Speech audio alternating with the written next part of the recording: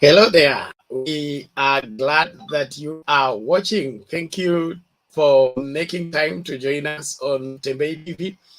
I trust you had a great day and you're looking forward to having a great show today, even as we dive into different issues on the political front, on the state of the nation, and the position we must take as a people to make our existence count and our function valid.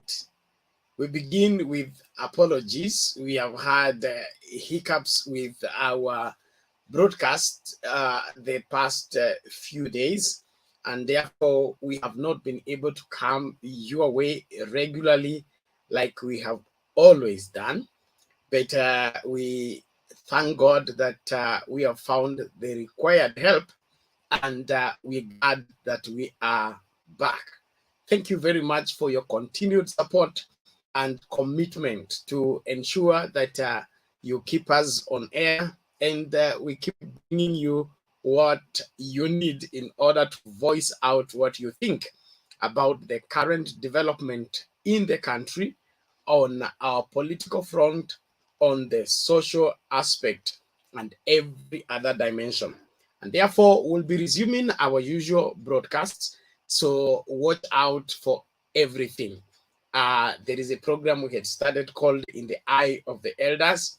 It had a lot of hiccups, but I trust now we have cleared the way. It will be coming to you.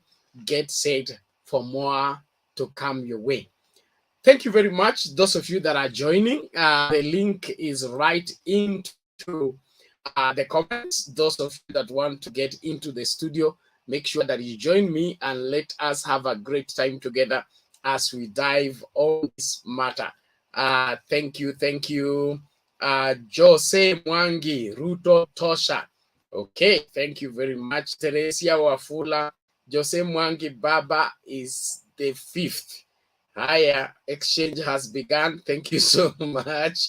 Kibe Duncan locked. Thank you so much. Karibu kabisa. Tuendelee kukaribishana. Alika mtu join show. Leo mambo yapo vile yalivyo. Kesho rais atakuwa bunge akipeana State of the Nation address. We need to dive into that. There is a UDA rigging outcry already in the air. When we are 8 months before the elections, what is cooking? We need to hear your voice on the same. There is the Raila Ruto Oka campaigns that are already, taking place. And how was the weekend? Different people in different places. Baba was taking Nairobi by storm. Ruto was in Kirinyaga. And the Oka people were where? Was it in Eldoret? So we would also want to hear what you think. Kibe says Ruto Tosha. Malta what? Langat says Ruto Tosha. Kirui Leonard says Ruto Tibim. Sawa Sawa. Julius Keimo say Ruto all the way. Thank you so much. Those of you that are joining, please keep joining and keep inviting somebody to join. The link to get into this is right there into the comments. Click on it, get into the studio. The only way to get into the studio is you click on the link, allow StreamYard to control your camera as well as your audio, and you will be in studio. We will be talking as we ought to talk on matters. Thank you very much, Patrick. It's called what? Patrick. It says Baba Tosha. Thank you so much. Thank you so much, Mandela Nelson. He says Baba is live in Ramogi. I agree with you. Thank you very much. Hey, so we are all over. We are all over. We are not limited in one place. We have Akengo Omwangu on board. Thank you very much. Ruto the fifth, Caroline McKenna. Thank you very much. Victor Pius says, Ruto the fifth, we salute you. Keep teach Kater. Ruto will win. He has never lost any election. Okay. Paul says Ruto Tosha. Rono keeps viral guys. Okay. Baba ni moja. Thank you very much, Kathy Akinyi. Thank you very much. We appreciate all of you that are joining. Please, wherever you are joining us from, let us know, and let's keep the show going. Let us ensure that we are here to be part of the solution, not part of the problem. But I believe all is well. So Kathy Akinyi says, Ndani na baba, asante sana. Rono keeps, we appreciate you. Joe Mwangi, say, let us not abuse or fight one another over campaign. Thank you very much. Good advice. There is no need of you hating somebody or hurling insult to anybody because he thinks different or believes differently on matters politics. The purpose of different political views is to expand the space upon which we are revolving in and be able to, ventilate. You don't have to see everything from one person's perspective. The reason why we are different is because we need to see differently and then bring our difference together to add to each other's input. Thank you very much. Okay. Shadi Chuka. Unmute tuongee. Vipi?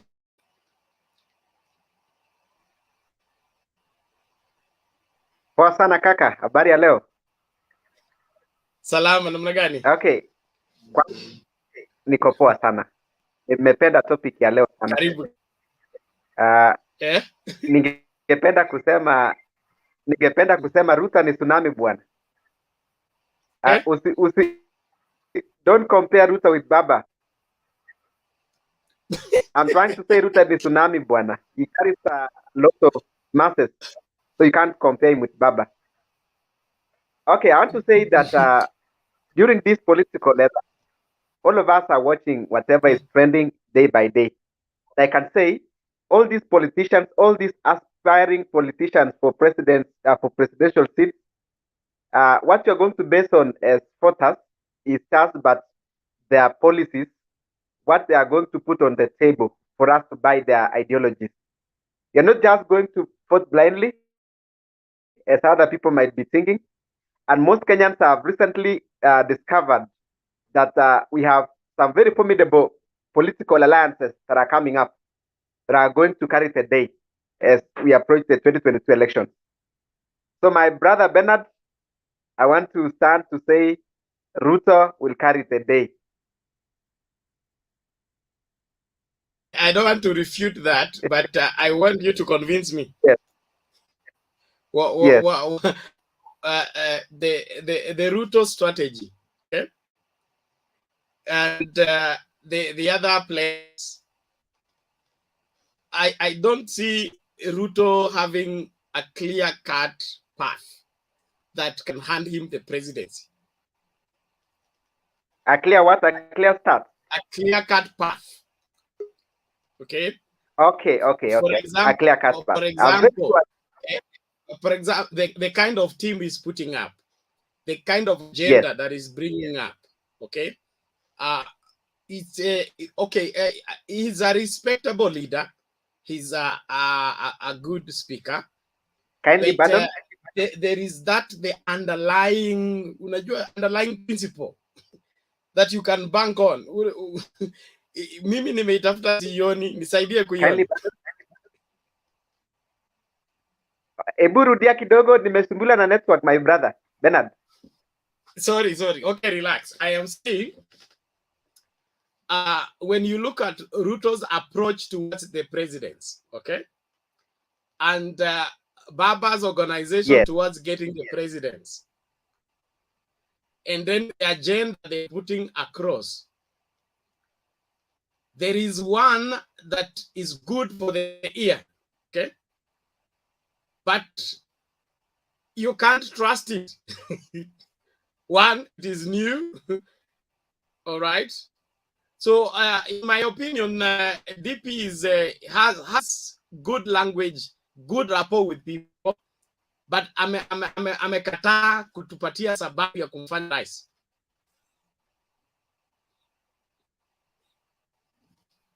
Okay, asante. Though I didn't hear you clearly because of my mic. I think my mic has got a problem plus a network error in between. Okay, I just heard something with Baba and Ruto that Ruto has got maybe has got no proper network, that is proper networking in terms of how to deliver his policies.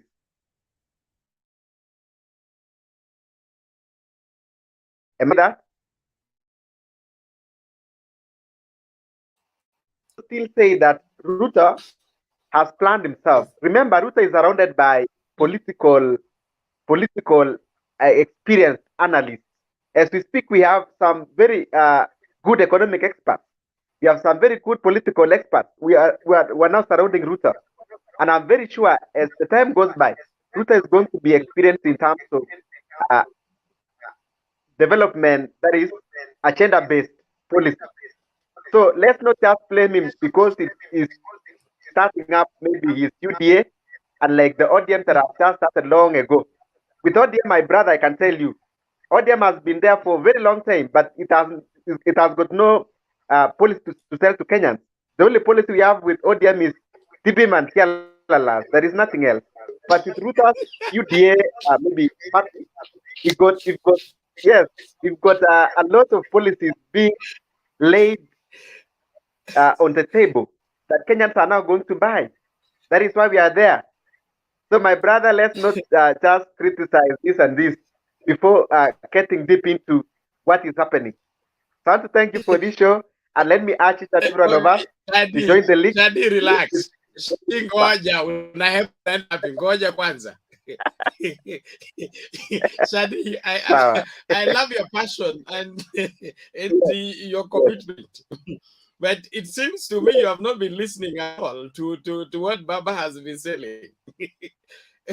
if all you have heard was TB Chalala, then I am sure you have not been listening. But yes. I'm happy for your passion and your commitment and support to the deep. He deserves it. He needs it. Let us give it to him. But for one, just before you go, I want you to relate this holistically, not from individual point of view, not a Ruto Raila thing. Yes. I want us to look at it holistically from the Kenya point of view, in the state of the nation right now. Okay, how do we navigate our way forward? Do we hand it over to an individual, or do we take responsibility to make the nation great?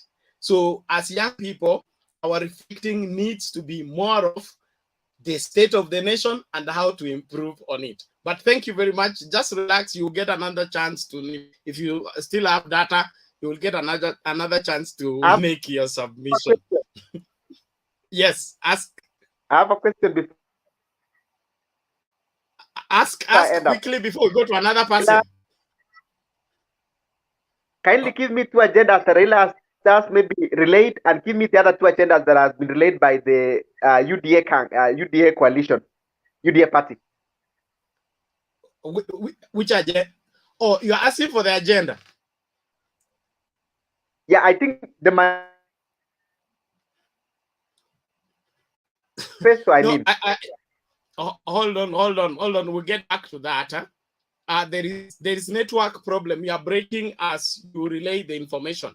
So let's relax first. Okay. We are coming one more round. Then you'll be able to. Bernard, we have a lot of them, not just 2.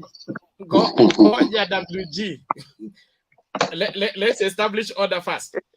Ladies and gentlemen, thank you for joining. All of you that are joining, please let's ensure that we engage responsibly and be able to secure what we need to secure. If you're in the studio, keep your mic mute until it's your turn to speak. You know the standing orders. And we will have opening remarks of 1 to 2 minutes. And then after that is when we'll be going for 2 to 3 minutes of your elaborate submission. Otherwise, let's engage civilly and respectfully. Mala, vipi? Ben, salama. Karibu, Yes. karibu. Namna gani kule huko? Iko sawa kabisa. Going forward, ODM will be no more. The issue of talking the history. You know the guys talking about the past and many other things. UDA is about talking about the future. You heard about ODM. Their main agenda is to talk about individual, about Ruto. They do not have any agenda, no economic agenda. It's about Ruto. Ruto is talking about the bottom-up economy. It's going to change this country. That's my opening remarks. History, we are going to forget about the history. Let's talk about the future going forward. Thank you.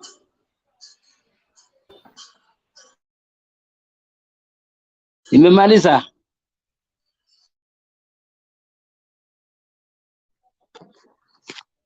Bernard, Are you having challenges?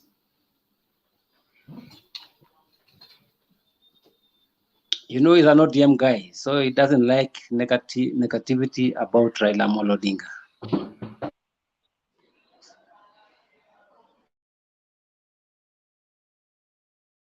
He's on phone.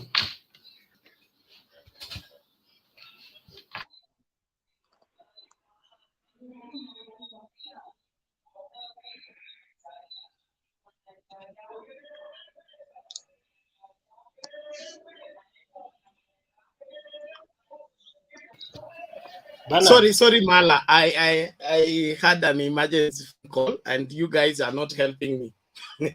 All the As same. usual, Mala, as usual. ati utamaliza ODM ukiwa wapi? So we do not want history. You see all the time this guy Akizimama, he tells us about history. No, we don't want to. I have told you, as a senior citizen as you are, the best asset you can give to us. I like hitting the nail on the head. Historical reality. Yes. I hit the nail on the head. Bernard, a reliable future. Give me time, please. I know their medicine. No, hold on, WG. Hold on, WG. We are going to sort this. We are here until 2 a.m. So, but you see, they are running away. Don't worry about this. They are running away. Where is this Jama who was here? Just hold on. So Mala, I'm happy. Thank you for the engagement, and this ODM will be finishing it from 2005. You have not succeeded, I'm sure. Even this time. Let them continue talking about Chalala and all those funny things. Okay, thank you. I Santos. Hello. Unmute I Santos.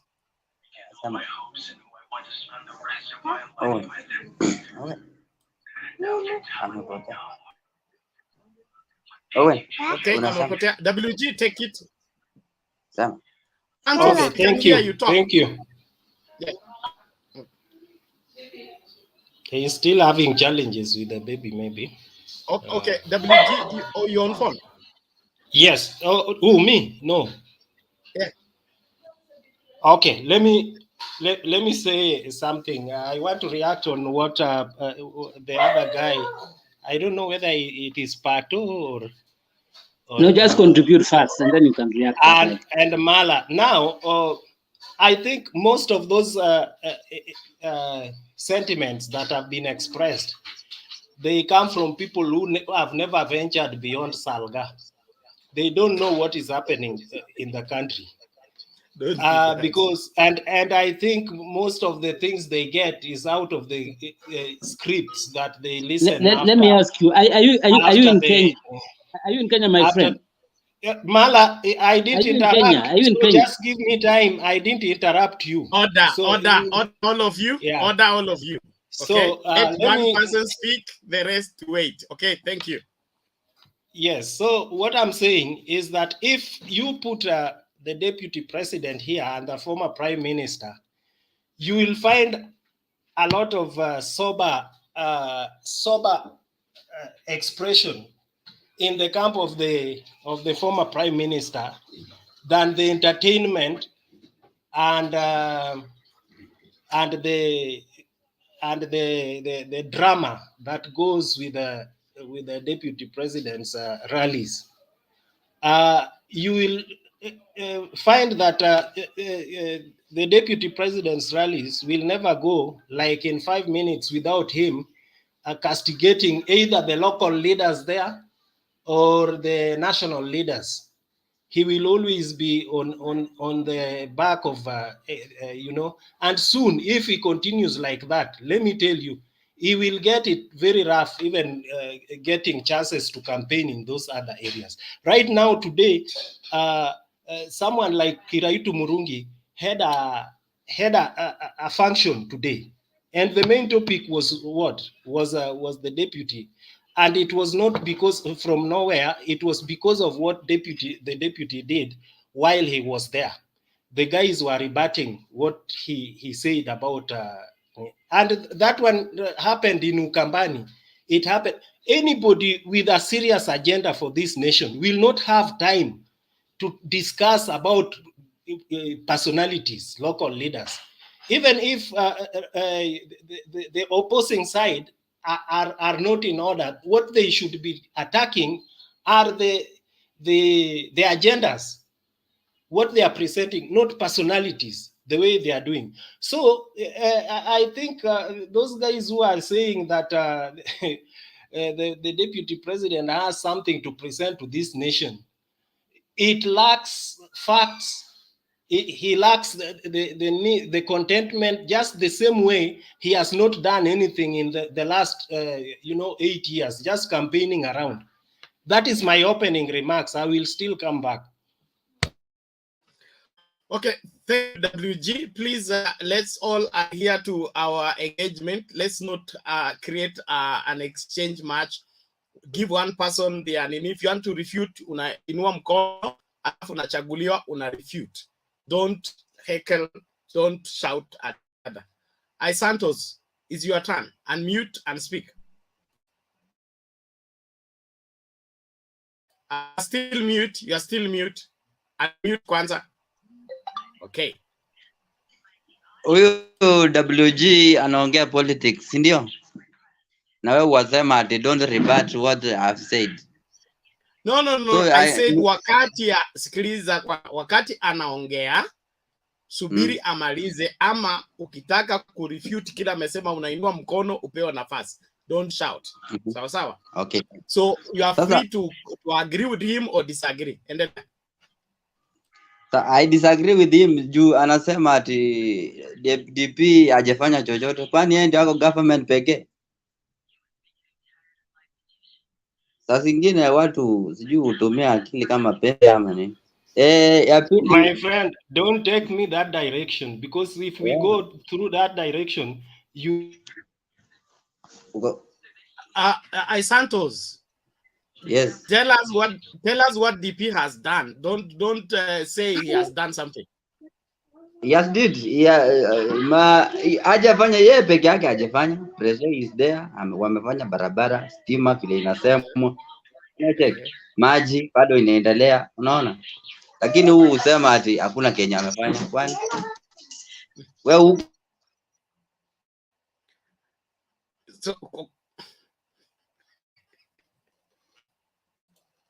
Kenya gani? Okay, ama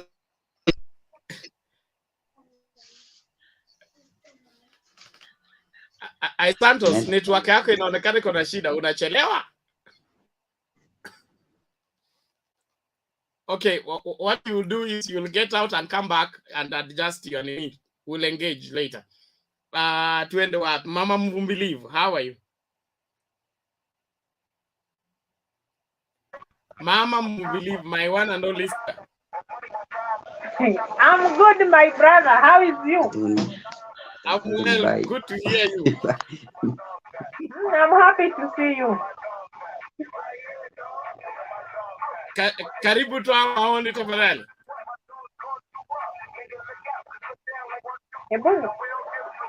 Now kwa Ramogi. Hey, TV.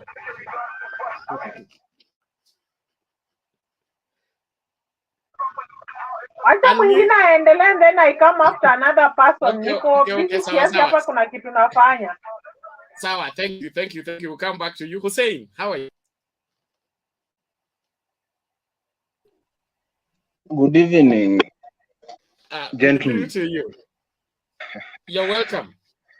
Nimeshaingia na I'm very yani leo siasa imeshika leo. And to just get direct to the point, first of all, I'll comment on the issue of the claims of rigging from Jubilee camp. You see, I think from not Jubilee, UDA camp. Sorry, I think the claim is just a justification. They want just to find a way of justifying or refute the 2022 election result, and this is a strategy that for a very long time the Odinga wing, that is, if you talk of CORD, you talk of ODM, you talk of NASA, they've been using this strategy for a very long time to refute election result. And UDA, as a matter of fact, has sensed a defeat. And they are sending a signal to their support base that in case we lose this 2022 election, then there are some certain group that would have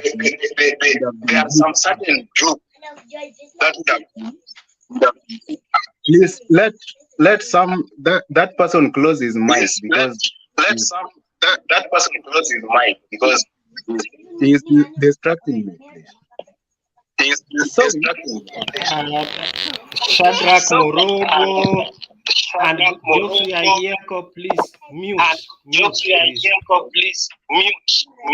Please. Okay, thank you.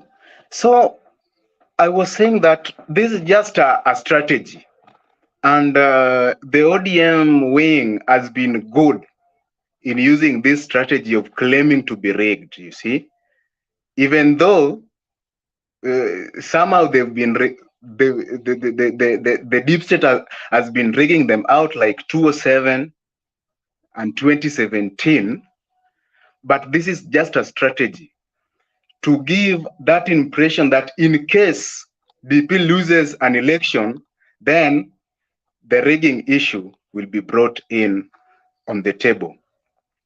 Secondly, about Oka campaigns and the claims that the latest claim that there is there's some undercover within Oka. I think in the other interview last week, I brought to your attention that and I gave how Oka will separate themselves, and I was very clear that for the Oka Mudavadi wing, Mudavadi is either going to go it alone or Mudavadi will join Ruto, because the main financer of Mudavadi is Ruto. But with there Ruto is using his proxy, the people like Malala, to ensure that either Mudavadi do it alone or join the UDA camp. For example, if you hear the the fights within ANC, whereby Savula, who is an ANC deep state there, claiming that a group led by Malala are working hand in hand with the DP to ensure that Mudavadi joins them. That is a clear indication that Mudavadi is being controlled by Ruto. But at the end of it, if you look at the body language of Gideon Moi, you look at the body language of Kalonzo Musyoka, you will get it clear that these two guys, their hearts are with Raila Odinga, and possibly towards 2022, they will work with Raila Odinga. And for Raila Odinga with his Azimio la Umoja, it is a matter of time. I think Raila is a good political organizer. If it is a matter of building coalition, Raila Odinga is good in building coalition. And I think this time round, with the much support is getting now, Raila might outdo this other gentleman. Otherwise, thank you. I'll come later. Kuna watu wameongea mambo, lakini sitaki kuingilia sasa. Nataka kuachilia watu wengine pia wazungumze, lakini nikirudi nitaongea kuhusu yale Mala alisema, niongee kuhusu yule jamaa mwingine is a something amesema, na niongee kuhusu yale ambayo WG amesema. Otherwise, thank you, Mr. Bernard, and I'm still on. Thank you, Zaid. Thank you for your elaborate submission. I missed part of it, but I'll follow it up. Thank you so much. Nani huyo? Shadi Shadi Chuka, unataka kuchitete?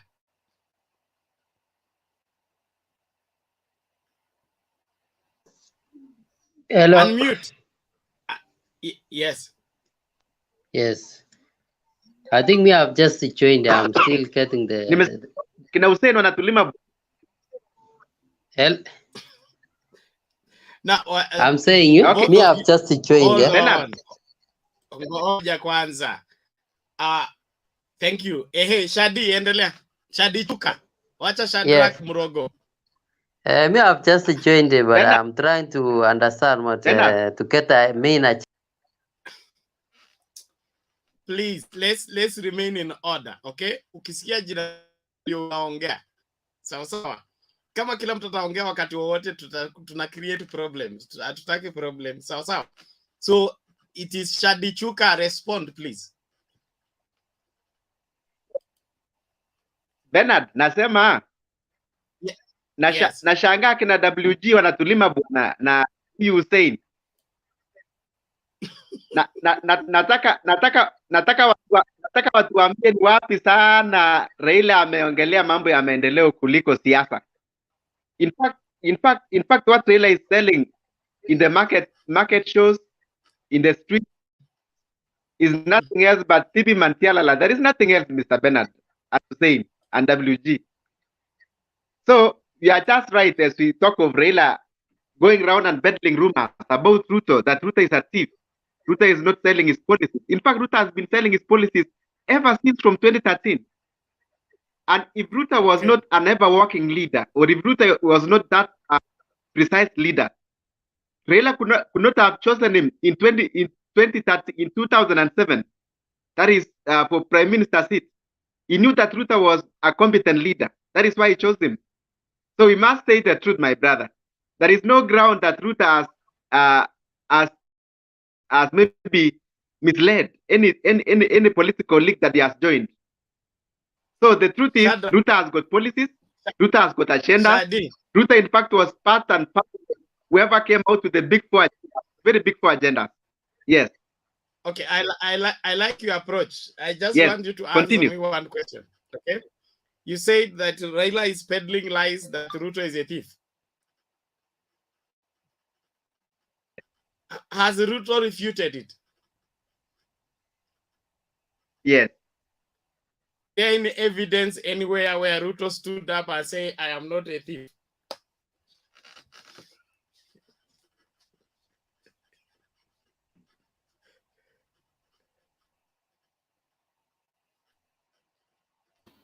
Amesikia kweli? Inaonekana network imekataa. All the same, let's engage.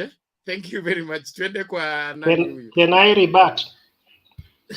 No, not now. Let Tukuo kwanza.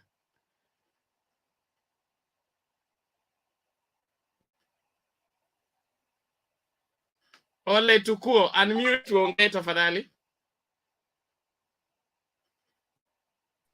Are you getting me? Yes, we can hear you now. Go ahead. I want just to ask one question to that man before I continue. That is saying that Raila is saying that Ruto is a thief. For sure, I can say maybe he is, because where is he getting all the money that he's using everywhere?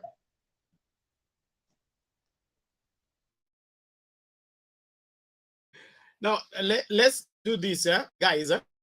When you get a chance to submit, please submit extensively. We cannot be exchanging one word. That's not debating, okay? And we have a pick. We are talking about the president's address to the nation tomorrow, and then we have UDA rigging, Outcry. We have Raila Ruto Oka campaigns. Let's give an elaborate what you think about it. So we can't reduce this to an individual exchange of who is a lie, who is a thief. We have a country to take care of. It's called Kenya. So, Sawa.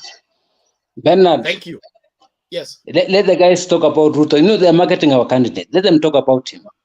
Whether negatively or positively. Mala, you are marketed Ruto for long. It's allowed. If he has not been bought now, they wouldn't buy it. So, let's continue.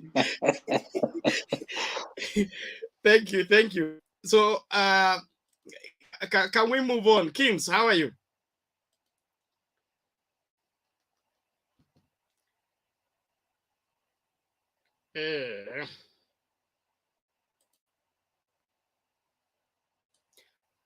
Bwana Karanja, umefika? Niko area. Karibu. Hali namna gani? Mzuri sana Mr. Bernard. Haya, tuambie hii mambo inakaje? Hii mambo sasa inaenda sawa sawa. Sasa sasa tumeanza kuona Ruto venye hasa amevuma. Na anaendelea kuingia kwa roho za watu. Na ameingia kwa wananchi. Na system ni bottom up. Hizo Baba anajaribu kupanda mlima lakini bado.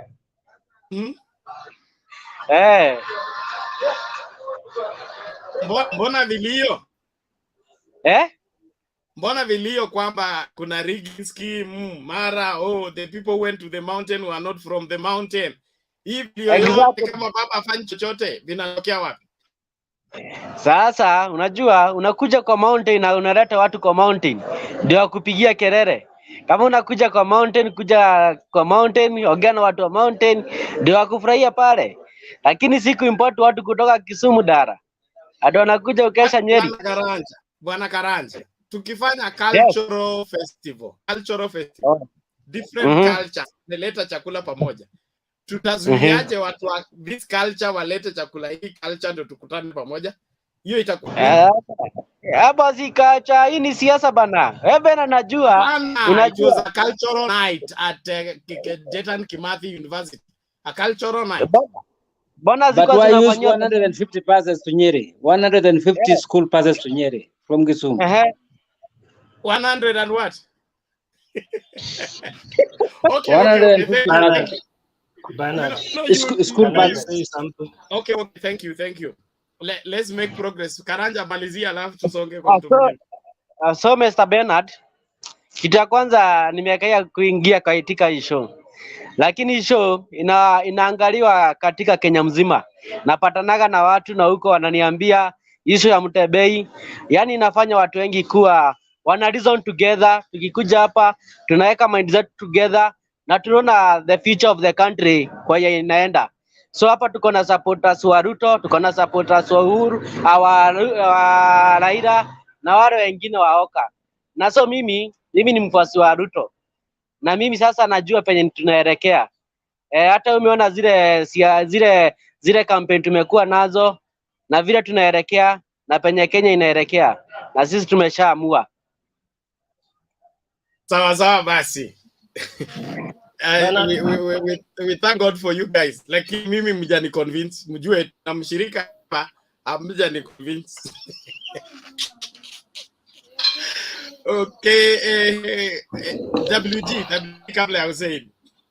Yeah, I just wanted to remind them something, that William Ruto has been campaigning since 2018, and there is nothing new that is added to his numbers. In fact, the complaint about rigging, please Mala, please just remain silent. You will get your time. So what I'm saying, there's nothing that he's achieved. As a matter of fact, for the 8 years that he's been campaigning, he abandoned his duty as the DP and was vigorously involved in selling his agenda, which people have not grasped until to date. Apart from bottom up something, what do we have that William Ruto is promising this country? There's none. So this complaint about rigging and, fighting the Chief Justice, that is the panic battle, because the ground is becoming more slippery as time goes by. The ground is becoming slippery. And when people talk about, the buses going to Nyeri, Bado, those are tsunamis gathering. A little bit there, a little bit there. Then afterwards, then the real whirlwind will come up, and people will be scattering. It is not yet time. So the people will talk about Siaya, boys, high school, Kisumu, Kondele, boys, what, but that is just the beginning. By the time Raila puts up his campaign team, that is after 10th of January, that's when of December, sorry. That is when now people will see the real campaign. Finally, if there is someone who can talk about his policies until time, Kahiga Karega, or the Nyeri governor, would come and tell Raila, please, time is almost is going. He has lots of points to give to Kenyans. How is supposed to? I'm so much shocked that someone could come up and say that guy has nothing to as opposed to William Ruto, who insults everyone in the marketplace. He does not have anything to tell us. I will repeat that again. Thank you. Okay, thank you WG. Hussein ulikuwa umeinua ngoja Hussein kabla ya Hussein, Shadrack Moro. Okay, thank you for this opportunity. Mimi nashukuru sana to be part of this discussion.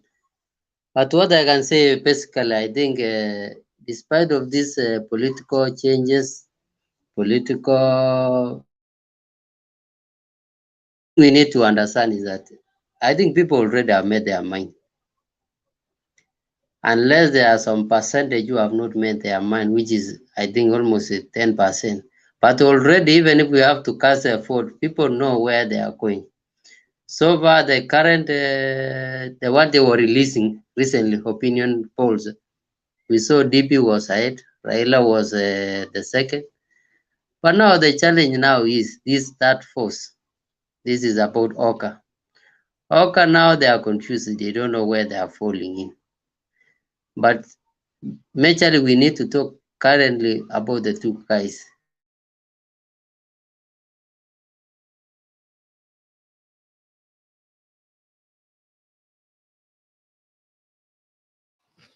Okay, Shadrach seems to have a challenge. Even if somebody say Yes. DP never did anything, but I think what the first 5 years they were in the government before the handshake, it was about DP who was the one running the government, and then after the DP ran the government up to 2017, 2013, 2017.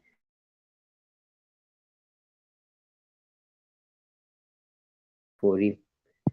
And penye hii handshake ilikuja huyu jamaa akatolewa. Now the guy is now blaming all the failures of the government on the existing president and is now putting Raila as a failure. So ngoja kwanza, ukasema huyu jamaa akatolewa. Alitolewa na nani? Yes. This handshake, the issue of handshake, I think even you saw all the committee. What happened? All the committee, his people, his highlight, all of them were removed, so that the issue of BPI came in for them to sail in easily to lock this guy out of the race, but it backfire.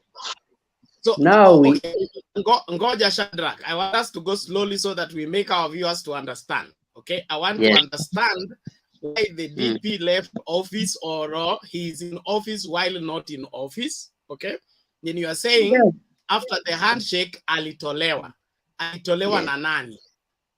Now you can even see the unfolding of events. When the handshake happened, they perceived him as if he was against the issue of handshake.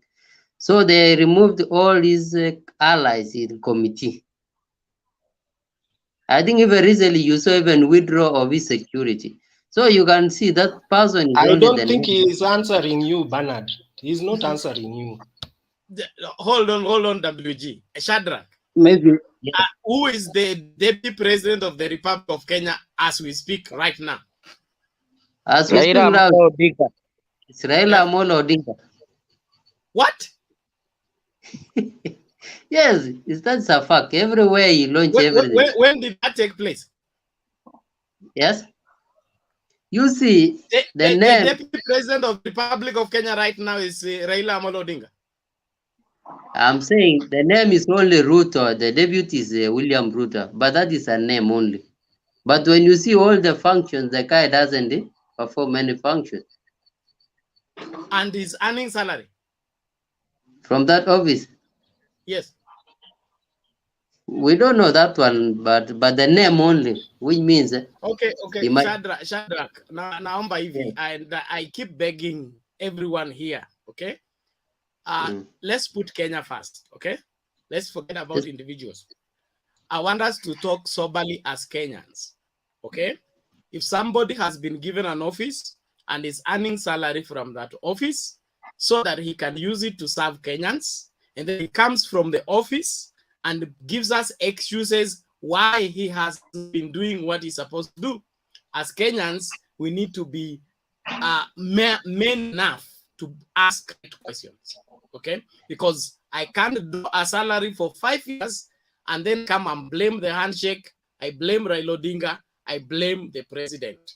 That is being dishonest and a bad image of a person who wants to be the president. Honestly. Bernard, I totally support you, Bernard. Confusion. I totally support you. But I want you to tell us one agenda of the PPI, the Planning Bridges Initiative. What was the agenda of the Planning Bridges Initiative? There was no banning bridges. Banning. Bernard, you should not answer. Excuse me, Bernard. Shadrach, let's go back. Hold on. Order of you. Thank you very much. Thank you very much. Okay. So Bernard, I was saying now, You see where you people, you don't want to understand where we have come from. And the way this political change, the way Archie came in, it changed into BBI, and then it went almost to referendum. And now we are heading 2022. Now, even if you say this guy failed, even Ruto failed in his performing his duty, first of all, they withdraw those committees. Yeah? Those powerful personnel who are in the committee. Number two, let me finish my point. Let me finish my point. Yeah. But you are lying, Shadrach. You are misleading. No, WG, hold on. WG, hold on. You have Shadrach, finish your point. I will give you Yes. time. Finish it completely, and I have a question for you. Carry on. Okay. After withdrawing the committee, they went ahead and withdrew his. You can even see the way they frustrated the guy until they withdrew security. Do you believe that person is still in the government? Those are just So being there. Shadrach, what were they doing in those committees? What were they using the committees for? They are not supporting the government in the committees. Yes. So now if they withdraw these guys, you come and say the guy is not performing. He has not performed his duty.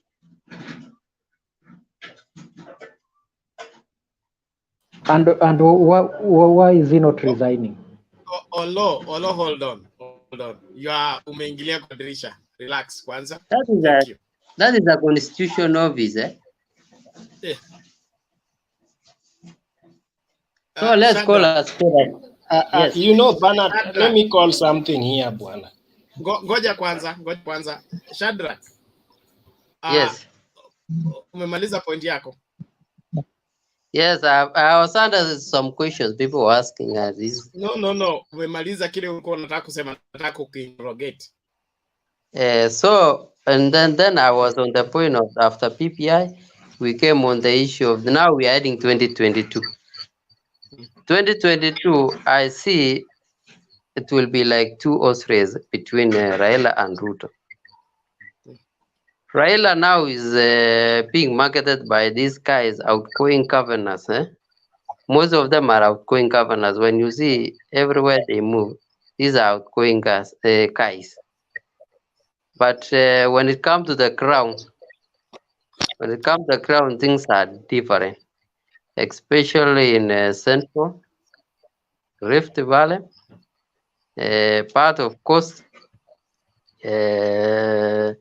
So far, is northern and eastern is and this side of Ukambani. But Ruto now, that is why those guys are. I'm saying they are leading. When it comes to Ruto, only is the Rift Valley, but beyond Rift Valley is not sure of what he's doing. His party is new. The party is new.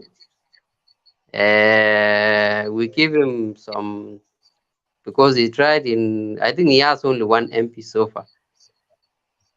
But so far, the way he has marketed the party, I think he has captured the crown. Now, recently, I was seeing the recent released opinion poll was the most popular party. But we don't know where we are going 2022. The poll that he bought. The poll that was done by his cronies. Order, all of you, please. Order, WG and David, don't provoke me to begin to use my powers, please. Let's don't refute. Wait, when is your turn? You can refute. Now, Shadrach, yes. Nimekusikiliza vizuri. Umetutembeza, ukatutoa kabla ya handshake, ukatuingiza kwa handshake, ukatutoa, ukarudisha sisi bungeni. Ukasema watu wa komiti wa Ruto walitolewa. Okay. Swali tu kwako ni kwamba ofisi ya Ruto inafanya kazi kupitia parliament kwa komiti? Ofisi ya Ruto bado? Ofisi ya deputy president inafanyanga kazi kupitia komiti za parliament? I think constitutionally, deputy president is assistant to the president, and is a person who is responsible to assign him any other responsibility. He is a principal assistant to the president. So I'm asking, tukitoa chairman wa, let's say, finance committee kwa parliament, okay? Inasumbuaje ofisi ya Ruto na kufanya kazi yake huko? Let me tell you, Mr. Bennett. Yes. When it comes to politically, when a ruling party loses a focus, you find they put opposition members as a chairman of this powerful committee positions. Shadrach, I will not. Yes. Thank you. We have spent a lot of time on that. It seems yes. There is a mindset you have na umekataa utake kureason, but post tu utaulizwa maswali utajibu, we'll give you time, but for now inaonekana kuna ile lazima useme, ni kama umeambiwa lazima useme hivi na usiseme vile. That is not the way you debate. I think I'm alone. Thank you. I don't think I think somebody is telling me to say something. Eh? Bernard, you are misleading me. I'm alone. Finance committee ya parliament, okay? Tukibadilisha chairman huko, how does it affect the deputy president in his office to function? How are they interrelated? They are not. Okay? So the truth here is deputy president is a person who looks for an excuse to cry to the public for what he has failed to do. Sorry for ruling that, but that is what I think he is. I thought you are a moderator. Thank you. Thank you. You thought I'm a moderator. Thank you. Please, Hussein, yes. Hussein, umeinua mkono sana. Endelea. Yes, okay. Thank you, Mr. Bernard. You see, hapa lazima tuambiane ukweli. And sometimes kuna some issues tunaweza sema politically. But inafika wakati sasa lazima tusemezane ukweli. And starting with what Mala said. Mala said that Team Raila doesn't have any agenda in place. And their agenda is Tibim and Tialala. That is what Mala said. Another guy, tena kasema, yule jamaa ni tu, and another guy, I don't know the name, I can't recall the name, akasema, yule jamaa Ruto, ako na agenda ni bottom up. I feel even, yani nashindwa, hii bottom up, how does bottom up comes to be an agenda that can drive a country forward? A country is being driven forward by legislation in place. If DP Ruto is talking of bottom up as an agenda to drive Kenya's forward, then what DP Ruto should tell Kenyans is how his agenda of bottom up, he will legislate it, he will transform this agenda on legislation platform, because anything that can drive this country forward must pass through the parliament. That is the reason why each and every presidential candidate would want to have numbers in parliament. For the last time, Ruto has been claiming to control the parliament and having majority of members of parliament, as Ruto, through his majority in the National Assembly and the Senate, tried to legislate this bottom-up agenda so that he can tell Kenyans that through my legislators, we have taken this and this step through legislation that can empower you as a Wanjiku. If you talk of bottom up, tell us how this thing will work.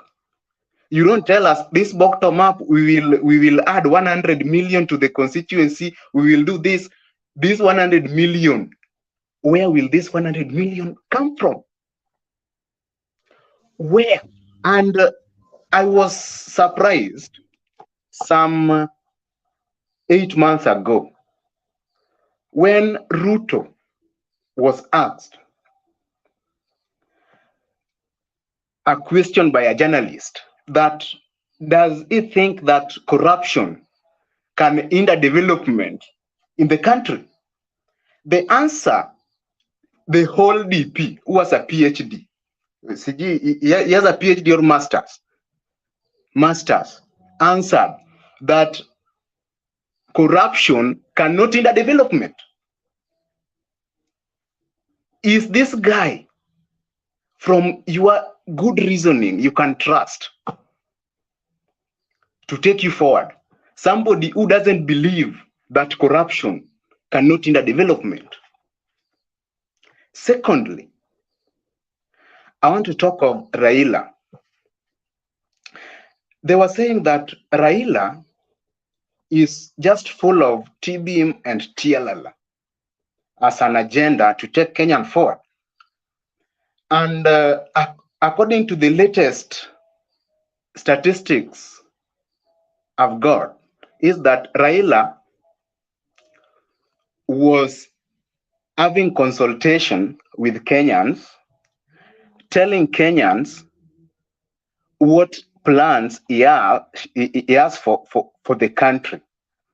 And some of the plans Raila has been telling Kenyans, first agenda was fighting corruption. And Raila has been bold when it comes to fighting corruption. Raila is a believer that without fighting corruption, you can't take Kenya forward. And one of his agendas, I want I want this information to get to Mala and his colleagues, that one of Raila's agenda to steer Kenya forward, the first agenda is fighting corruption. Secondly, Raila has been selling his agenda of issuing 6,000 per household, which will be channeled to disadvantaged households. When asked where this money will come from, Raila categorically said that this finance will come from the loopholes that have been left for corruptions. You see, he said that we are losing money through corrupt deals. And if elected, he will fix corruption. After fixing corruption, the household which are disadvantaged, the lower class household will get this 6,000. And he has explained where this 6,000 will come from. Secondly, Raila has been preaching the buy Kenya, build Kenya agenda. Raila Odinga believes that when we make our products here in Kenya and sell them, that will give a way for farms and industries to grow. By growing these industries, this will create will create employment opportunities.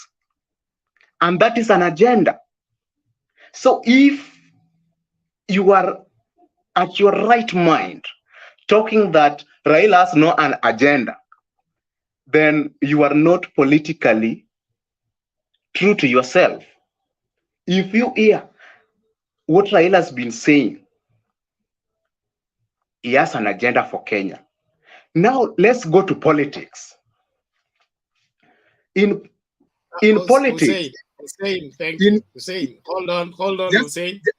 Just 1 minute, please. 1 minute, please. I beg. Conclude, please. Thank you. Let me conclude. When we go to politics will always have name calling. And if you hear Ruto, when he goes to Central, he always mention Raila's name. Like the latest when he was in Kirinyaga, alikuwa anauliza watu wa Kirinyaga ati mtu ya kung'oa reli anaweza kuja kutulinda hapa, mtu ya kurusha mawe anaweza kuja kutuongoza hapa Kenya. Na sisi from the Azimio, sisi wale watu from the Azimio side tunataka kuuliza Wakenya wenyewe, mtu ya kuchoma watoto kanisani anaweza kulinda sisi watu wa Kenya? Mtu ya kuiba shamba la Kenya anaweza kulinda watu wa Kenya? Mtu wa kuiba shamba ya KCA anaweza? Order, please. Order, please. Order, please. Okay. I want us to remain civil on this platform. Okay. Whatever claims that are raised on the political platform, they have the people to respond to. This platform is mainly for Kenya, okay, and all Kenyans. Anything you raise, you must have exhibit to table. If you don't have it, let it rest where it is until it is investigated, taken to court, and then we have a ruling. If we have a ruling from the court, we will talk about it all. But as at now, it remains an allegation. And let's so Bernard ni nani alichoma kanisa? Ngoja kwanza, I think David, let us leave that aside. Let kwa kila kiosk. Okay, so we can't use that. But I know that we have Bernard issues. What I don't want us is to hand this platform. What are these laws telling us? Mala, I'm still speaking. Mala, I'm still speaking. Wait. What?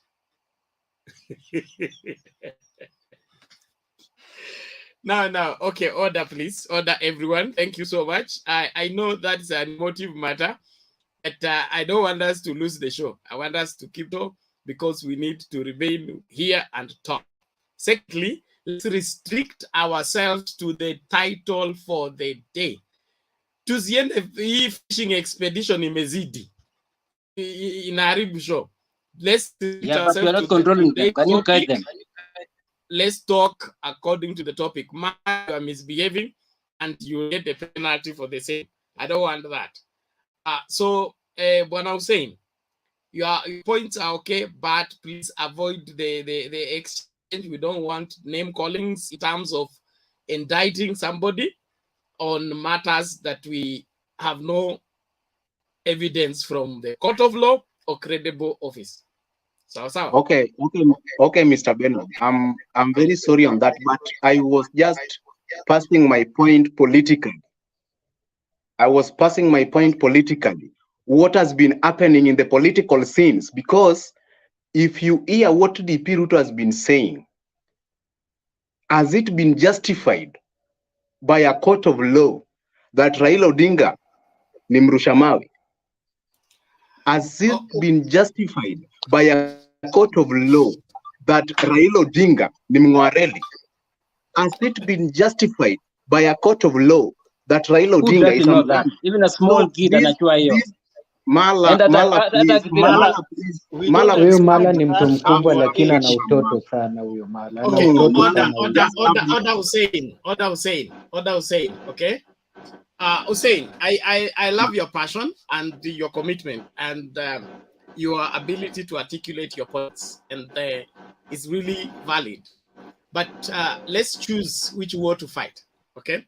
If we go and do the small things they are pursuing, we end up small the way they are. If you want to remain great, you remain with what is valid, okay? So if they resort to name calling and we also resort to name calling, we're on the same league. But if we play our league higher, we'll always score. So tuache hii maneno ya nini. DP is somebody who is second in power. If he reduces himself to that level, hizo vitu ambazo Babo Wino na nanindi wanapaswa kuongea, ni shida yake. ajitetee hapo. Kwa sasa hivi sisi to concentrate, we have a nation to build and an election to carry out and ensure that we secure the future of the Kenya. So let's debate civilly and respectively. Thank you so much. I think we go straight to David, and then Ruben came before David. Ruben, are you there?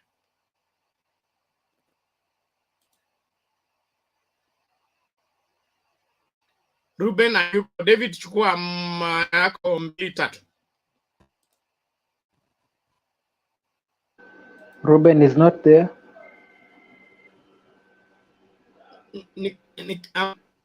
Is not responding. Ebu endelea. Okay, I just want to thank you for this evening. You have been off air for so long, and I just want to respond to this guy. Yeah, he's back, Shadrach Morogo. I just want to say to Shadrach that sometimes even lies need to be, you need to be creative in your life. Don't just carry everything that Ruto says in his rallies, then you bring here. Here we are not on Facebook. Here we are talking about things that we know. So no matter how emotional you are, no matter how emotional you are about Ruto being president, we can't help you here. Wacha kuweka siasa kwa roho, na ukifika hapa mazee, ongea vitu zenye unajua. Sasa ukikuja hapo useme ati Raila hana agenda. The truth is that Ruto hana agenda, hata ameshindwa kuexplain bottom up ni nini. Wait, you yourself, do you know what bottom up is? Can you explain it without crying? You don't know. So ukikuja hapa please, just try. Kama uwezi ongea, just watch. Okay? Because usikuja hapa na mauongo zako ati sijui nini. So kitu nataka kusema ni kwamba hao watu wenye unasema ati walitolewa kwa committee because they were not using that committee to push the agenda of the government. They were using those committees to bring the government down. That is why they were removed. Na Uhuru alikuwa anataka kuconcentrate na legacy yake. So what could he do? Kama Raila alikuwa amekubali kufanya naye kazi. Raila is a Kenyan. Hakuna law yenye na bind Raila ati haezi fanya na government, and it was for the sake of peace and for the sake of progress of the nation. So kama wewe huwezi ona hiyo, then I wonder what is wrong with you. Kwani Kenya ikiendelea huko kwa Kalenjin penye mko kwa msituni haitaendelea? Si kila pahali itaendelea. Barabara zitajengwa huko kwa msituni penye mko. Saizi Nakuru imekuwa city during this time. So nyinyi, don't think that when Kenya is going on, then it is not for the good of you. Usikue so obsessed. We were there one time in 2007. Until now we have cooled down. Sisi hata Raila asipokuwa president, we don't care. He has already done enough. You see? So don't think. In fact, what has Ruto ever done to you? Hakuna kitu Ruto amewafanyia in these 9 years. In fact, you have even become more poor, because the way I see, most of people in Rift Valley have turned to brewing changa, things that they never used to do. I've seen assistant chief chasing women, innocent, poor women who are brewing changa to educate their children in Rift Valley. No one is talking of that. Nyinyi mko tu hapa ati UDA. Kelele zingine zenye hata zisaidi. So please, before we criticize someone, let us try and listen to what he's saying. Raila has been here. He doesn't even need to be reminding people of what he can do, because he's someone whom people knows what he can do. For 50 years he has been here. So if you say that sijui UDA ni chama mpya, kwani Ruto ni mpya kwa siasa? Ruto si alianza siasa hata before Raila Odinga. Kwani hii Azimio is how many months old na saizi imejulikana? So don't come here with some narrative from the village that una try to convince nayo hapa in a forum like this. That is what I can say. Okay, thank you. Where is this? Shadi, you want to respond? Ruben is back.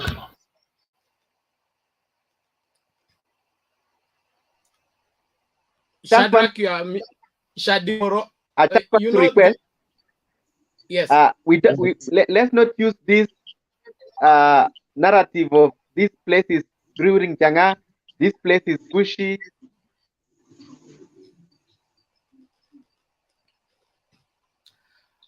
Order. Thank you That's very true. much. That is true, Shadi. Okay, please. And I also want people to restrict yourself to the topic of the day. If you are not doing just to the topic of the day, to kutoa mwingine akuje. Tafadhali. Thank you. So Shadrach Morogo, you're responding. Yes. Quickly, please, in 1 minute. Yes, I think Mina is the issue of that Kayolo. He has talked very well about the issue of language, that manner in which people bring Changa. I think this is not the topic of the day. I think the topic of the day was the issue of political status of and where we are going.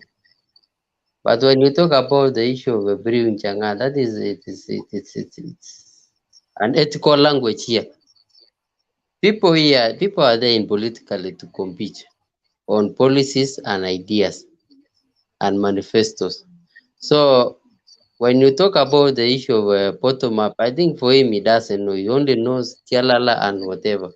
So what we need to understand is that when we talk to everybody has a policy, everybody has an idea. Tell me about bottom up so that I can stop knowing Tialala. Explain to me bottom up so that I stop knowing Tialala. I know Tialala because there's nothing else David, I am hearing from you. David, stay in order. Shadrach, you are accusing David of the same things while you are repeating the same mistake. You yourself.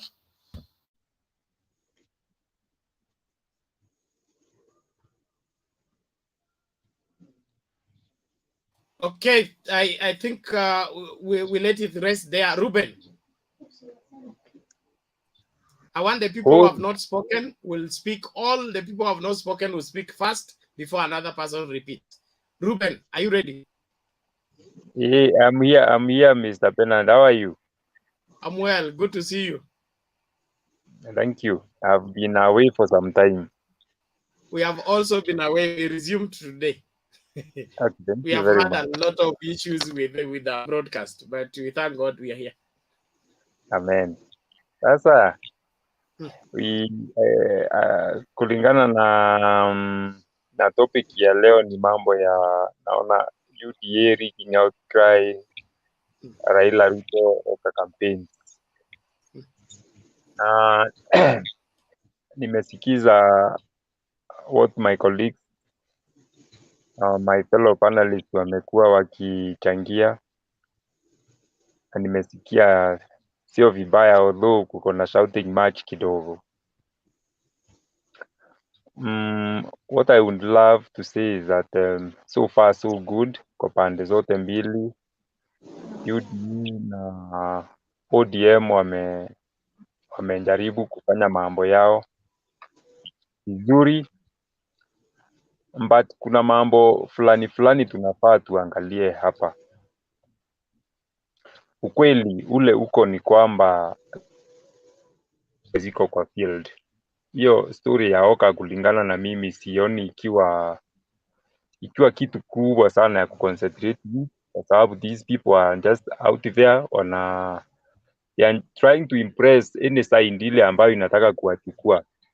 They are up for grabbing according to me. Hao watu watachukuliwa na these two big wigs, na kama hawatachukuliwa, kuna one of the team either sana kulingana na mimi naona UDA wanaweza simamisha moja akiwa ni kama spoiler kwa upande wa origin Raila's part, na ninafikiria Raila is aware of that, kwa sababu mostly watu wale ambao wako upande ya One Kenya Alliance, most of them ni former strongholds za Raila Odinga, zile zinampigianga kura to the last person.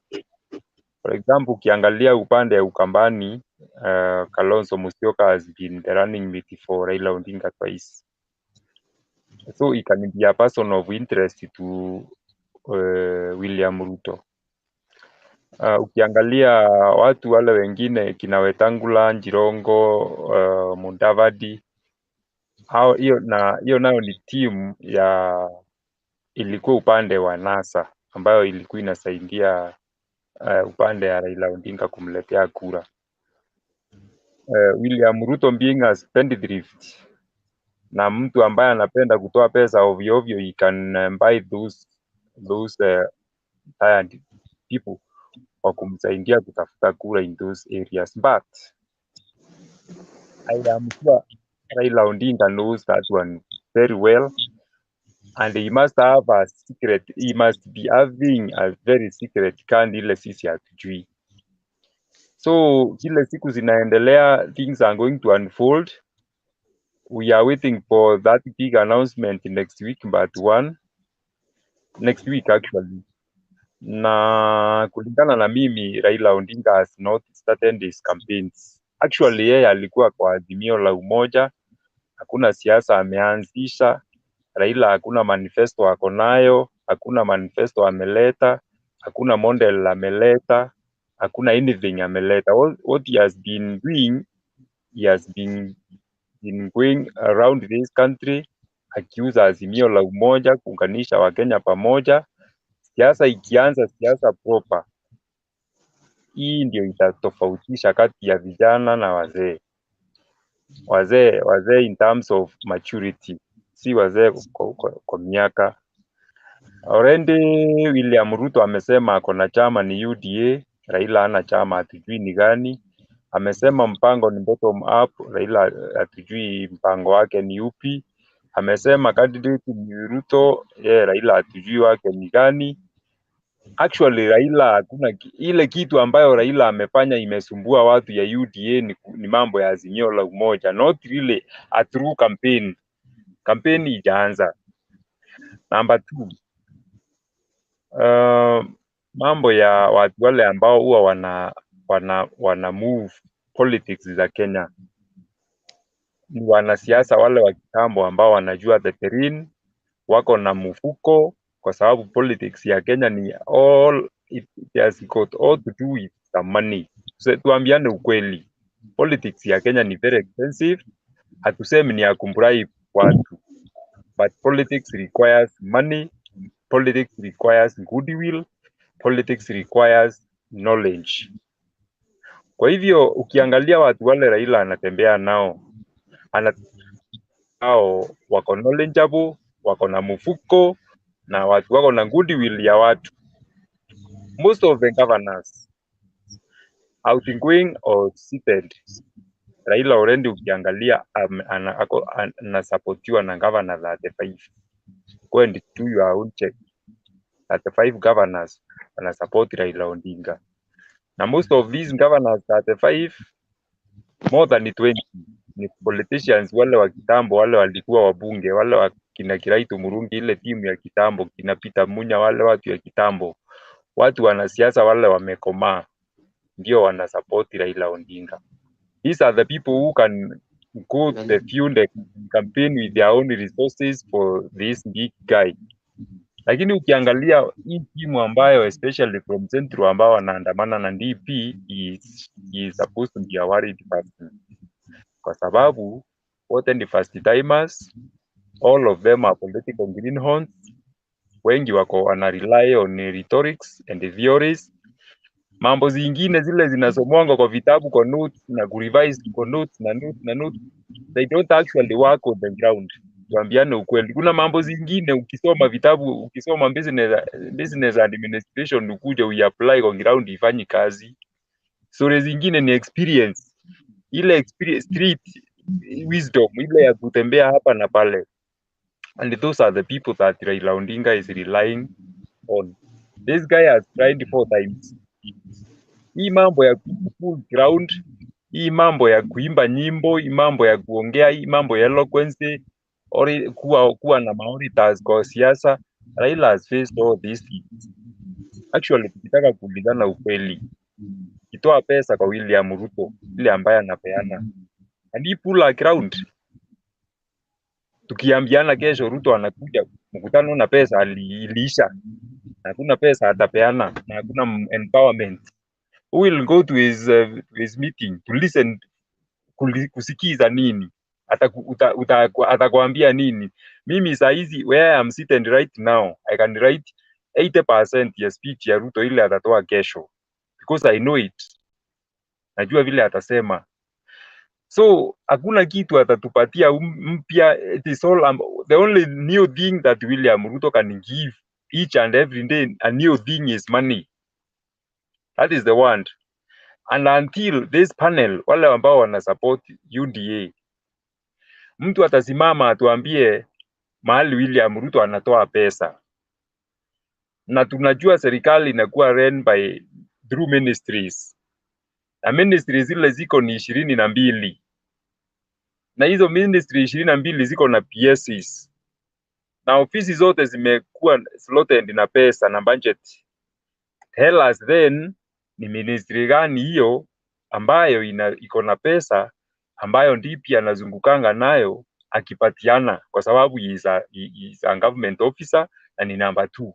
Anapeananga hizo pesa kutoka kwa wizara gani?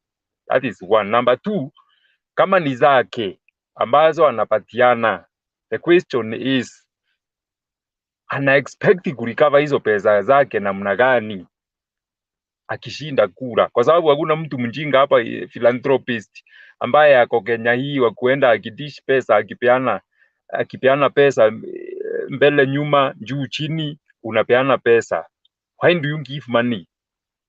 Why do you give money for something that is free? Why do you give money? In fact, he is supposed to be given money. Anapeana pesa yeye, kwa nini anataka kupeana pesa? Those are the questions.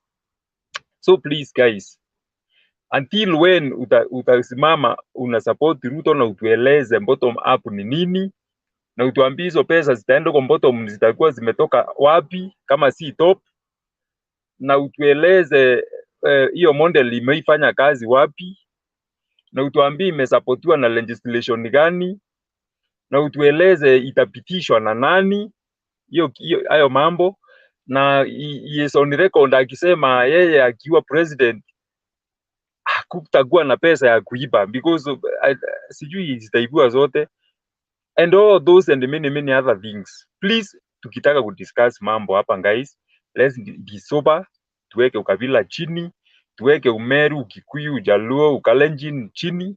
We discuss the issues pertaining our country as citizens. Let's be patriotic. Our watu immediately after 2022, in fact these people even don't know us directly. Hawatujui sisi. To discuss openly, let's open our minds, tuongee tu freely na mtu akue free, even if you suffer as a Kalenjin, you suffer as a Mumeru. Sasa sisi tuko Kikuyu land hapa, huku ndio watu wanauliwa mpaka na njigas. They've been having a president for more than 40 years. Marais wametoka huku na watu bado wanakufa na njigas. Rift Valley hapa watu wamekuwa kikufa literally na njaa hapa. Pande hapa ya Baringo, President Moi was there for 24 years, lakini watu ya Baringo wanauliwa na njaa ya tumbo, unakufa, unakuwa na njaa mpaka unakufa. President ametoka kwenu. So in simple, president kuwa ametoka kwenu hakuna kitu inakusaidia. Kitu kile kitatusaidia ni tukue na proper education na tukue na knowledge ya kupiga kura kama wananchi, na tusikue na mambo ya ukabila ama chochote ama whatever, nothing. Tuwaweke kando, tuwaevaluate abilities zao, na tukisema wote ni mandictator, tuangalie nani anaweza kuwa dictator to us the longest, kama wataishi miaka 50 from now. Okay? Thank you, Ruben. Thank you, Ruben. I think have a good night. Unatoroka mapema. Relax hapo, narudi na maswali kwako. Mark Fish. Kuna mtu na swali kwa Ruben? David.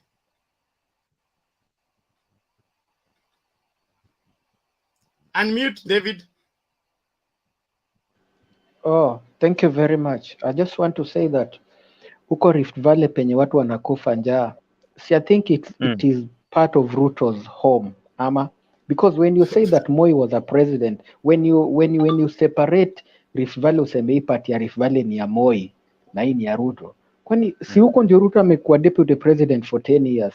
So we should not even talk of Moi, we should talk of Ruto. People are dying in Rift Valley, yet he has been carrying 100,000 bags anapeleka Kiambu penye mvua inanyesha, watu wanaishi vizuri, apeleki Rift Valley. Those are the questions that people like this Shadrach should be asking himself. Thank you Mr. Olo. Ile kitu nilikuwa mimi ninasema ni hivi, president kuwa anatoka kwenu sio ticket ya kusema mtaishi vizuri. That's why I was saying Kiandutu is in Murang'a. That's where billionaires wa Kenya wanatoka. Major slums ziko in Gatundu. That's where the president comes from. There is even Kiawara in Nyeri where Kibaki came from.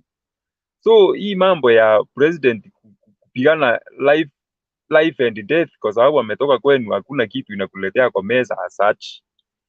Ni nataka tukue soba sisi kama watu ambao ni elites kidogo, tuchanganue hawa watu ambao wanataka viti, tujue hata kama Moi alikuwa president, bado watu wakale walikuwa nakufa njaa huko. Okay? So hivyo ndivyo nilikuwa ninamaanisha. William Ruto anafaa aanze charity huko kwao nyumbani. Kwanza alishe watu kwa kijiji huko, atuonyeshe kwanza ndemo, ndio tujue this is what he can do to Kenyans. Hiyo story ya kuja kueleza watu, at least huku kwetu tulikuwa wandogo, tulikuwa tunaambiwa watu wamesoma kama Wanjaluo. Okay? Ama kitambo tulikuwa tunaambiwa watu ni matajiri kama Wakikuyu zamani. Okay? Lakini sasa mtu akitaka kusoma anataka kusoma afanane na fulani, akitafuta anataka kutafuta afanane na watu fulani. William Ruto naye watu yake watuonyeshe mahali tuseme basi tunakimbia kama wakale, kitu kama hiyo. Okay? These our people, but si eti kuna ubaya niko nao. Ninataka kusema namna hii, rais hakuna kitu anakusaidia directly to discuss watu hao as binafsi. Okay. Thank you, Ruben. We need to move. Thank you. I think that's clear enough. Mark Fish, how are you? Fine, thank you. How are you? I'm happy to see you. Asante. Haya, toa mchango wako tuendelee mbele. Okay. Sasa wacha mimi nianze kwa hawa vinara wawili between Raila Amolo Odinga and Ruto, Samoei Ruto. First, wacha tuanze hii safari ya Raila kuenda Nyeri. Nilisikia mmoja wetu akicomplain eti watu walipelekwa na mabasi mengi sana kuenda Nyeri ndio wakampigie Raila makofi. But wacha tu tuongee ukweli na tukue watu wenye wako na sera.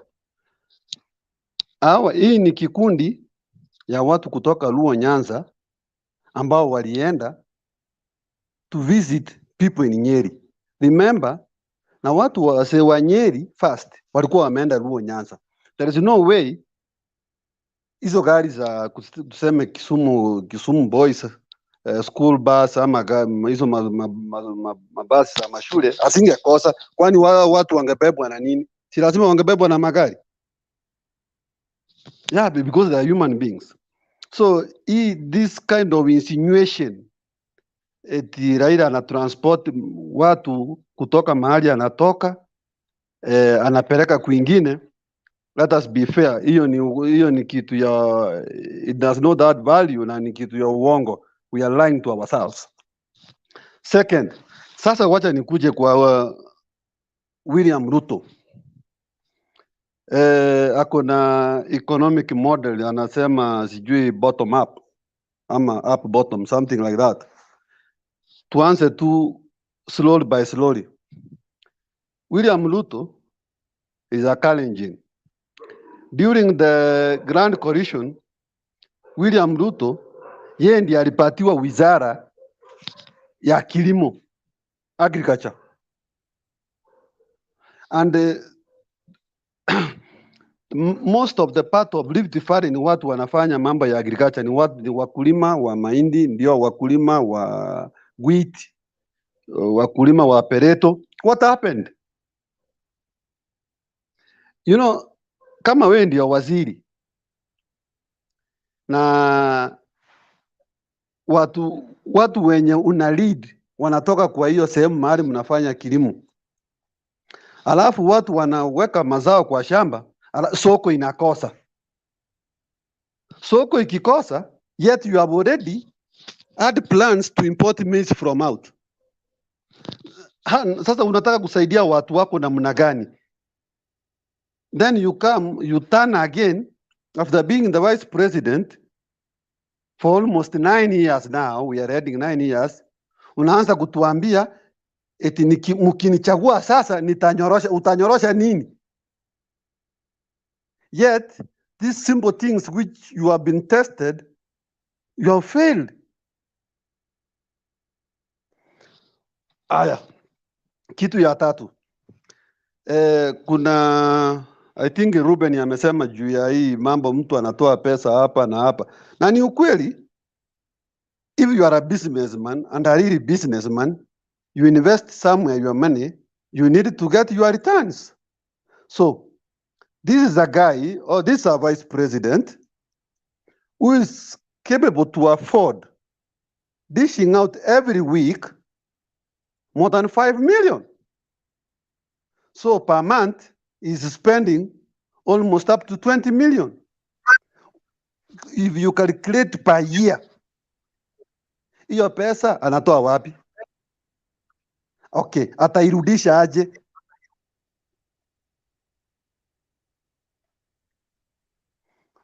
Okay, kama yeye Ruto ndiye msafi kabisa na anasema he will revolutionize our economy, hii yake ya bottom up sijui. Okay, anasema anaanzia chini aende juu. Let me give you an example. It is on the public. Aurora and Kimorel, 60 billion. Aurora and Kimorel, those are dams. They were supposed to be in Rift Valley. Ndio sitoe maji, watu wafanye irrigation, sitoe electricity. In that, zitakuwa zimecreate employment kwa watu na zireduce anga. Saa hii hatungekuwa tunasema eti people in Marakwet they are dying of hunger. Saa hii they are dying of hunger, ng'ombe zao zimekufa na wamebaki maskini, hawana stima, 60 billion gone. Hii pesa unatembea na si kwanza irudishe huko Kimorel kwanza, asaidie wale wenye wanakufa, right? People are dying there. If you are capable, or if you can afford of spending like 20 million per month, at least you can take food to people who are dying. Unatoka na pesa hapa unachukua Kisii. Kisii nani amekuambia Mkisii anataka mahindi? Mahindi iko Kisii.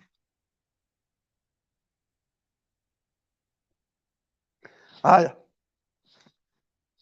Tukuja the third point.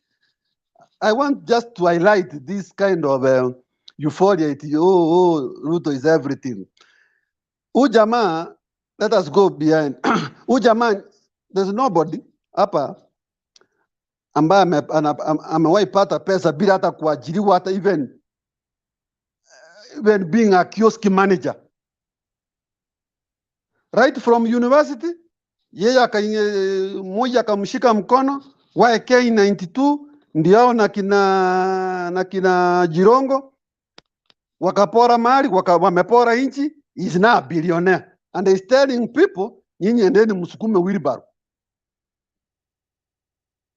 So if this economic model ya bottom up ni kusukuma wheelbarrow, then I think Kenyans need to think twice. Third, about agriculture again. Juzi when Mwangi Kiunjuri was Minister for Agriculture, if we can remember that. Mwangi Kiunjuri was a close ally to William Ruto. This is the time the government released the money to be paid to farmers. alafu unaona no ordinary farmer who was paid. Eti magala yote ya serikali imejaa na Rift Valley ndio wakulima na hawajalipwa, na huyu anatoka hapo, yet 60 billion is gone. How if you cannot help your own family, how will you help the entire Kenya? Surely, even if we are that stupid, we can't we can't be that. So mimi nataka kuambia ndugu zangu hao mimi si wa blame, it's your constitutional right to support Ruto, but sometimes mwambiange ukweli. All of us, we are not fools. Mwambie tu ukweli aje. I mean, don't stop lying. At least for once, speak some truth. Sasa wacha nikuje kwa, let us have this comparison ya, nisikia mtu, there was a panelist who was saying Raila kazi yake yeye ni kutransport watu, ana track record. My friend, Raila is a system. Mark. Yeah. You have one okay. minute, please. Hello? Mark, if you can hear me, you have 1 minute. Yes, Begin to conclude. Okay. My conclusion is this. Thank you, sir. My conclusion is this. I'm appealing, let us be sober and let us point where there is a wrong. If somebody cannot deliver. And if you have never delivered, you will not be an angel to deliver. Thank you. Nimeshukuru sana. Mtembe, may I conclude so that I can give other people chance to get in the platform, please? Hold on. I want you to hear those who have not spoken. I'll give you a chance. Let's hear from who is this? James first, then we give it to you before we go to others. Thank you. Okay. Bwana James, vipi? Mzuri sana Bernard. Wewe ukaa Kinyeri peke yako na mimi niko tu hapa Karatina huko nilete. Unajua sasa ukienda kualika baba uwezi kibia sana. Naenda mosmos. Nimeona manda ya leo. State of Nation Address. Reading claims za watu wanaitwa UNDA na siasa ya Oka na wengineo. Sasa wacha niseme namna hii.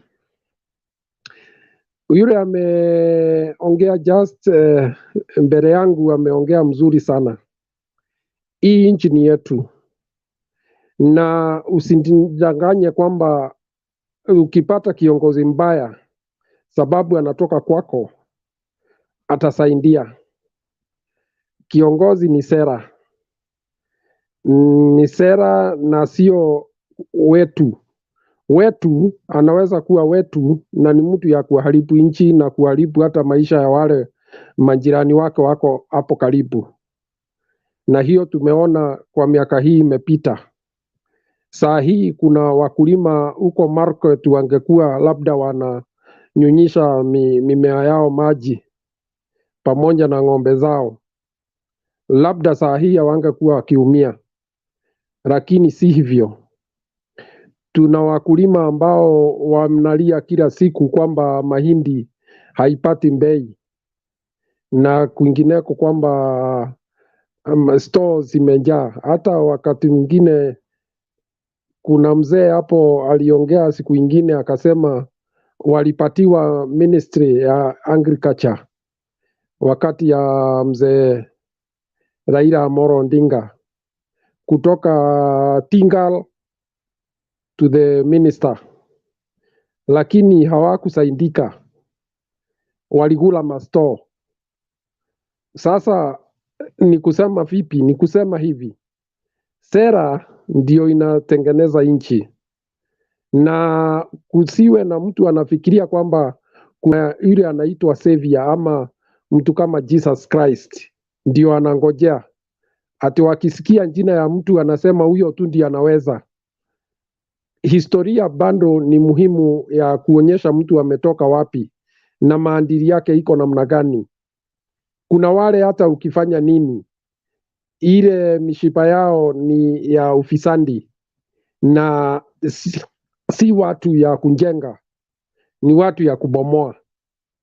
Na basi ni vibaya sana kusukumilia Wakenya wale wengine kiongozi ambaye labda atakuja kuharibu maisha yao na ya wengine.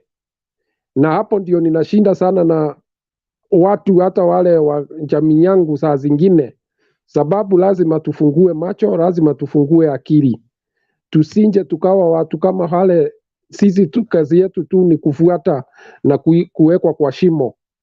Kama sasa mtu amekuwa kwa serikali miaka zaidi ya 10 anakuja kukuambia kazi ni kazi, baada ya kuahidi kila mwaka atakuwa serikali ikitengeneza nafasi milioni 1 ya kazi na kupea watoto wetu laptops ili wawe watu wanaweza kujitegemea baadaye. Lakini baada ya miaka hii 10 yule mtu anakuja kwako, yule alikuahidi hiyo kazi miaka 10 iliyopita, anakuja kukuambia kazi ni kazi. Lakini kwa sababu anatoka hapo kwenu karibu, unafikiria kwamba akiingia kwa sababu yako karibu na kwao na kwako ati utakuja kufaidika zaidi. Nadhani wacha tuache kucheza shere na nchi. Nchi ni ya muhimu sana, na nchi hii itakuwa hapa, imekuwa hapa, itakuwa hapa, tutaachia watoto wetu na watoto wetu. Na kiongozi akiwa mbaya, kama sasa tulipoteza miaka zaidi ya 24 na ile structures ilikuwa imewekwa na serikali ya kwanza ilibomoka, kiasi kwamba sasa rais wa 3 ndio alikuja kuanza kufufua hizo structures tena. Sasa tungetaka kweli kurudi pale, lazima tufikirie mara 2, lazima tufikirie mara 3. Haijalishi whether kama ni Mjaruo ama Mkikuyu ama Mkalenjin ama Mundigo ama Mkisii. Ya muhimu ni kwamba huyu mtu ako namna gani, karakta yake iko namna gani, maadili yake iko namna gani, amefanya nini hapo baadaye, ili kutuambia na kutuonyesha kwamba ile anasema ndio ya ukweli, lakini sio kupapasa watu na maneno tu ili apate nafasi au akiwa na marafiki zake kupora. Sasa mimi ninasema namna hii,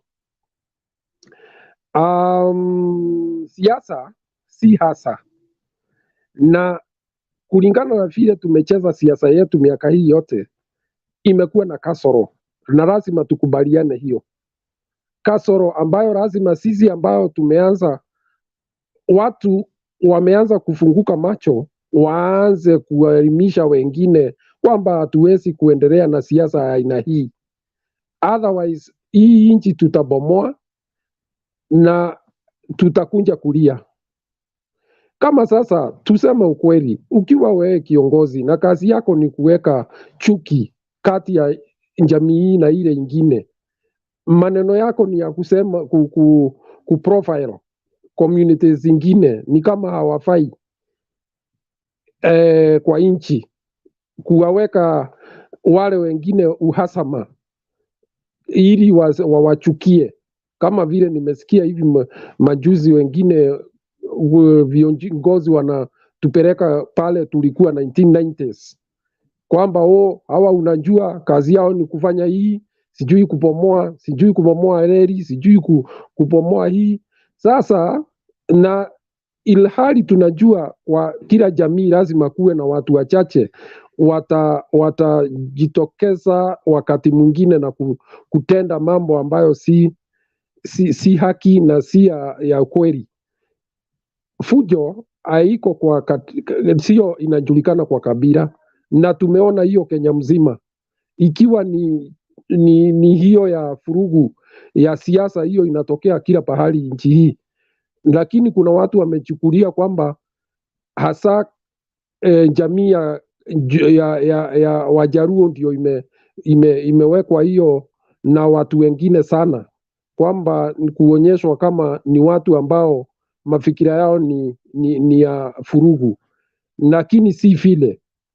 Ni ile tu kwamba lazima iwe kuwe na narrative fulani ili watu fulani wapate kura na waweke wale wengine uoga na uhasama ili wasinje wakawafikiria kama Wakenya wale wengine.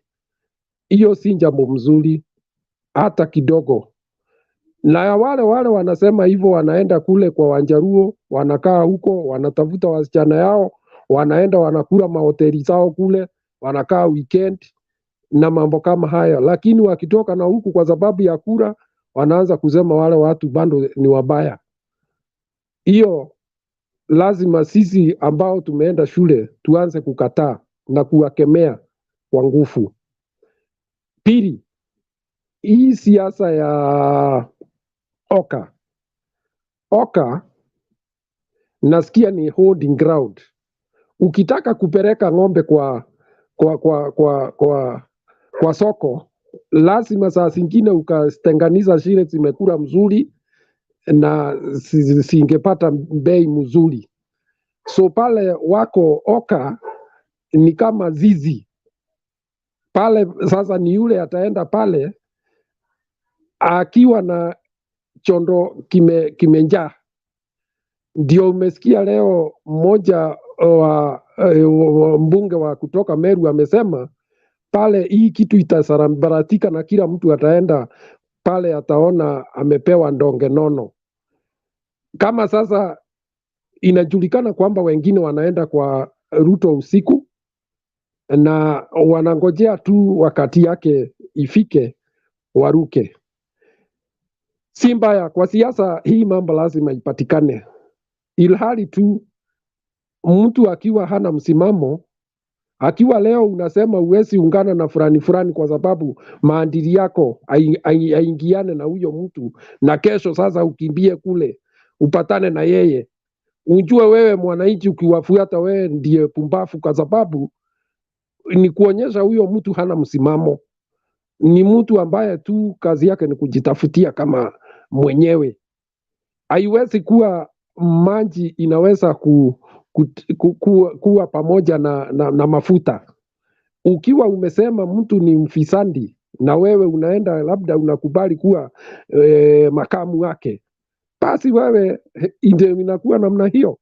Wewe unakuwa tu ni mtu ambaye unafuata tumbo. Wale pale Oka sioni wakienda mbali, na wacha niseme tena, I hear it's a holding ground for potential buyers, if that I can put it that way. Hawana sera, hawana numbers, hawana namna, wako pale tu. Ndio unaona wengi wao wanasema wanapigania kiti ya rais, lakini ile siasa wanafanya pale kwao tu. Mtu amezaliwa, hutawahi kusikia ameenda akiwa ni Musalia ameenda Meru akaitisha mkutano kama yule baba alikuwa nayo huko, kukutana na watu mashinani.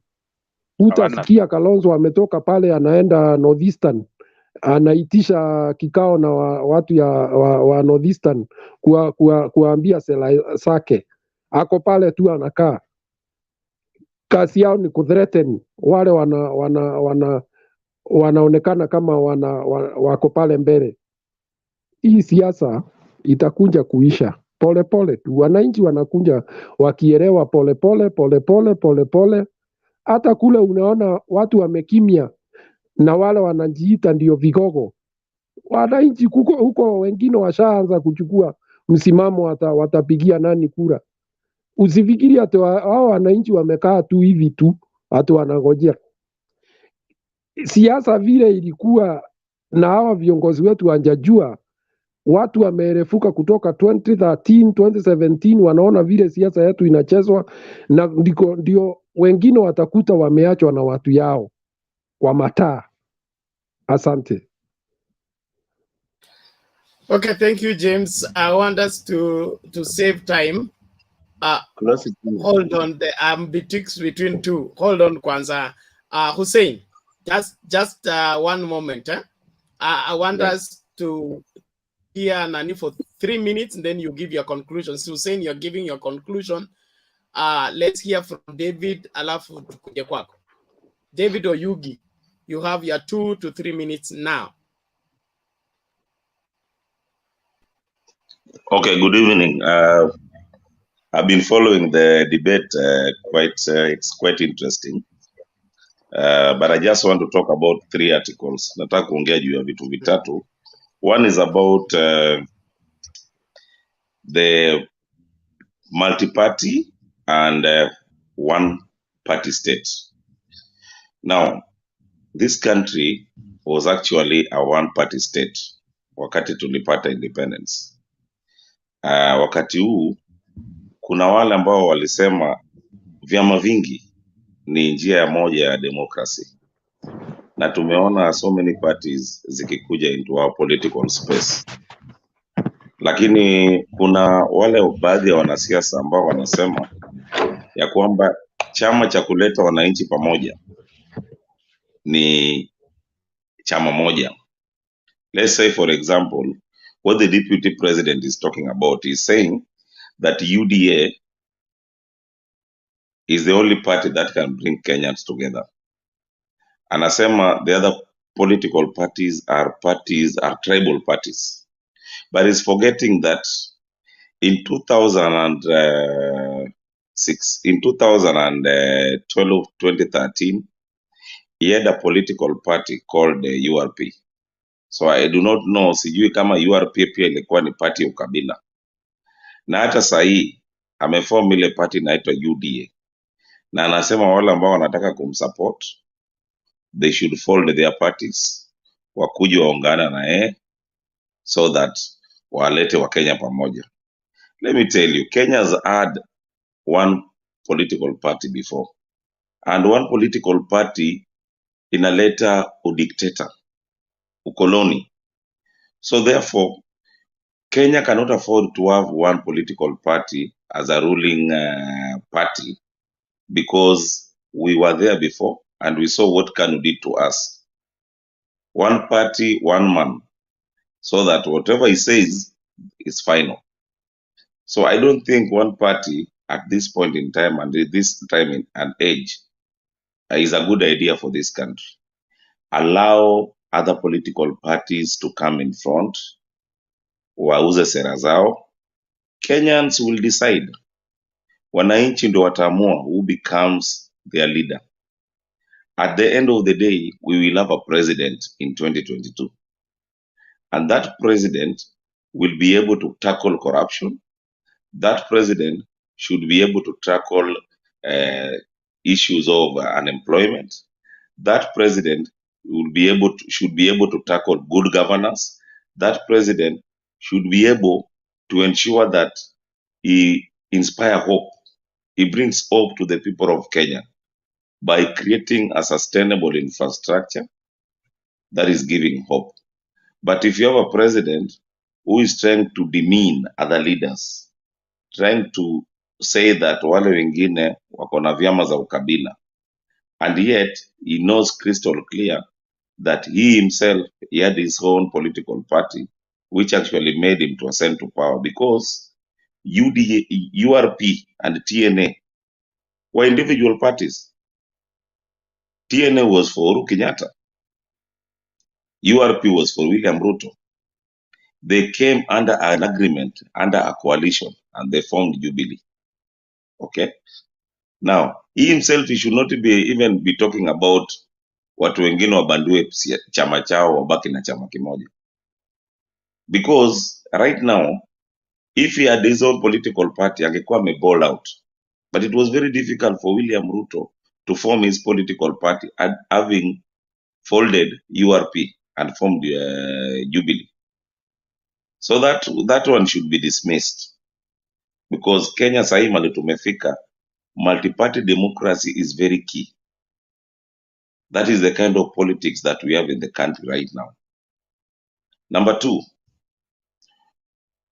William Ruto is saying that he's going to tackle the issue of growing the economy. Now, in 2013, he said that he's going to create 1 million jobs. Now, I'm assuming that 9 years down the line, we should be having 9 million jobs. Now, I heard him when he was in Ukambani, when he said that he's going to build a dam and that Ukambani people are not going to suffer from dam. And I want one thing, and I want our brothers and sisters from the Mount Kenya region to listen to me, if they are watching us or if they are on this platform. I do not really see, because I've engaged with the people from the mountain, those who are very intelligent, and quite a number of Mount Kenya residents, just a few of my friends. But I want to be very honest here. I am seeing a situation where Mount Kenya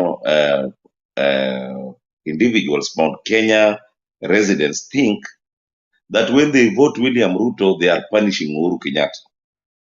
But you see, Uhuru Kenyatta has been the president of the Republic of Kenya. Today, if Uhuru Kenyatta retires, he will get the benefit that other predecessors like Moi Kibaki and the late President Moi got. He will get security. He will be paid every month. He will get a mansionette or a bungalow house. Okay. His medical cover will be okay. So Uhuru Kenyatta will be happy man when he retires. So let nobody cheat the people from the mountain that when they vote Ruto, they are trying to vote in protest to punish Uhuru Kenyatta. If they vote Ruto, it is a choice that they have made. But they should not say that they are voting Ruto thinking that they are punishing Uhuru Kenyatta. Because by doing so, it is the biggest blunder that them as a community are doing. Remember in 2013, and I want to be very honest with this, these people, the people of the mountain, voted Uhuru Kenyatta and William Ruto, trying to say that they want to punish Raila Odinga, and that, we want to save these people because they are our children, they cannot go to egg, they cannot go to the ICC. What happened? Now they are the ones who are now crying. Oh, the cost of coffee, the cost of milk, all those kind of things that they are now trying to tell us. The same blunder is what they are now doing. You see the problem that we have in this country, and I'm very disappointed with the Kikuyu community, because they are the largest community in this country. Now, when you say that, Daniel, mind your language. Number one. Number two, your time is almost up. No profiling of communities. Thank you. Okay, I respect that. Okay, I want to say that people from the mountain, mountain is of course, several people come from the mountain, not only one community. But I want to say that an individual cannot say that yangu kumi, yako kumi, then you peg yourself on that. These are politicians. At the end of the day, you will say today that I'm going to vote this person. The other person will come and have a different opinion. So you cannot say that because we were told that this person is the right person that is going to succeed you, and you told us that this guy is going to take to be 10 years. So we have to stick with that. I think that is not the right way to argue your point. Otherwise, you have taken a bit of my time, because I think James took almost 10 minutes. But I think you are very much agitated with the kind of the language that I've used. But I'm really sorry, and I would like to withdraw. Sawa, thank you. We really want to. There are people on the queue who need to have shared and been waiting. Hussein, before we go to you, I just want to make some responses from what Daniel has. The issue of punishing, he's did very well. You can't take poison because you hate your neighbor and you want him to die. You take the poison yourself and you want him to die on your behalf. It will not work. So it's time for Kenyans to sober up and begin to understand that the responsibility of making this country rest on our shoulders, and we have to sober up. Punishing Raila has landed us where we are. Going out to punish Uhuru is going to land us in a more worst place, which I believe is uncalled for. It's time for us to make clear decisions based on right now. And one thing that I would want us to carry along is the political the political environment has changed. We can't play with the 2012, 2013, 2017 premise. You must craft something new. So the business of trying to recycle whatever worked in 2013, want to recycle it worked in 2017, want to recycle in 2022, is going to land people into disappointment. That's what I see happening by people who are insisting on ensuring that they put together certain arrangement that will favor them in a certain way. And we are multi-parties democracy. That's clearly stated in the Constitution. So anybody advocating for one party so that he can bring unity in the country is one person who doesn't know, number one, the country. Number two, he doesn't want the unity of the country. He wants the unity of his party. We should separate the unity of your party and the unity of the country. The unity of the country cannot be built on a political party. The unity of the country has to exist to Kenya as a country. Okay, we come from different political parties, but we are united as Kenyans. So if we have to join UDA in order to be united, then this person is selling us division, is not selling us unity. We must be one as then we belong to different political persuasion. They are all Kenyans. We have Muslims, we have Christians. That doesn't negate the fact that we are different belief systems, but we belong in the same premise. So I think William Ruto, at times, he gets twisted up in his passion to push his ideology, the extent whereby he wants us to forget to think so that we just follow what he has said. To me, that is not the way to go. Our unity is pegged on the fact that we are Kenyans, we share the same constitution, and our belonging together that need our joining a political party. It needs us to appreciate one another as Kenyans, and every Kenyan is Kenyan by right, not by permission from any political party. Thank you very much. Hussein, give your submission and closing remarks like you said, and then we go to community. Sorry, alikuwa kipuot. Ulikaa sana nini, if you can get back, please get back. Hussein, malizia tafadhali. Okay, thank you, Mr. Bernard. I want just to finalize. I've been here for now 2 hours, 30 minutes. And let me now conclude. We are being economical. The show is 2 hours, 8 minutes. Where did you get 30 minutes? Now, umeanza kusonga UDA. Okay, I'm sorry. Okay, so let me just conclude. And always we have considered national politics much and leaving the grassroots politics. And I want to conclude by urging people listening to me and people who are in this panel that as far as we dwell much on national politics, let us look at the local politics.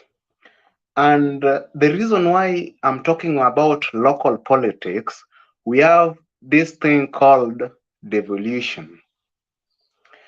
And for us to get the required development, we must ensure that coming 2022, we start clean up from the grassroots.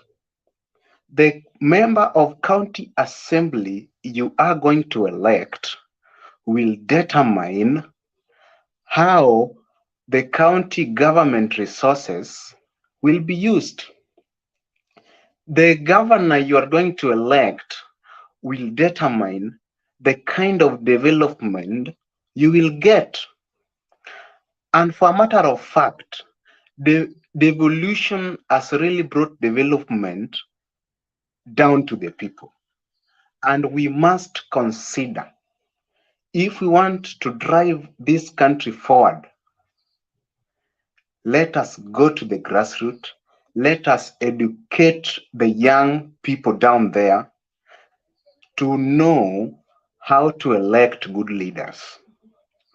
If you see counties like Kakamega, and I'm happy following what Governor Oparanya did for the past, following what Governor Oparanya has done for the past years. If you look at county like Machakos, if you look at what Mutu has done, that is a clear indication that devolution is a reality, and we need to elect develop-oriented leaders to the grassroots. We can elect a good president like the son of Jaramogi, but if you elect a bad governor to manage your resources downwards, you will still complain that Raila is not working. Please, as we go forward, let's consider electing good leaders from grassroots. Let's consider electing development, not just development, because development can be negative development, but a positive development oriented leaders from the grassroots. That is all what I always preach, so that we can get a Kenya that we deserve.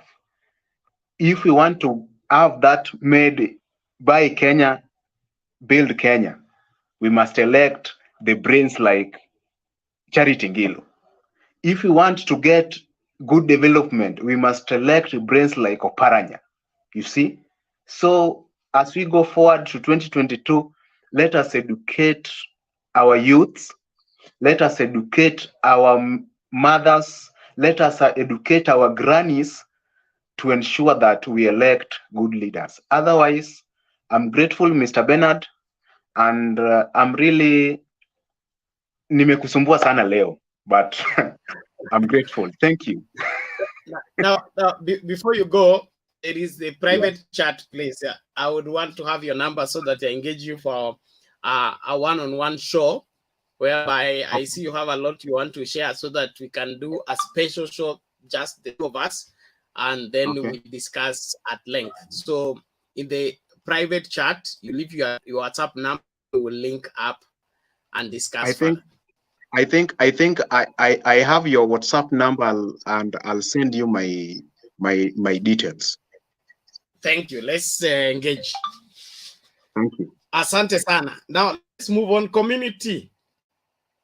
Ancestor. Yes, Mr. Bernard, I get you loud and clear. Good. To have our ancestors send you to come and tell us. Exactly. I have very good information from those ancestors who left us long years ago.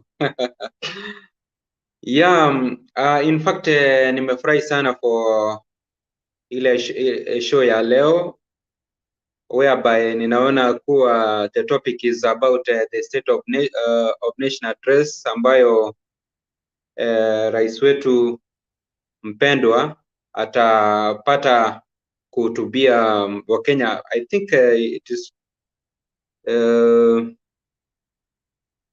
is tomorrow, on the 30th.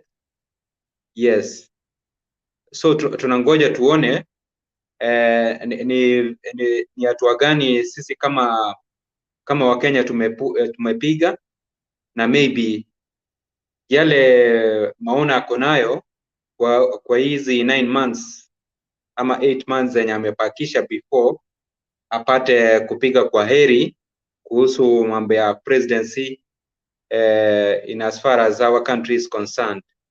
Alafu hii mambo ya UDA rigging outcry, oh my god, mbona UDA wanalia Ilari, in fact, William Samoei Ruto, even he was heard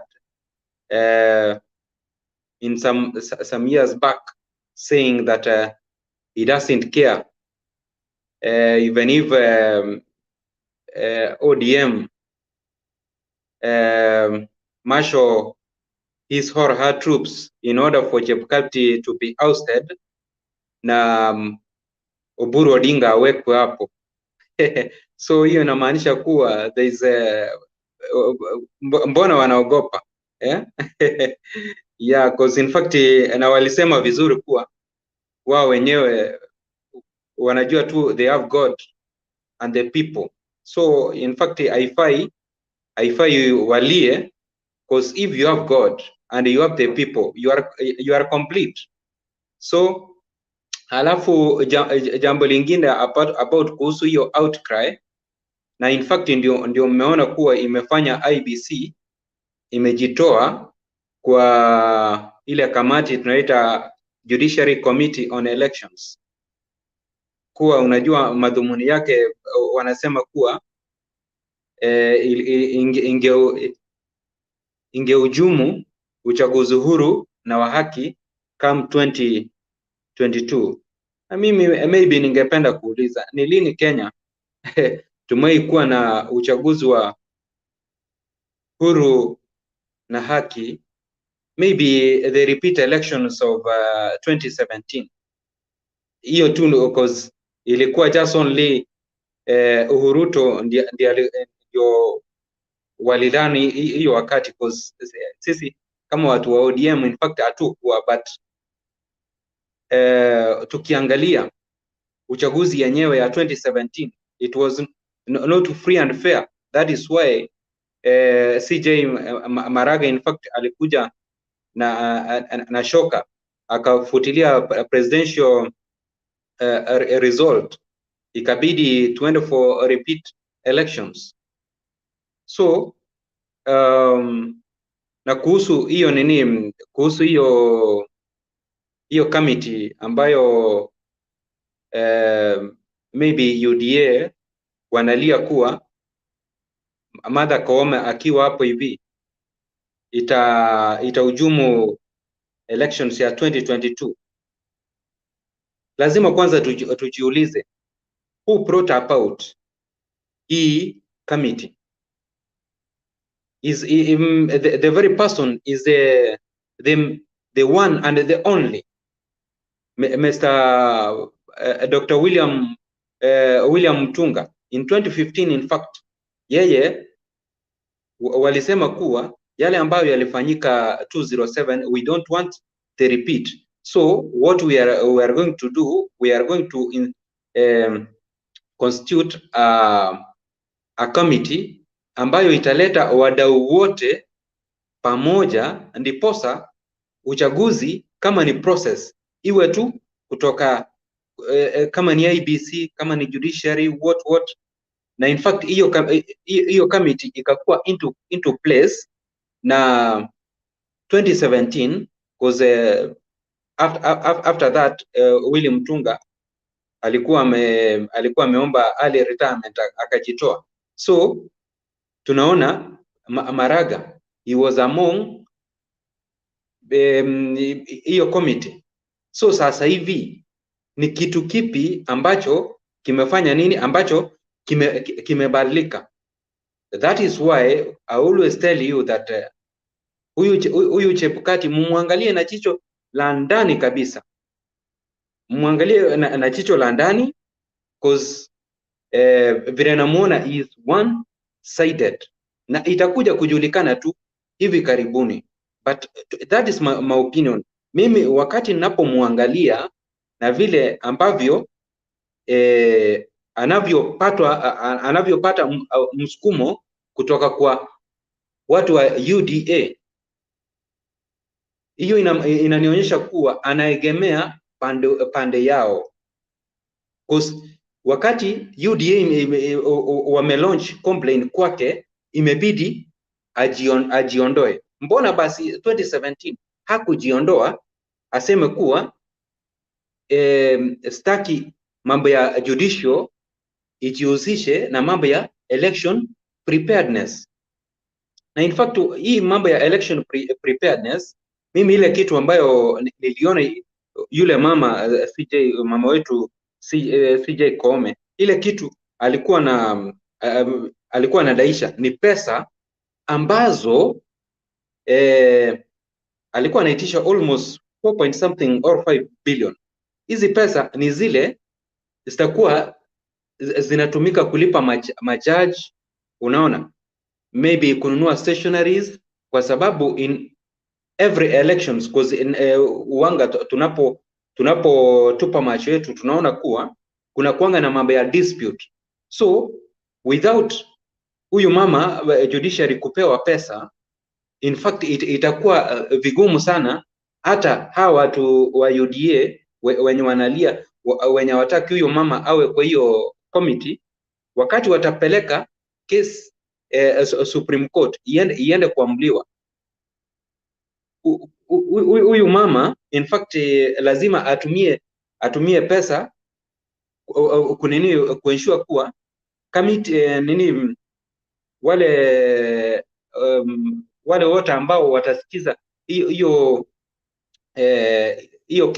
kesi yao, ama kama ni ODM ama whichever party yenye itafikisha malalamishi kwa Judicial Service Commission, kuwa in fact everything is alright. So mimi sioni kitu ambayo imebadilika sasa hivi whereby sasa UDA wanalia kuwa judiciary wajitoe kutoka kwa election preparedness. But Chebukati, mimi naambia Wakenya tumwangalie sana huyu Chebukati, cause unajua mimi nawaambia vizuri, hii election ya 2022 it is not elections of a joke, ni elections ambayo kweli tumeangalia vile tumeumia since 2013 mpaka wakati huu. Kuangalia sasa hivi vijana wetu hawana kazi, tuko na mambo ya high taxation, cost of living is very high. So hii ndio wakati, kama tunataka kukomboa Kenya yetu, sisi kama Wakenya tunataka yule mwenye atakuwa in charge, that is ya election, that is IBC. In fact inastahili atupe result kama maybe za 202 whereby yani kabisa unapojaribu kufuatilia utaona hakika hii elections result zilikuwa free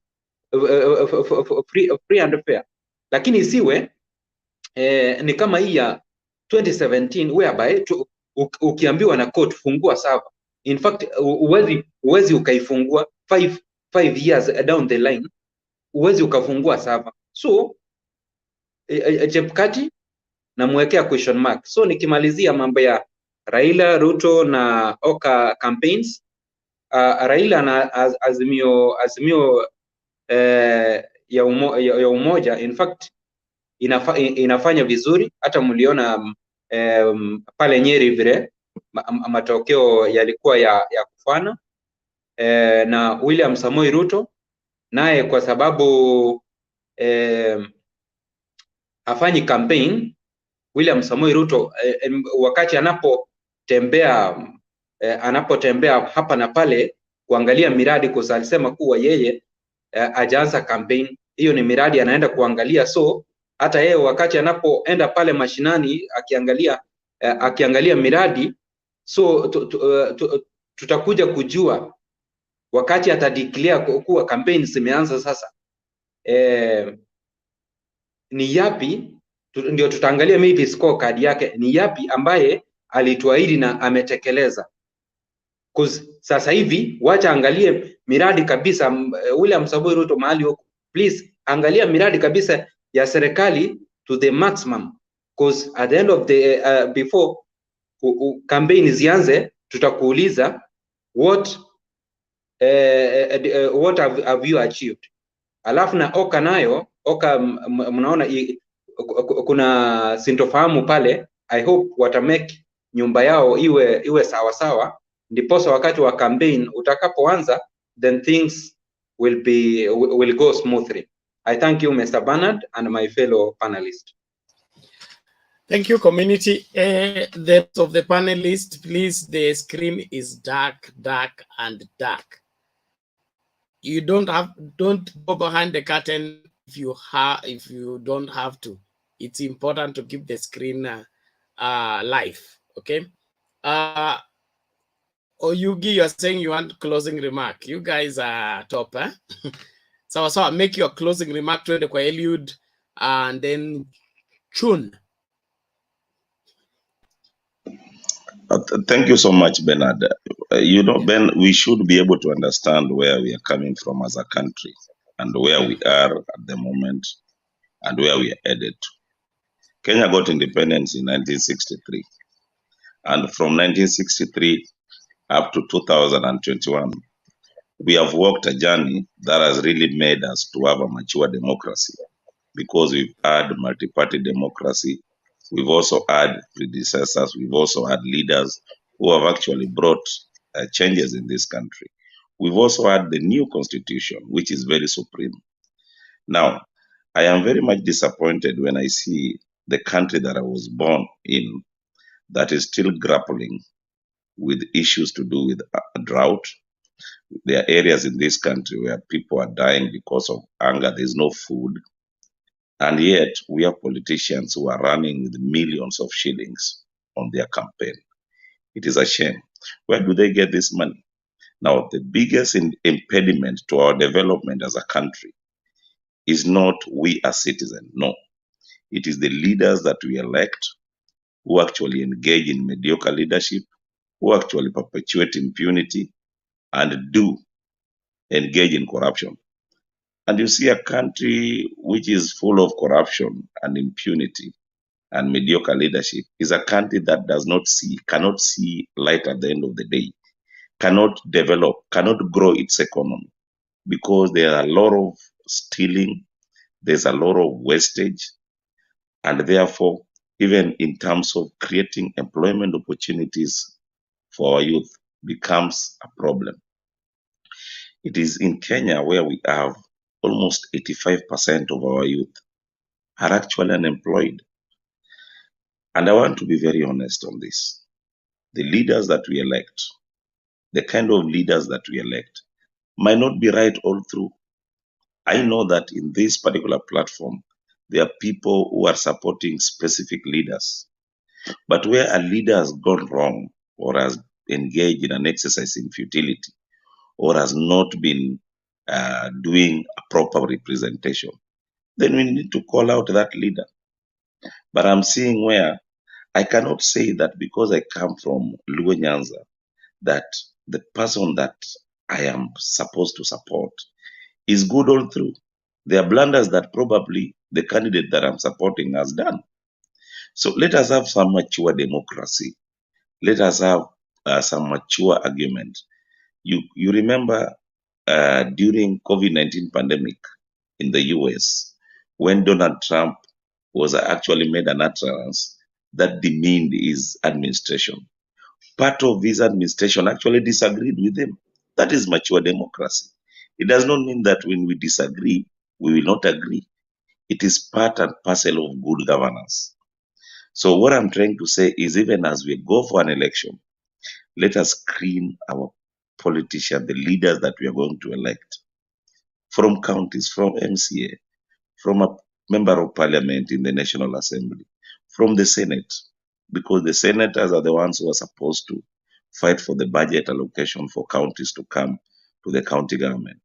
To our governors, who are the governors that we are going to elect to ensure that they transform our county government to a reasonable environment, so that at the end of the day, once we elect leaders that are responsible, leaders who do not engage in impunity, leaders who do not engage in nepotism, then I believe that this country is going to be the best country. We will never judge people with the region that they come from, but we will always play mature politics. A good example I just want to give for my closing remark. The late Magufuli was coming from a minority tribe. He never came from a bigger tribe. He was coming from a minority tribe. But he became a president of the Republic of the Tanzania and many other countries that we've seen. So let us screen our leaders. Let us understand the kind of politics that we play, and let us give an opportunity to leaders who can give hope to this country. The very last one is how this particular pandemic is being handled. Please, when the Ministry of Health has said that get vaccination, it is for your own good. The problem that we have in this country is that even things that can transform our lives, we have to politicize. We have to be very repulsive. And when you become repulsive, nobody's gonna, help you. So I've talked about election, I've talked about good governance, I've talked about electing leaders so that we shun tribalism, we shun impunity, we shun corruption. You can see what is happening in our judiciary at the moment. The expose by Mike Mbuvi Sonko. So every institution, every arms of government, we must be able to understand that our participation in those kind of processes must give hope, must give proper representation, must give desire to our younger generation. Thank you. Okay, thank you, Daniel. Where is this Chundo?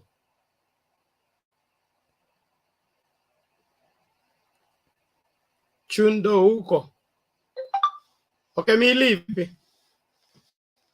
Mili Adhiambo.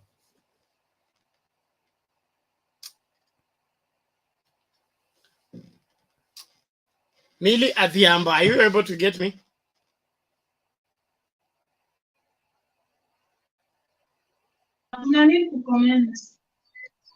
Hi. Hi, how are you? Are you able to get me? Are you hearing me? Yes, go ahead and make your submission. Hi. Mnanisikia? Are you hearing me? Mili, hold on, Mili. Yes, There go is the ahead, problem. make your submission. Hi. Mili, listen. You can't be listening from the studio and on YouTube at the same time. You will always have a feedback. So mute your YouTube following channel kwanza. You understand, Mili?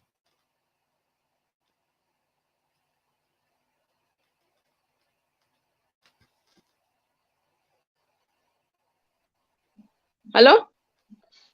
Okay, yeah, now you can talk. Okay. My submission is this. Good evening to all of you. Good evening to you. Yeah, I wanted to contribute about especially the state of the nation, UDA rigging outcry, and Raila Ruto Oka campaigns. So I wanted to talk particularly about the outcry of the UDA. I wanted to share my mind because we were there about from 2007 and 2013 and 2017. So my worry is this: how can somebody be crying now yet the elections have not yet even been? I think they are just making they are making the ground ready for their supporters. So in case of anything, they'll cause chaos and bring arrest to they'll make the people what are to leer because of what they'll have polluted the country. That's my take. According na hii maneno ya Oka, I want to talk about it, those who follow sana, but I feel as James alisema mbeleni, this Oka issue, I think they're just there to buy time.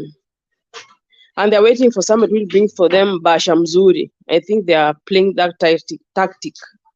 So that by the end of the day, watenda mahali wanafikiria watapata kitu kazuri. That's my take. Because out of experience, and we know them, ni watu kama Musalia, tunakumbuka 200 the year Sele Moya alimchukua, then he was a vice president for only 3 months when Kibaki was when Raila said Kibaki tosha, he was out of the equation. So the following year alienda peke yake, he was alone. Then the third time alienda na Raila.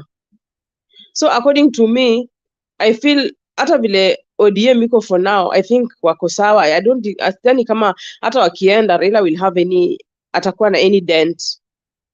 Personally me niko Kakamega, life yangu iko Kakamega, though saizi niko Rome na watoto wangu, familia yangu, but life yangu yote iko Kakamega. So sisi ndio wale Wajaluo nasikia wako pale Kakamega, but according to mimi baba ko strong sana Western, according to what I understand. So hata Musalia akijaribu kwenda hata hiyo side ya Ruto, I don't think kama itakuwa na dent. Tukikumbuka ile records za 2013 vile alienda, I mean ilikuwa 2013 ama ni mwaka gani alienda akaacha baba alone. But still hata kwa backyard yake baba really worked hard and baba did well. So I'm sure even in his absence all will be well. Otherwise tukiwa hapa kwa channel, let's not concentrate on the second person, second name, because I think that is what is bringing all this conflict. Mtu anaona jina lako ya pili ashakuja yuko wapi, uko pande gani? Unlike mtu kama Ben Sam ameandika tu Ruben, ameandika tu Ruben, unless usikie vile anaongea, you can't know mali anatoka hata James. But some of us, we cannot run away from our second names. So let us not concentrate on the second names. We want to build our nation. We have children, we have grandchildren, and our children will give birth. So if you misuse our country now because you are following our tribesmen, me ni follow to Raila blindly because ni Raila, no. I have points kwa nini namfuata. Nimemfuata since kitambo akifaitia multi-party. I know what he can do. So I'm sure hawezi tupeleke in the wrong. We are safe in his hands. But I'm not seeing him. Sisemi Ruto pia ni mbaya because hata yeye alikuwa student wa baba politically. But maybe he knew what he took from him. Hatuwezi mjaji ati unajua kila mtu anakuwa na character yake. So but as a nation, as a country, we have to be very, very careful. Hizo sio seats za ma MP na za magavana tunacheza nazo. We are playing with a nation that has almost 47 million people. So we cannot play with it. Let's be sober and let us not carry ourselves in our tribal lines. It's very, very dangerous for our families and our children. Our lives are there as much as zingine watu wengine tuko nje, but half of our lives ziko nyumbani. So as much as tuko huku, tuko so much worried about nyumbani. So let us be sober and let us think straight, please, for the sake of our nation and our children. Thank you so much. God bless. Okay, thank you, Millie. Thank you. I think that's clear enough. And there are those who are saying that I should balance the show. There is no way for me to balance the show. You people come in and get out. I don't prearrange who comes to the studio. When you come back. Don't come with the just claims. Let's be responsible enough to see to it that with our time on this platform, the value that is needed by even the people following, so that they learn something or understand something, not just for us to argue anyhow. Thank you very much. Chundo. I have problem pronouncing names, so naribu jina lako anza na kunisamea bure. Alafu naona wengine wenu mmeanza kutulazimisha kujua lugha zenu. Sawa tu, Kenya moja. Lazima watu waelewe hii maneno. Sasa nimeona mmeweka, niendelee. Go ahead, it's your session. I mean 2 to 3 minutes. Okay, nimeona mmeweka 3 points tunastahili ku discuss. Moja ni state of nation, and then ngine ya pili ni UDA ring outcry, and then ya tatu ni hiyo ya Ruto Raila Oka campaigns. We have been having state of nation address every time, but major in a focus on devolution, security, and then the health issues. With the devolution naona tumeachieve almost 20%. At least sahi people they can feel kuna devolution inaendelea, kuna some developments inaendelea, which inaonyesha that the constitution which was promulgated iko sawa na inafanya kazi. Hata ukiangalia the rate of employment imesaidia kidogo juu people wamekuwa employed at the county level. And then ukiangalia security at least iko sawa, which the interior security iko sawa, even the exterior iko sawa. And then acha nikuje kwa hiyo ya UDA outcry about rigging claims. It's true that IEBC is an independent body. I don't know why the judiciary comes in. IEBC should be allowed to carry out its mandate. Naona the judiciary inajaribu kuiattack. Why is CJ Kome allowed to sit? Najua during hawezi kosa cases za elections, but wako na budget ya pesa zao, so UDA vile wanasema iko sawa. The IEBC should be allowed to operate as an independent body constitutionally. And then just a moment before you go further.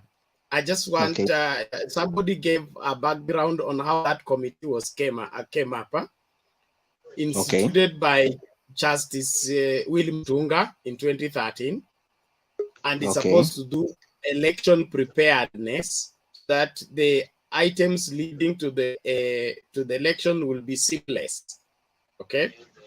Chaired by the Chief Justice. So it's not Chief Justice going to IEBC and calling Chebukati to sit down and tell him what he has done on election.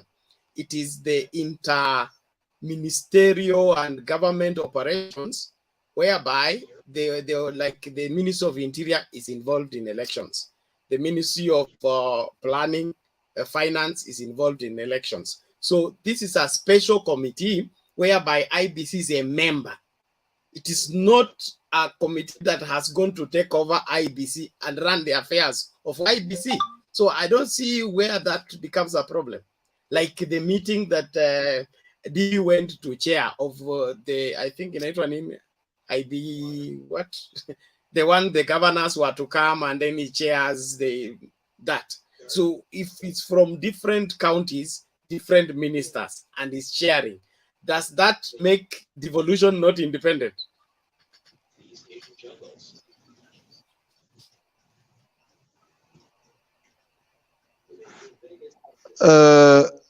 May I add something before he responds? Okay, add. Hold on. Who, the person talking at us, Jamwan. So this is Markfish. Markfish. Yes. Yes. So okay, I add you up, but don't take long. Just no, just one. Yeah, one statement. Yeah. I was adding that this committee, the last election, this committee was there under Maraga, the retired Chief Justice. So this is not a new thing. So I don't see why the UDA should start crying. And this is not a new thing. There's nothing new which has been made or arrived. It's just they are like sharing mind in this process of election. Thank you. Okay, thank you. And just to clarify on that, if it was good in 2013, it was good in 2017, what makes it wrong in 2022? Thank you.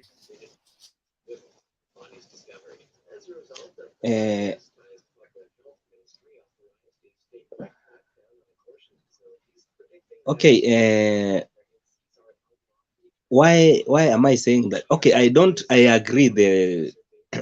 There was this committee was there in 2013, 20 and 2017, but what I heard is that there were some malls from the judiciary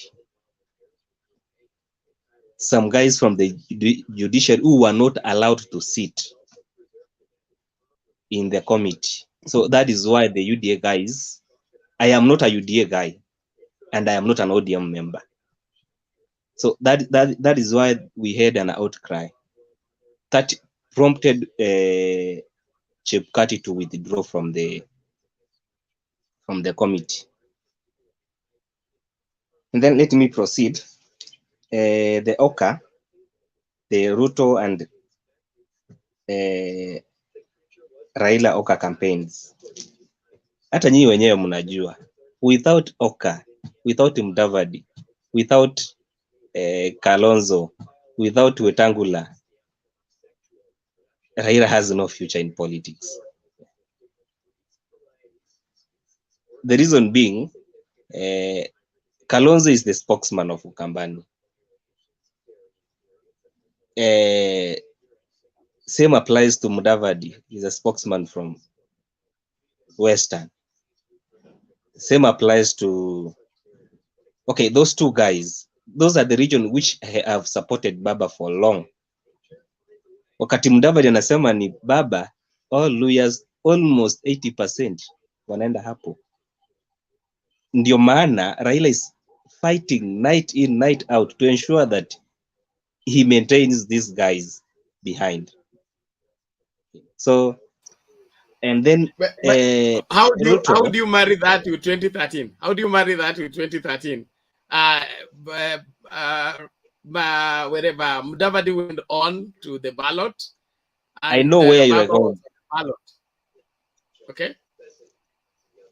I know where we are going, and I know what happened in 2013.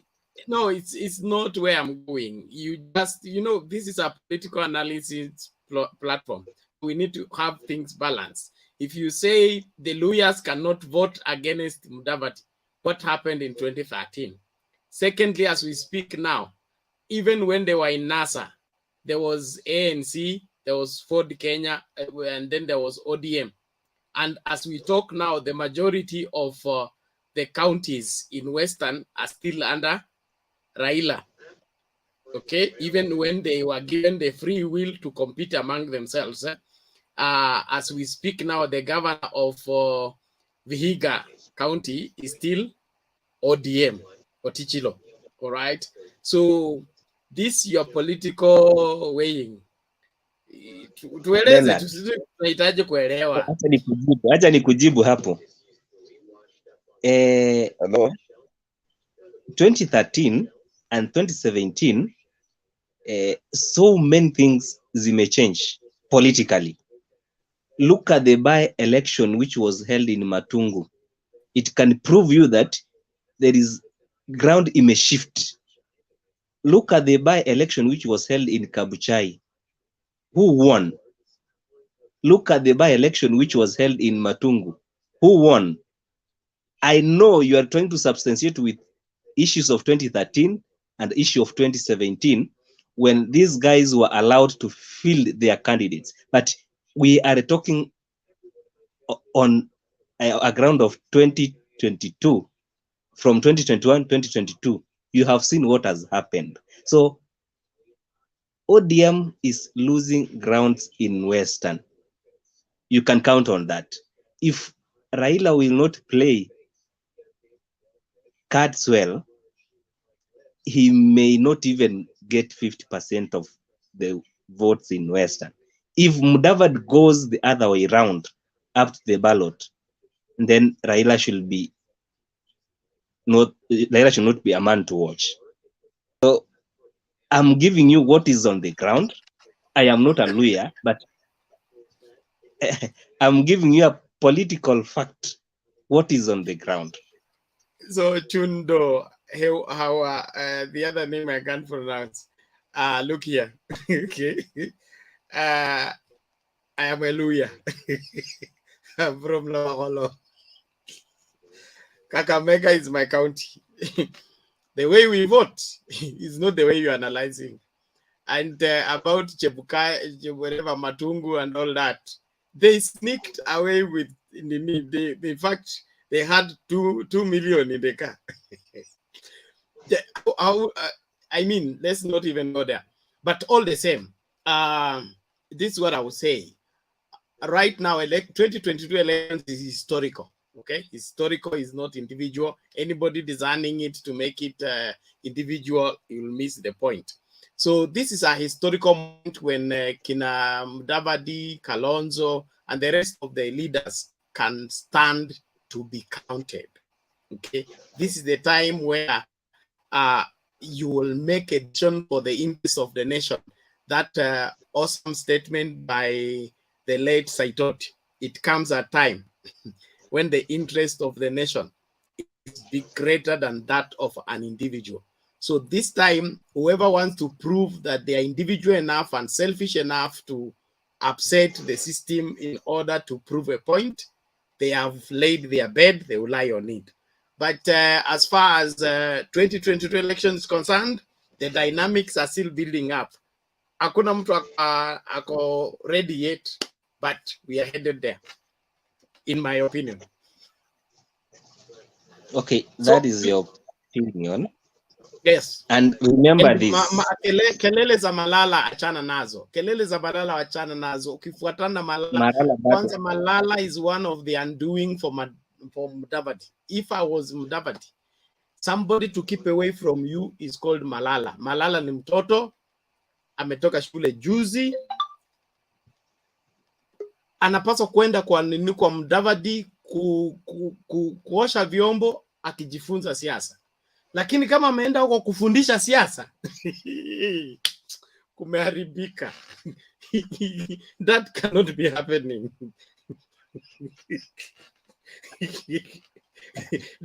Actually, what we should be agreeing up to now, the voters in 2013 and 2017 will not be the same voters in 2022. You can take that.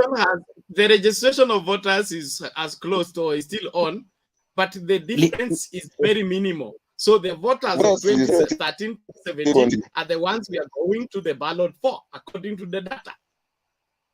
Allow me to finish my statement. No, I want your statement to be credible, okay? According to the statistics of the people who registered as new voters, okay, they are insignificant to upset the numbers that of those that registered 2013, 2017. So we are going to the ballot with the majority of the old voters and not the new voters. I am not talking about the numbers, but I was talking about the dynamics of voting and the voting mind. People are trying to. Your statement. I want us to progress at once. Okay, I was talking about the. Okay, I was talking about the. Statement, sorry. Okay, I was talking about the dynamics of voting because people up to the moment are feeling that kuna some families which are holding Kenyans hostage for long. One is the Uhuru Kenyatta family. Two is the Raila Molo, the Jaramogi Oginga Odinga family. And then three, there is the Ruto family. So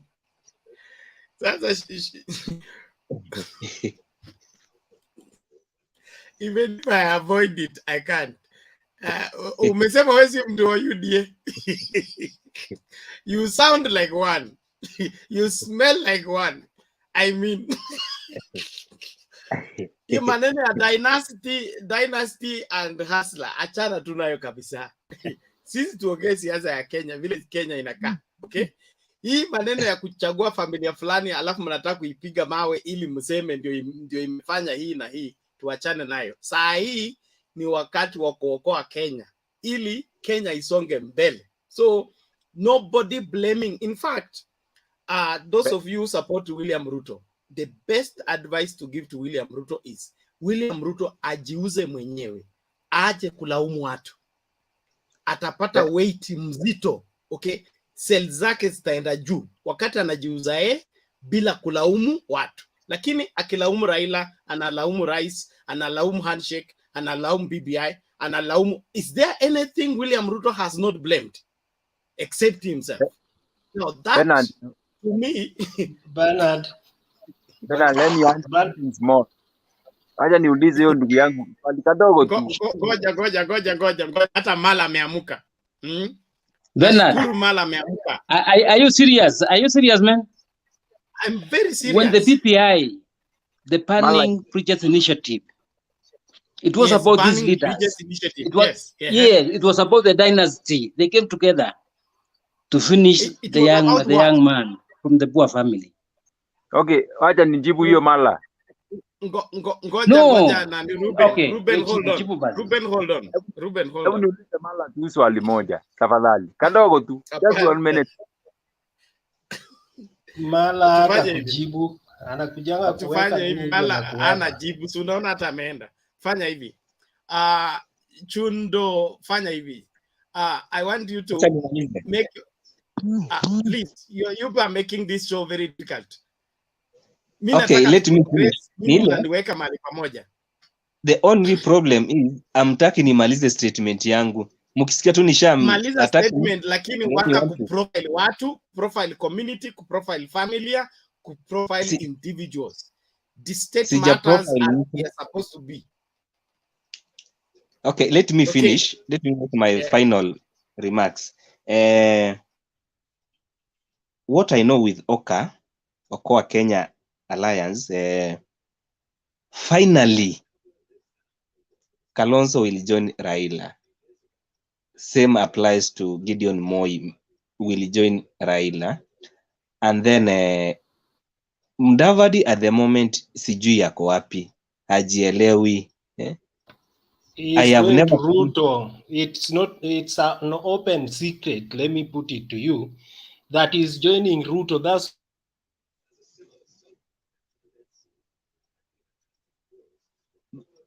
acha nimalize ku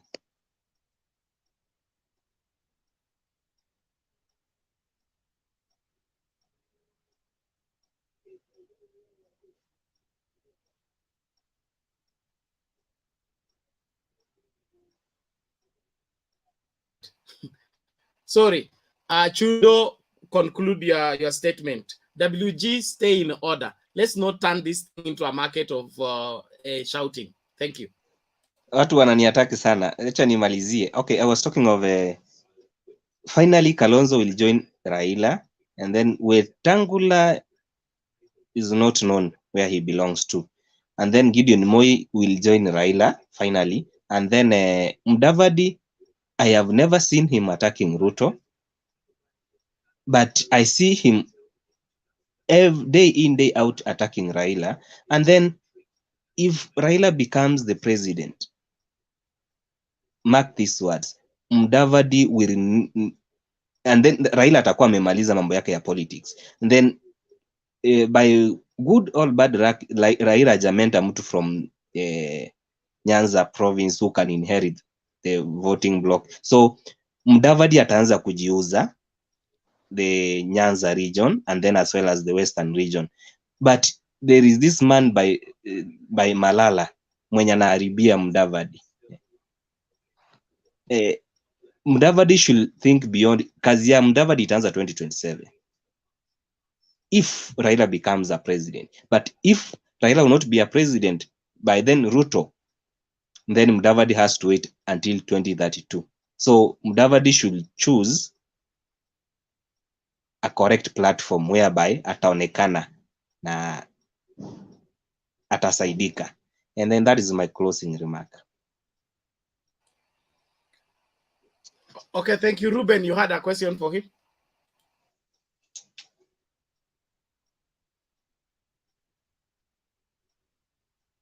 Okay, sorry. Nilikuwa ni hiyo mambo ya dynasty ndio sikuwa ninataka ipite chundu 1. Hiyo mambo ya dynasty. Dynasty ni kusema hata kama wewe ni mwanajeshi, your son should not join the military. Kwa sababu military sio yenu. Kama wewe ni mbanka, your sons should not be a banker because hiyo itakuwa ni mambo ya dynasty. Kama Raila Odinga yeye amesimama kivyake, aombe kura yeye kivyake na qualifications zake, akonvince watu kivyake na akuwe rais, hakuna shida. William Ruto hiyo shimo anajichimbia ya kuita watu dynasty itamuumiza. Nani alimwambia watoto wake hawatakuwa na ambitions ya kuwa politicians? Angependa pia watoto wake waitwe dynasties.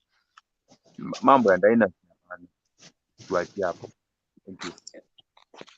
Bernard, maybe you can assist that guy and define for him the dynasty, the meaning of the word dynasty. Dynasty ni ile kufikiria ni haki yako kupata mamlaka baada ya your father or whoever kutoka. I think you need, Bernard, can you define the dynasty?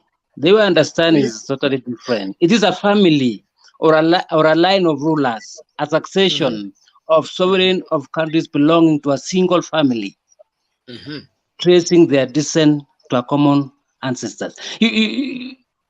I don't know. Hey, Bernard. Si ni elections tunafanyanga ndugu yangu, tunapiganga. Ruben, order. Ruben, relax. Ruben, relax. Mala, umesoma hiyo definition vizuri. Hebu rudia. Mala. No, the way I understand, it is a family or a line of rulers. A family or line of rulers? Yeah, maybe you can define for us, Bernard. Maybe you have the definition, the proper definition. No, you read it through. So matumba kamwisho, and they share an ancestor. Okay. Yes. I'm happy community ancestor is here. It say they have a lineage. Okay. So it is hereditary from the grandfather to the to the father, from the father to the son, and it's understood like the monarchy in Britain. Okay, that is it now. Zinafuatana namna hiyo. Hakuna mtu from other families that can join that leadership because it's predetermined from inherent by birth. Hiyo ndio dynasty. Yes. Namna hiyo mala. I think you are now right. Yes, I think that's it sounds. Sasa katika situation yetu ya Kenya, tuko na familia kama hiyo. I don't know. Let's look at it all together. Ndio sababu nasema tukiangalia hiyo vizuri kwa hiyo dictionary, Oxford Dictionary inaonyesha ni watu wa familia moja. Kwa mfano the monarchy in Britain, and then we have other monarchies around the world. Okay. But from a local perspective, let's look at our current leaders. Let's start with President Uhuru Kenyatta. Is the son of a former president.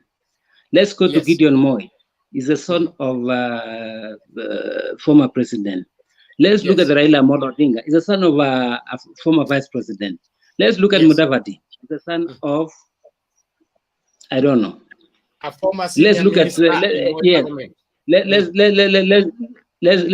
look at the Ruto. Is the son of a farmer in Zugoi, those sides.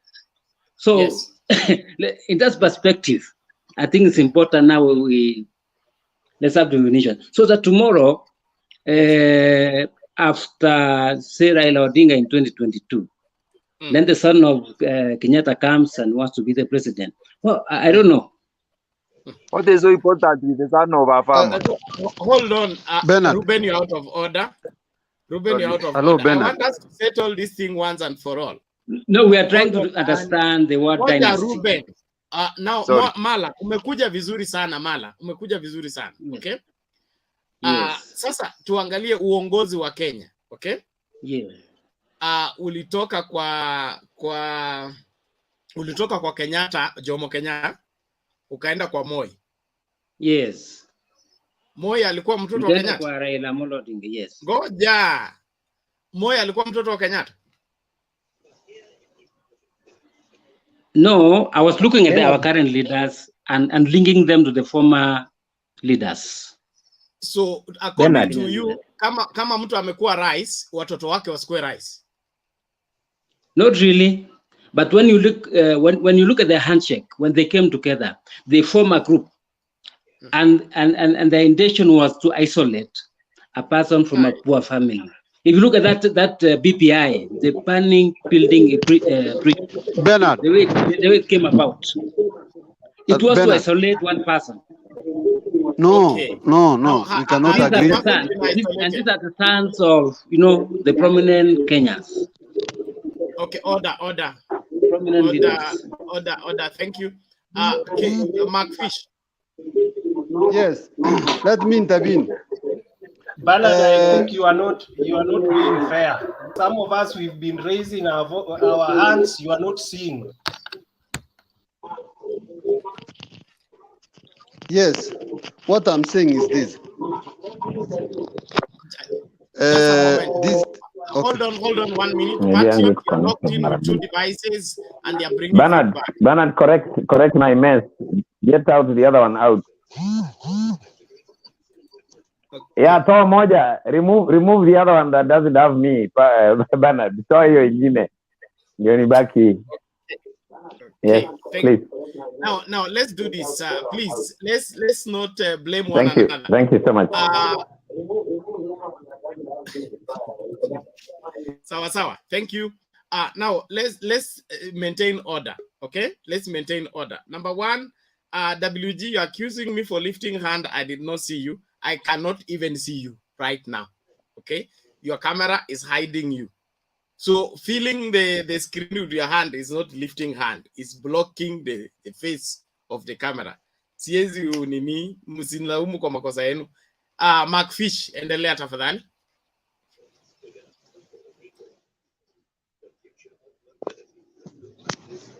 I hope now you can hear me. Hello? We can hear you. Go ahead. Okay. Let me make my submission first before I respond to Mala. The Oka guys, ni kama, I'm not going to use a bad language, but let me use this.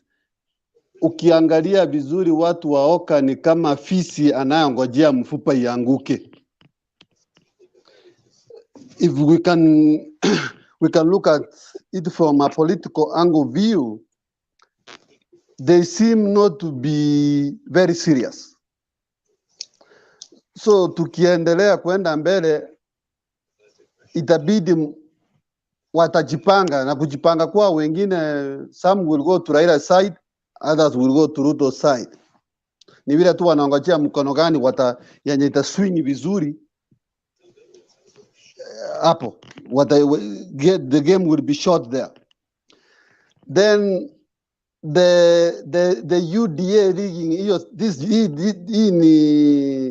just a propaganda, because maybe, I'm not saying they have sensed the divide, but maybe they have seen that the divide is coming, because this kind of a committee was there. The other time, Ruto never complained, or his colleagues never complained. Nasai, it's the same committee, so I don't think whether they have a right even to complain, because nothing new has been introduced in that committee. Just an election management issue.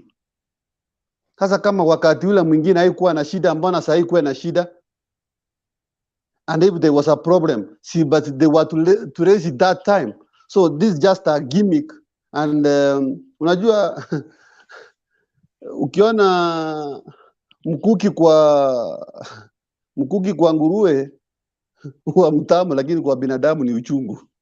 So You see my brother in that point. Can I add something wait, there? I finish. The state of the nation. The state of the nation, what I think the president might be trying to tell us, okay, he might highlight what he has been doing and the progress he has done this much and what he anticipates to be done for this short period is remaining with. There's nothing new he's going to bring. Ni ile tu zile project za kawaida ataleta atuambie vile ziko, na maybe to caution Kenyans about the corona thing. Sasa wacha, before Mala talks to me, let me talk to him first. He was talking about dynasties, and Bernard, you were very clear. Ukamuuliza, there's a question you asked him, and he tried to evade it very technically. The first president of Kenya ni Jomo Kenyatta, followed by Daniel Toroitich Arap Moi. then from there, Kibaki, then Uhuru Kenyatta. Are these guys from the same mother? What do you call dynasty there? Kama Kenyatta basi ingekuwa ni Kenyatta, Uhuru, then akuwe the son of Uhuru. Hiyo ndio kitu tungesema it is one family. These are not one. Kibaki na Kenyatta, they are two different people. Or Kibaki and Moi, they are two different people. I mean, let us be fair in this game. Okay, thank you. Can I respond? Let me respond. Why can't No, you let wait me say, and finish? Let me respond first. You want to respond?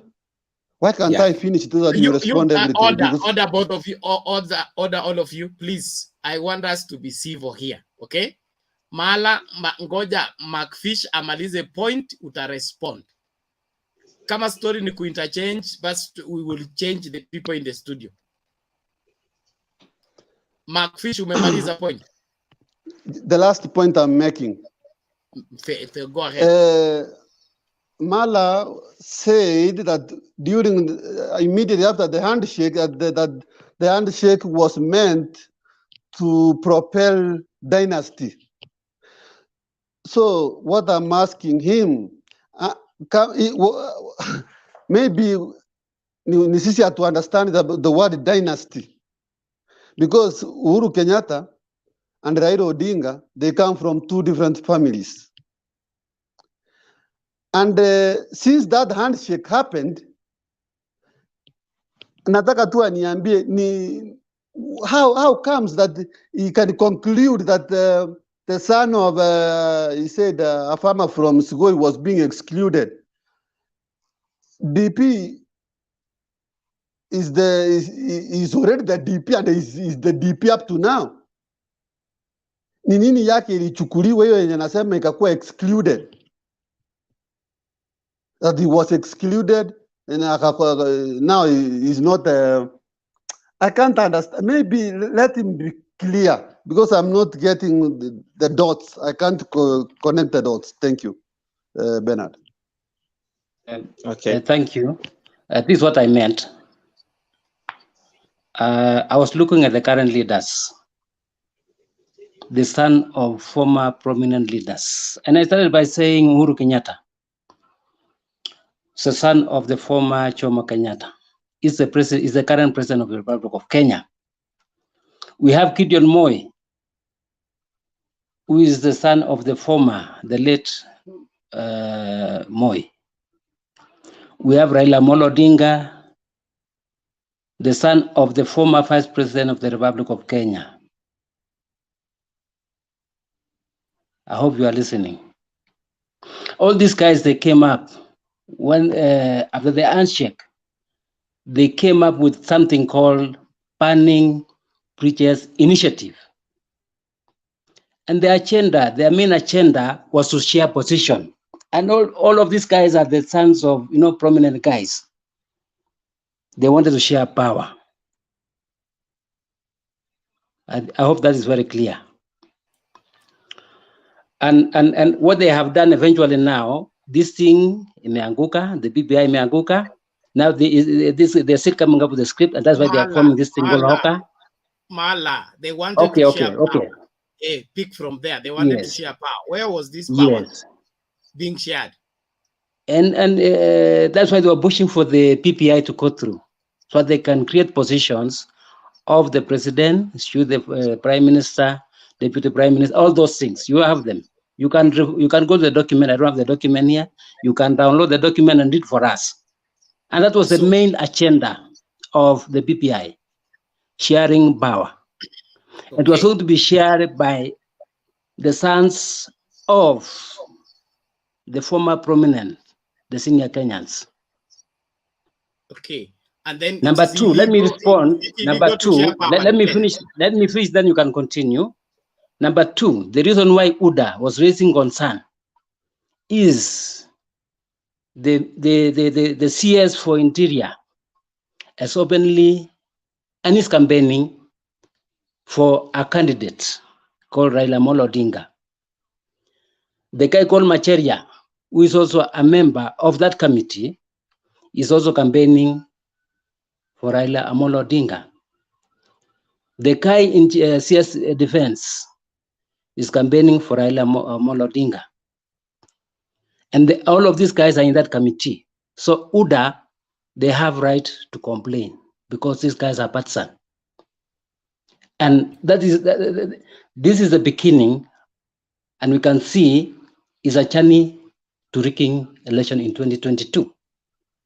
And as you can see, the president is already on the other side, and he's saying he's going to support Raila Amolo Odinga.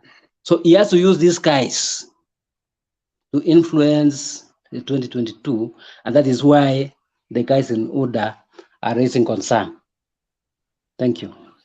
So my question to you, Mala, before you go, okay? Look here. Bernard. I want you to listen. Mala. Bernard. Yes. Hey, Patriot, hold on, please. Mala. Go on, Bernard. I mean, you are claiming sons of prominent people came together, okay, to do power sharing. Yes. This power sharing, were they sharing it before they win election? They go through election? Because Kenya power is transferred via an election. You don't sit in the office and share. Things were even going to change. As the BPI passed through the referendum, Ruto sahi angekuwa ametolewa. Bernard. And those position was going to be filled immediately. Bernard, may I intervene? Please do, help me. Yeah, let us, I think you have asked the correct question, but I have not had an answer to it. And wacha niseme maybe wacha nitumie Kiswahili kidogo. Let us not assume things here in this page. Let us stop insinuation that kama BBI ingepita au wangewana mamlaka hivi na hivi na hivi na hivi. You see, tukiwa kwa hii page, let us have facts and have evidence to table. But let us not assume that BBI ingepita, Raila angekuwa hii, Gideon angekuwa hii, Uhuru angekuwa hii, Musalia angekuwa hii. Where is the evidence? If you look at the trend, my friend. Who told you that Ruto was not going to be in that picture, or Musalia Mudavadi, or somebody from the coast? Let me tell you, if you look at the handshake, immediately after the handshake, when they started discussing, the BPI. Gentlemen, thank you very much. Look at what happened in the parliament. Mala, ngoja hapo tafadhali. Nimesema kuanzia mapema, okay? Hii platform si ya kueneza chuki kinyume na familia ama community or individuals. 1.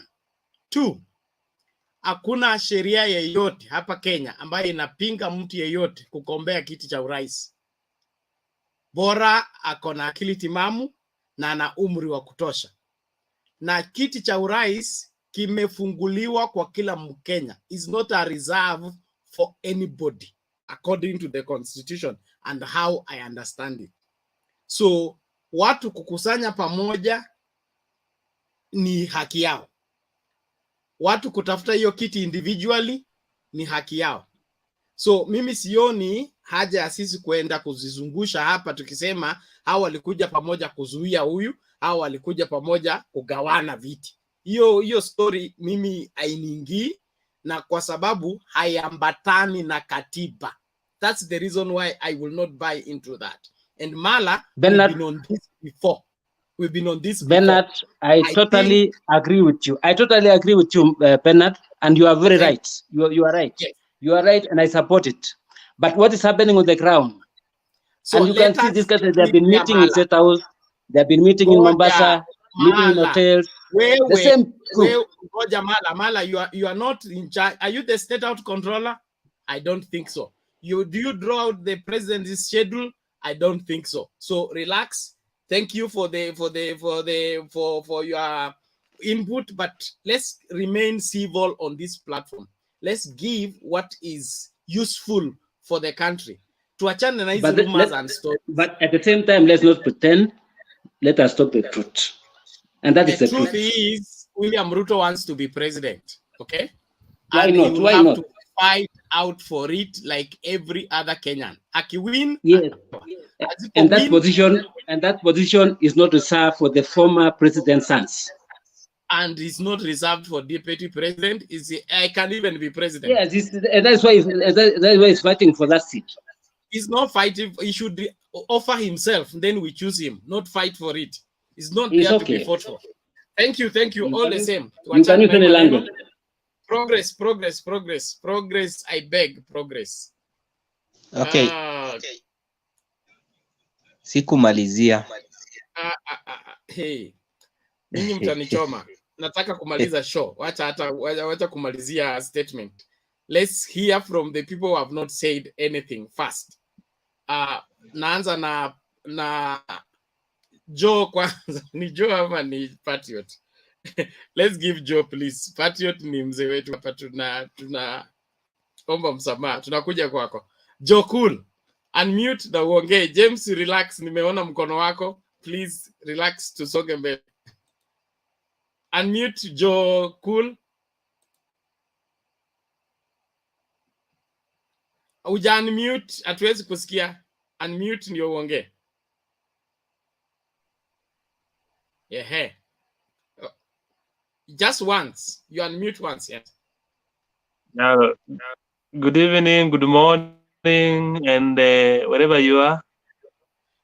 Thank you. Karibu. Hello. Good evening, good morning to you. Yes, how are you? I've been following the debate, Yes. and listening to our brother Mala. It's feeling his emotions in the forum,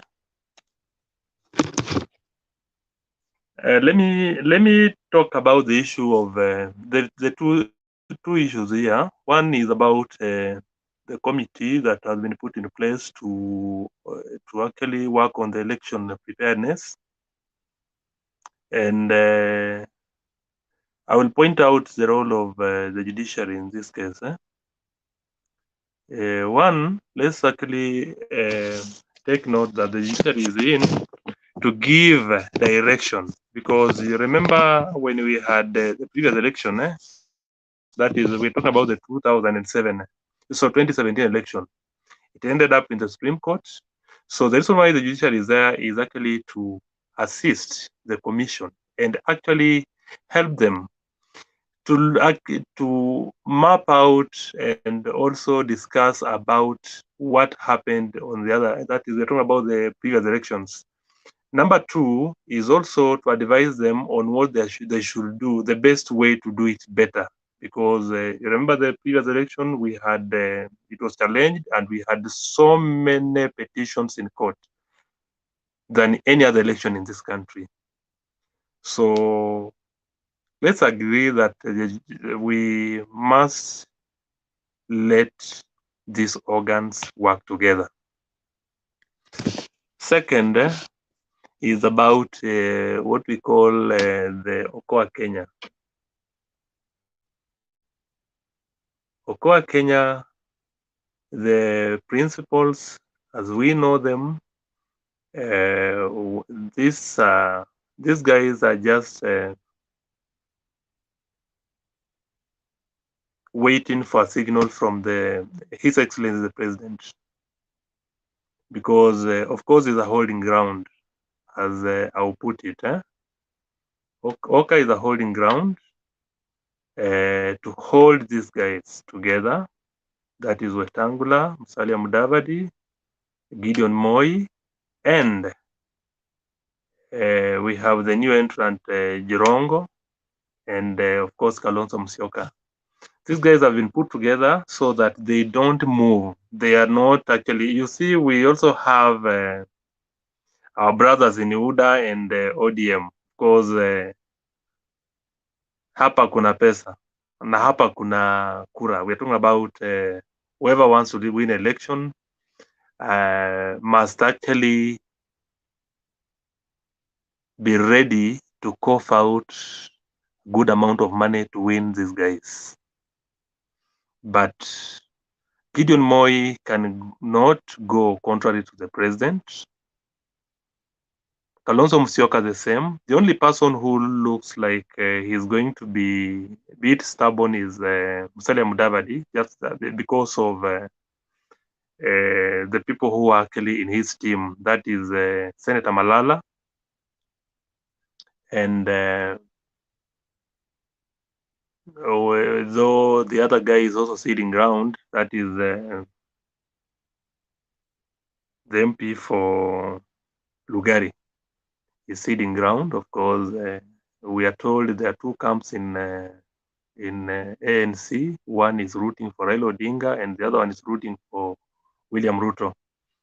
I don't know how true that is, but of course, it's a Lolipo.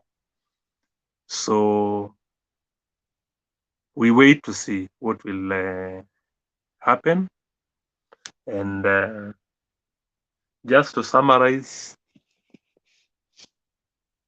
let us not speculate.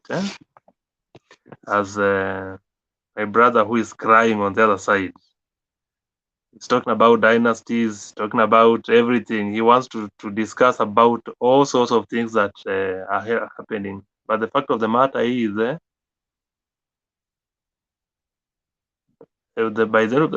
fact of the matter is, election will come and go. We still remain Kenyans. This country is for us. We are not going anywhere. Mala, cool down, calm your nerves.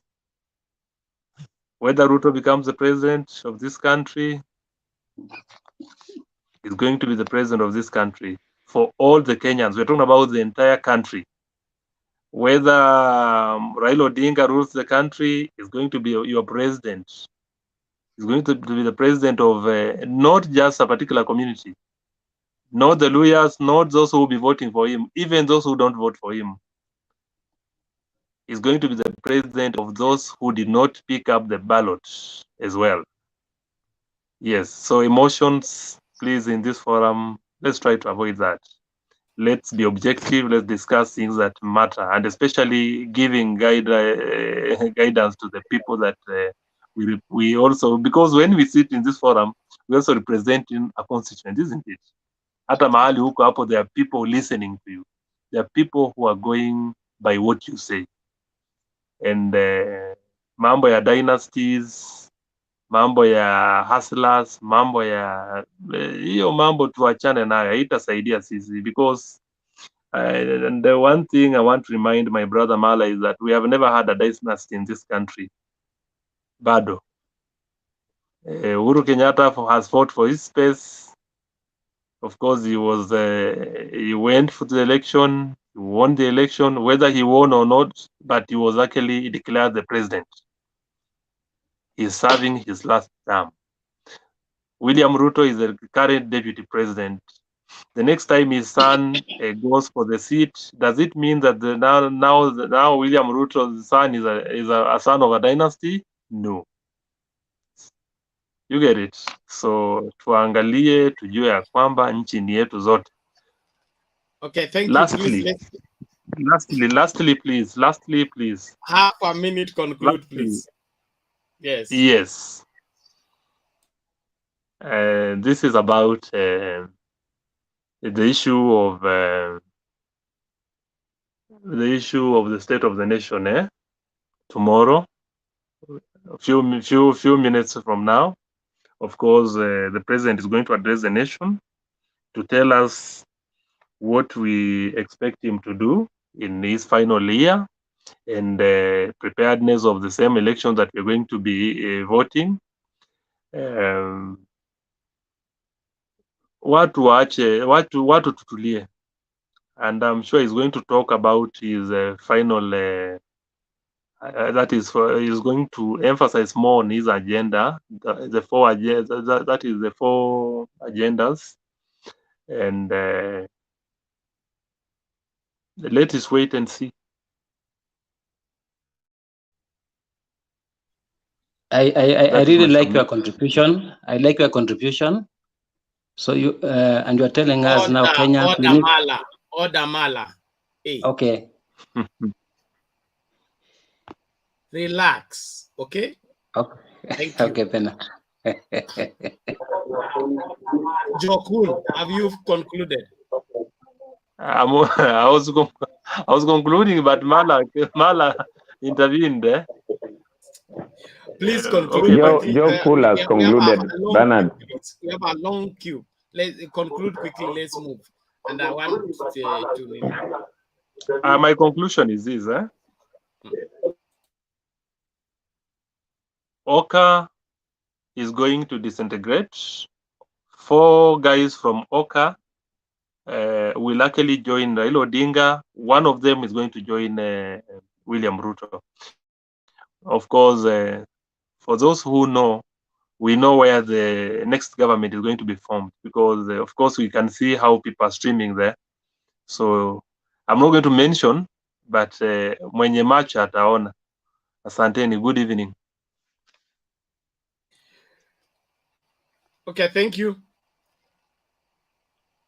Bernard, yeah, it's only just 1 second. Yes. What I was saying is that I like the contribution from the gentleman, and he's telling us, we 47 million Kenyans, we need to prepare, because we'll be having leaders. The president will be coming from the less than 10 families in Kenya, meaning the 47 million Kenyans will never produce the president. Thank you. Okay, thank you for that understanding. I appreciate it. Patriot, please come in.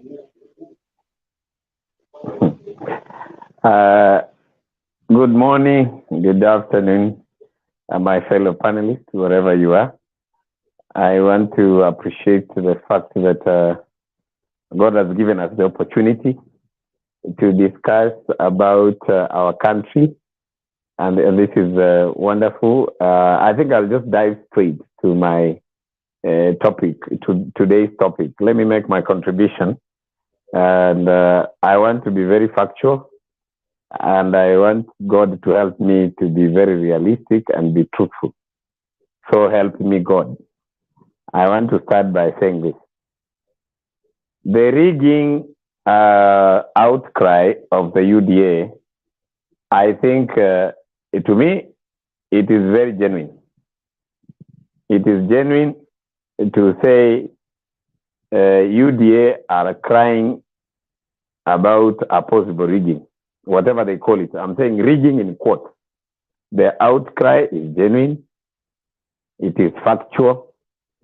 And I want to say, unfortunately, there is nothing we can do now. The football match plays 90 minutes. 45 minutes have gone. We have gone for the halftime. The same referee, the same linesmen are back. They are carrying their whistles and their flags. They want the football to begin. What has only happened is that the change of goalkeeping. The team have changed, like, where one team was scoring, now it is taking care of keeping that goal. Now the UDA are complaining that the goal that they want to score to is a small one. They want the goal to be measured so that it is in the same measurement with the other one.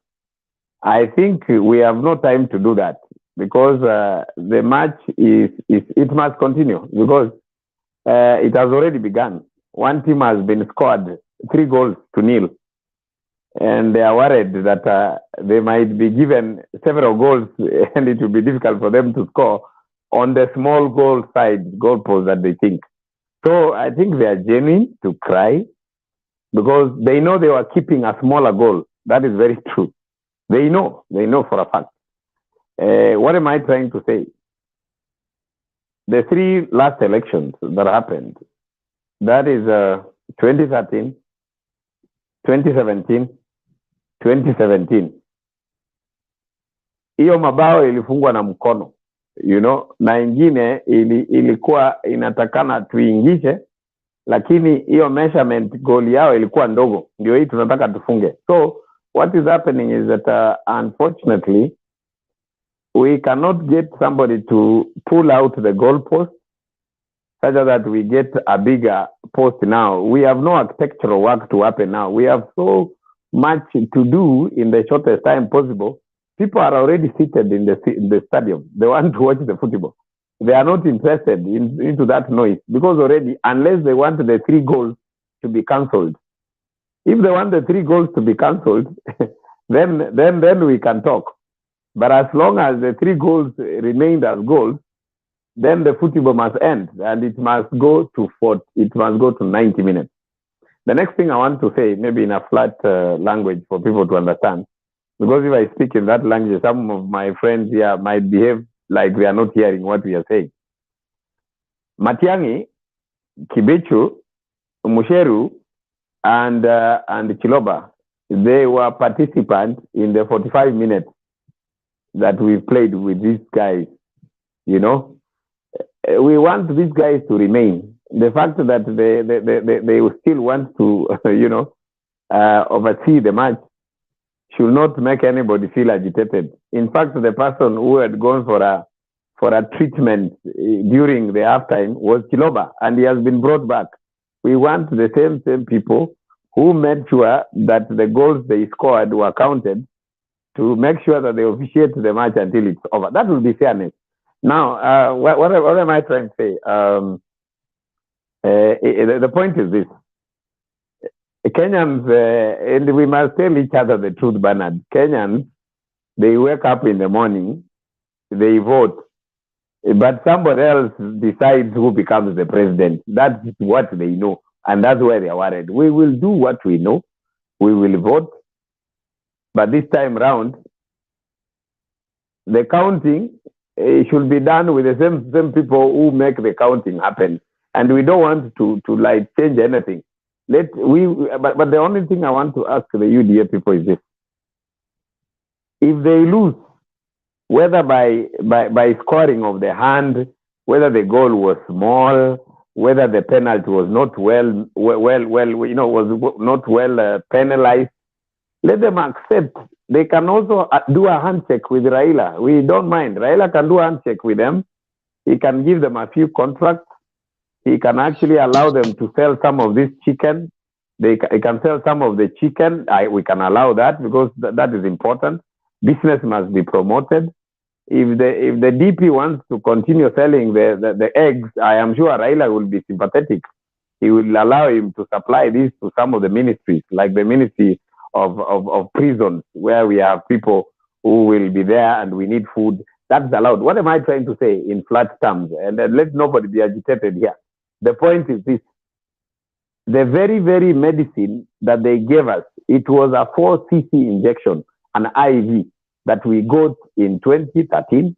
We took the same injection 2017. It was a repeat of the same.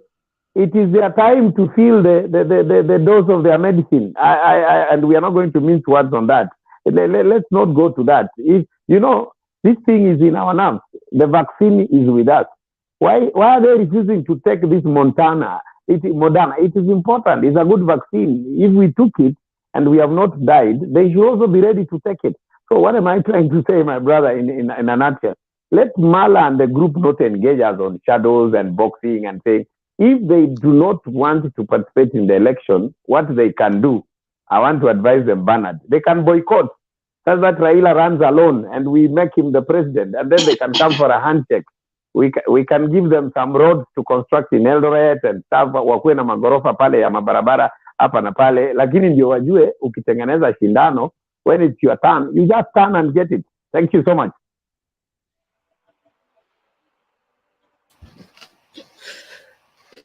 I couldn't put it any better. I mean, point is at home. If you have not got it, I can't help you. Thank you very much, Patriots. Before we hear James, let's WG say something. Patriot, we missed you, or we missed that is an elaborate way of putting it. Huh? I wanted to rebut something on dynasty, but not based on the context of Mala. Mala's context is based on hearsay and imaginations, things that he cannot substantiate. But I wanted to make it in the context of Chandu, the guy who left with a funny name, Chundu something.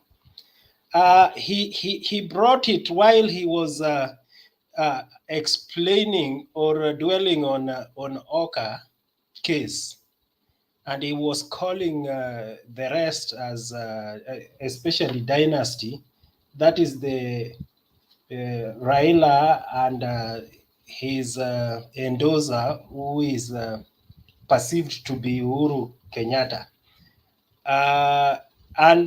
Therefore, Chandu was actually insinuating that between the candidates, Raila is a dynasty. Therefore, according to him, Mudavadi is was the right person. But I just wanted to remind him strongly then that even Mudavadi was false. If it's checking on the dynasty, he is also not exempted.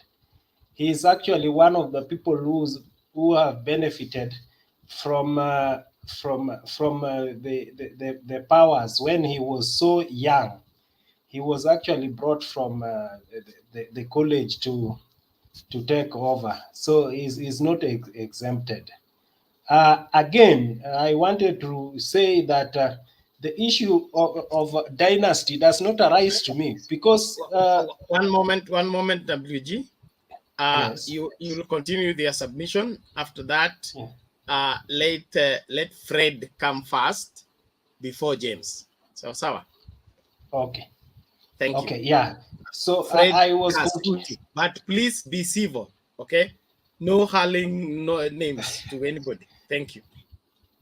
Okay, so I was saying that William Ruto is being, or his supporters, when actually William Ruto, because he's the one who incited the entire support of his, the support base on the issue of dynasty. And he is a mischievous and a dishonest fellow who has benefited throughout his political life from the same people he is calling dynasties. Beginning with President Moi himself, who taught him, he watched President Moi take Kenyans through an era of dictatorship. And I'm sure he learned so much about that. He's not just telling us that that is what he would want to pass over when he takes over. Just in the same way, he's also, agitating for one-party state, one-party process or governance that is fighting to uphold. Those are some of the things that he inherited from one of the so-called dynasties. Then he came to Uhuru Muigai Kenyatta, whom he is immediately, naming as a dynasty, and he has worked with Uhuru Muigai Kenyatta in the first term. If Uhuru Muigai Kenyatta is a dynasty today, he was also a dynasty in 2013. Why was he not complaining? So he's a man who is so mischievous and dishonest. And if we elect him as our president, that government will be full of dishonesty and mischief. He's not going to take us anywhere with it.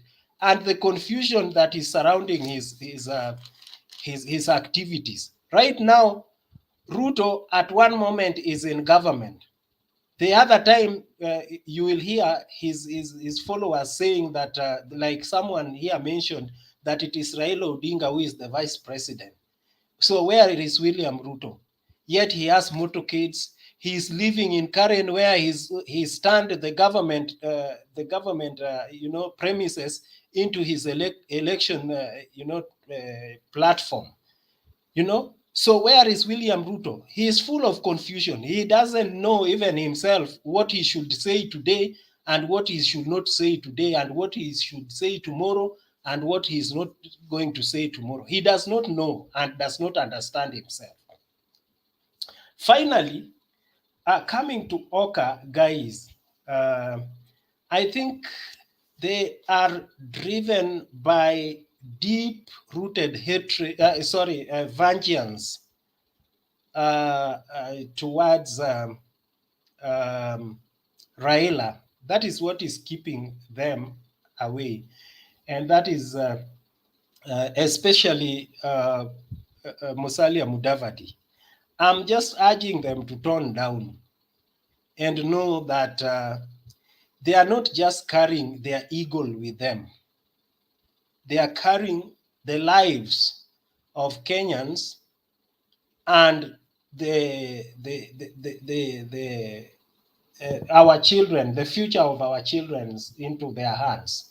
If they make the wrong decisions, so that they land a wrong person in the presidency, Kenyans will not forgive them.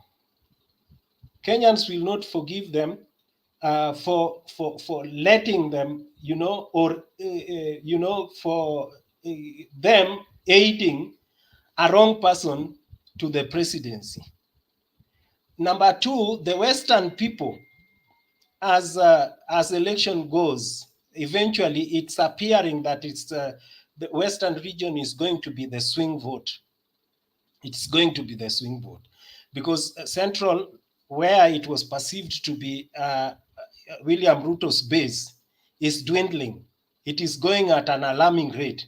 And even this nonsense of rigging, the buses from Nyanza, what, all those are panics that have been triggered by the way the ground is behaving in Central. So the next battleground is going to be Western. And that's why I'm so curious that number one Musalia Mudavadi and the people of Western should know that this country rests in their hands. In the future of this country rests in their hands.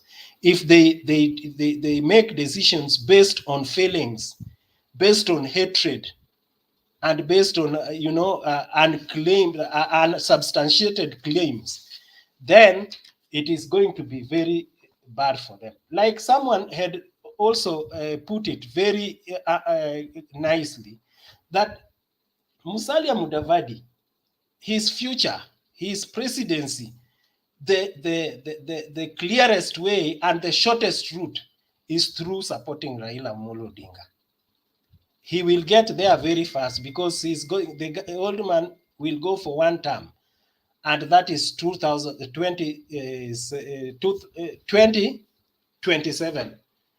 That is the shortest route he can have, and that is by inheriting the Raila Odinga's territories.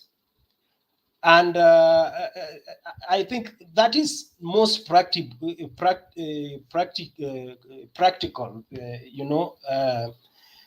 thing that will happen. But if he continues playing hardball, I think even him, his political history is just, his politics is going to be history together with Raila Odinga's. So far, I think that is what I can see. Unless if someone has something.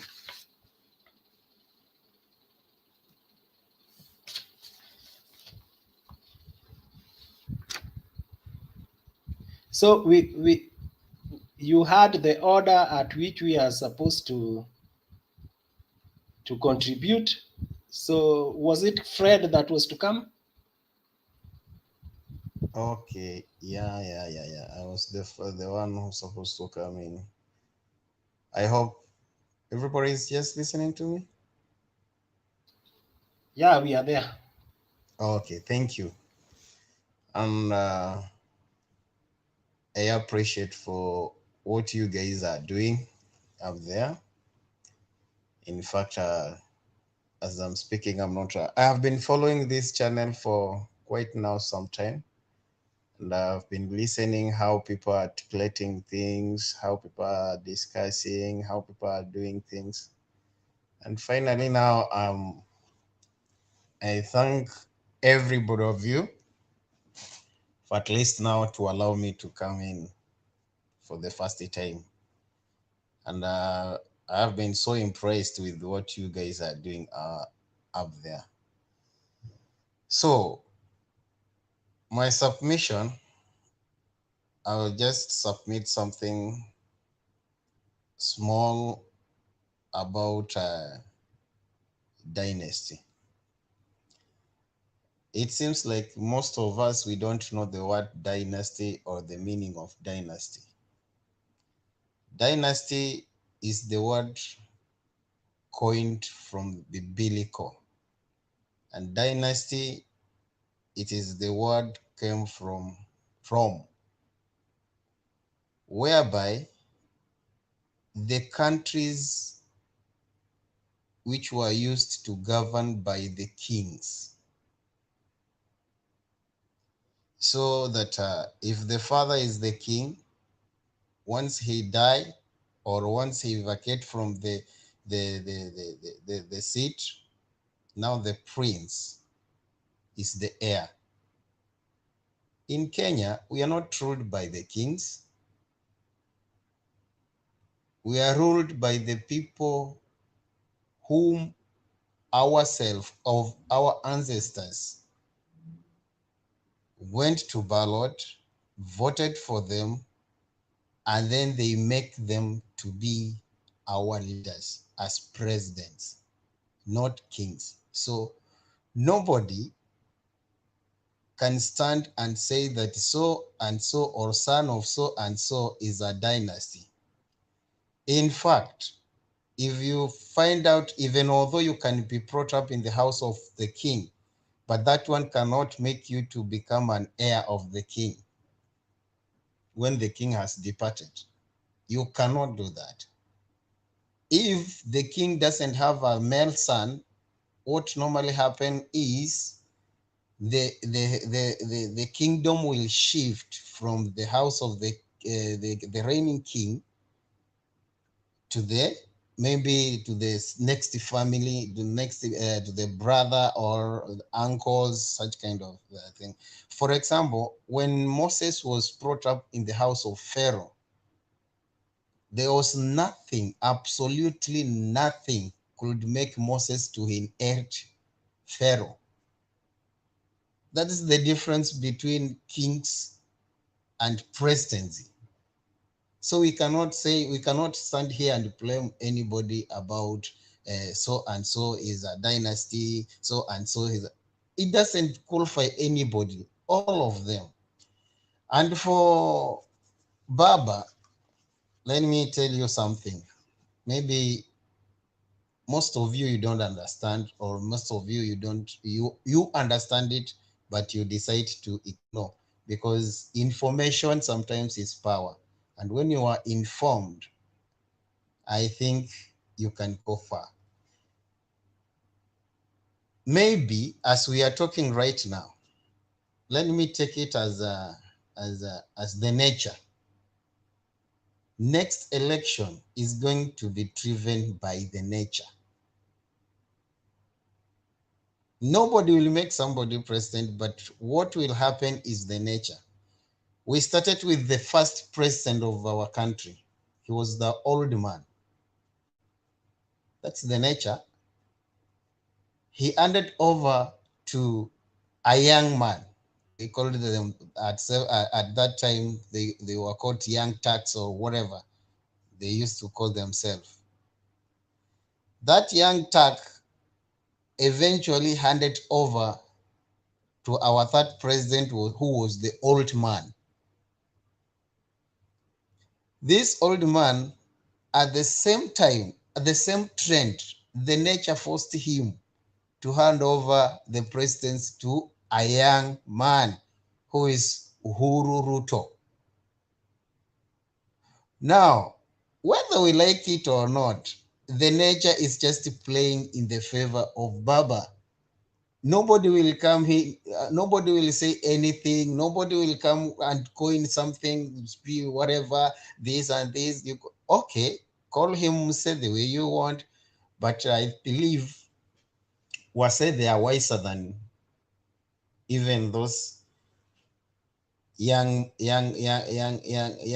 people, because we trusted and put our country to the young men, hoping that these young people, because they understand the issues and the problems of the young generation, they will do better. But what do we end up? We end up with false promises. We end up, these people, they decided to make something we call to advance a narrative of divide and rule. Now they have provided peoples with names. And let me say this before I forget. The people who are in yellow fever camp, those people who are in the yellow fever camp, those people are good propagandists. And if you listen in any forum, in any stage, those people find out, or they get opportunity to address either the nation or to address the gathering, those people are good in propagandists. That one, I should give them credit. They are good propagandists. So what I will urge my fellow Kenyans, please, we should not be driven by what we see. Let us be guided and understand who has the vision. Baba and Kibaki coined Vision 2030. And there is no young man or a person who doesn't know and understand the Vision 2030, what was all about. People understood it right now. And the people who are in the country right now, they understand and they see. And I will take this opportunity also to mention something. We people who are not in the country, we are most of the times we are just being overlooked as if we don't understand what going on in the country. But we normally follow it step by step, step by step, step by step. And what we have experienced when we are outside here, these other countries, especially these Asian countries, what they are put in need, and which I'm praying so hard, and I'm seeing Baba is just trying to go that route. These people, they are not good in education.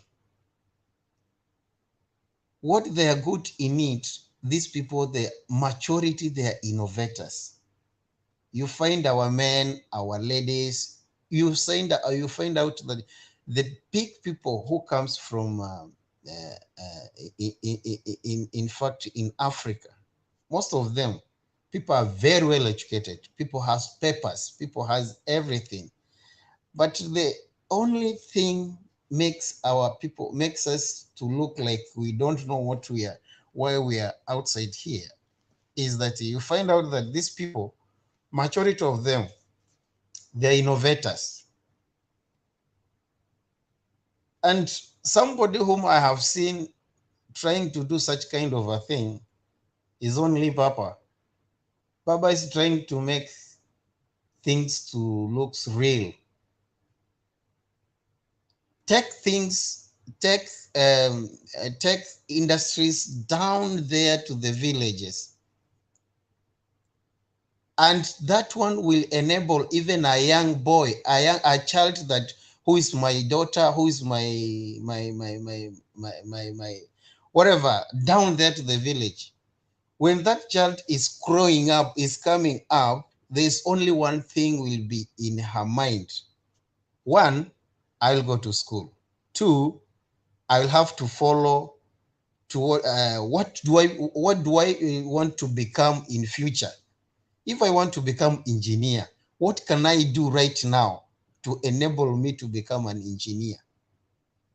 If I want to be a technician, ICT, whatever, these people, they overtaken us because of how they understand, how they are innovative. Wewe na madigrii zako bwana, umeleta umewekwa pale, mtu ametolewa kula, ametolewa hajui chochote, mnauliza kazi moja hiyo, and you find out that now the people they decide to go to hire people who are already skilled, they have experience in that field, and you, because you have come out from the university or you have papers, we don't deny that one, but you lack those innovation skills. Unakuta tunafanya kazi ambazo ziko chini kidogo ukilinganisha na hawa watu wengine. So the route that Baba is taking to uplift the innovators, to support people who has vision so that you can accomplish or you can achieve what our forefathers started. That one, it's a bottom line. And I think I have not had anybody. I think I have not, but I was following this conversation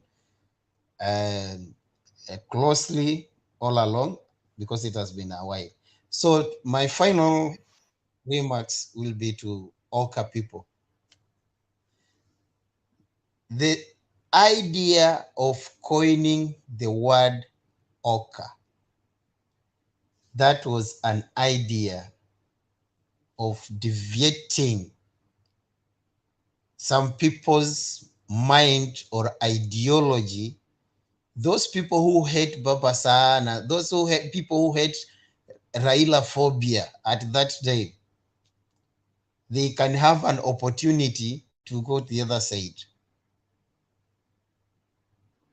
Instead of joining Yellow Fever, you have an opportunity to say that I will go to I don't know now these people, how can we call them?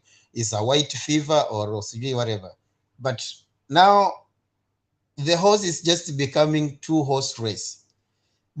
Most of the people who are in Oka, those people, mark my words, majority, they were in political oblivion. And it cost Baba a lot to uplift them, to bring them back and to make them irrelevant. Even that man who is a spy of yellow fever in Oka, that gentleman called Sijui Omondi Malala. But in fact, we have to take that guy from the Luya land to go back so that to go back in Nyanza so that we can teach you. Fred, mind your language. Fred, mind your language. No profiling people according to their community. I withdraw that one. I withdraw that one and I apologize. But the fact remains, this guy needs to be taught a lesson. How to respect elders, how to know if you want to eat, if somebody has helped you, if somebody has held your hand, has given a helping hand, just go there as you as individual. But there is no need, because what happens in Central some years back, because These people, they went up, they end up, and we are listening to them. They are admitting what happened there. They end up, they reach to a point whereby they print people in the country, the people whom we call completic anelkas, the people who went around the country to preach the bad news about Baba. Now the time has come, people have realized all those things we were hearing about this man is just absolutely, it was nothing but a lie and a gossip. So the ground is shifting very fast. And we normally say that when an old man seated down, he sees future more than 10 young men when they are standing on the top of the hill.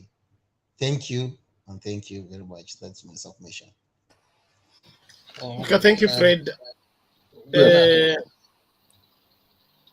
Bernard, Yes. I wanted to just take note. It is you me. know, like Fred, I wanted to tell Fred that Malala is not worth talked about, because I think he is the mouthpiece of Mudavadi to me. Because Mudavadi is shy by nature, and so he gives the responsibility to tell Raila what he wants No, to tell Raila through Malala. WG. So WG. that is what, yes. Leave. You are giving more credit to Malala for nothing. Malala did you do the concubine in school? Woduwakiri. The the village wag.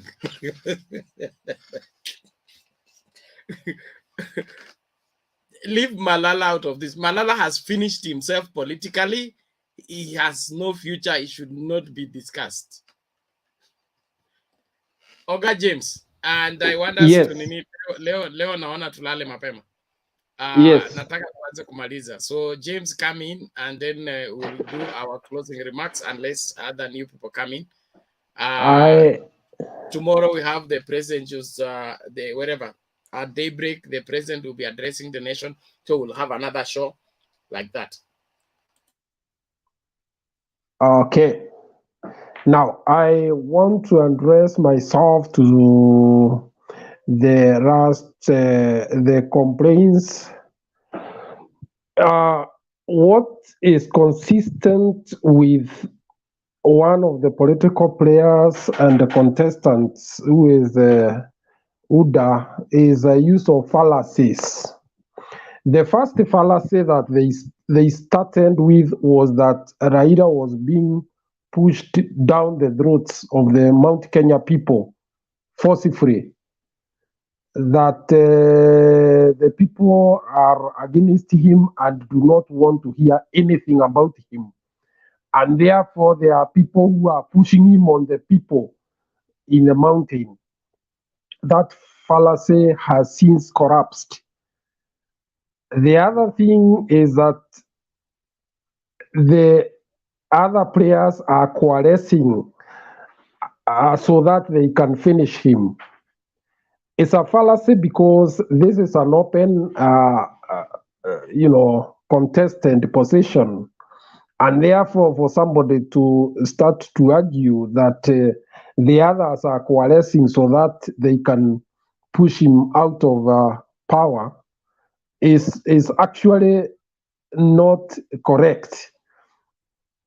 If anything, I think the sense of entitlement, and I would have wanted Mala to be here, the sense of entitlement for this position and this candidate is reaching to a point that grates on people's sensibilities, because this is not a preserve of someone.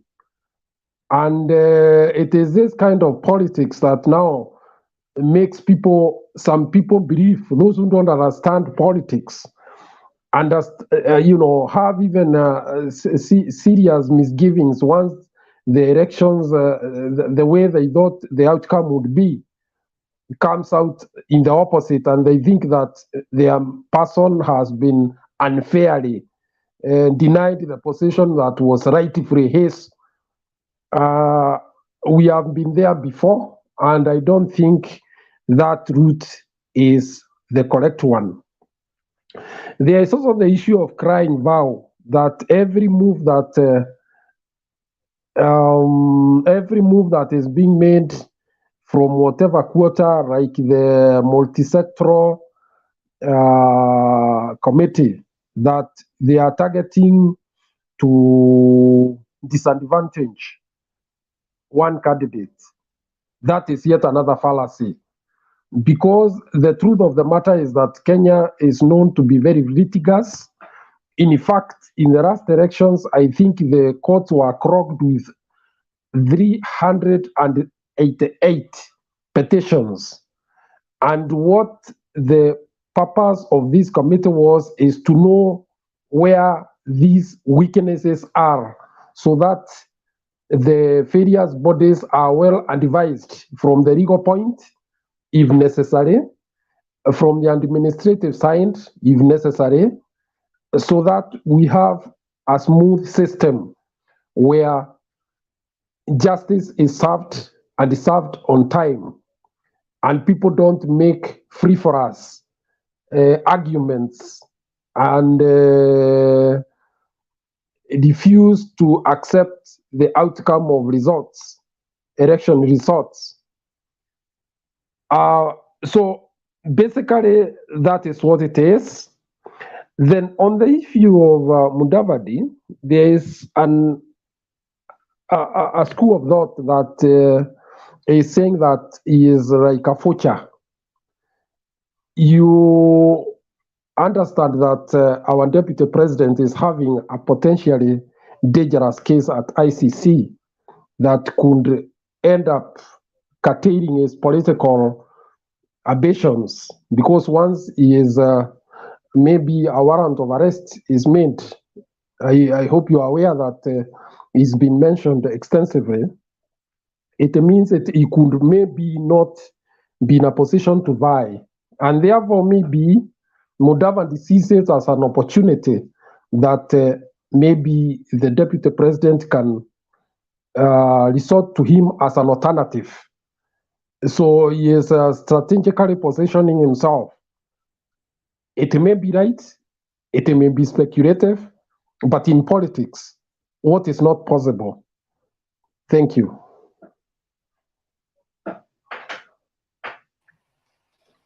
Okay, thank you, James. Community?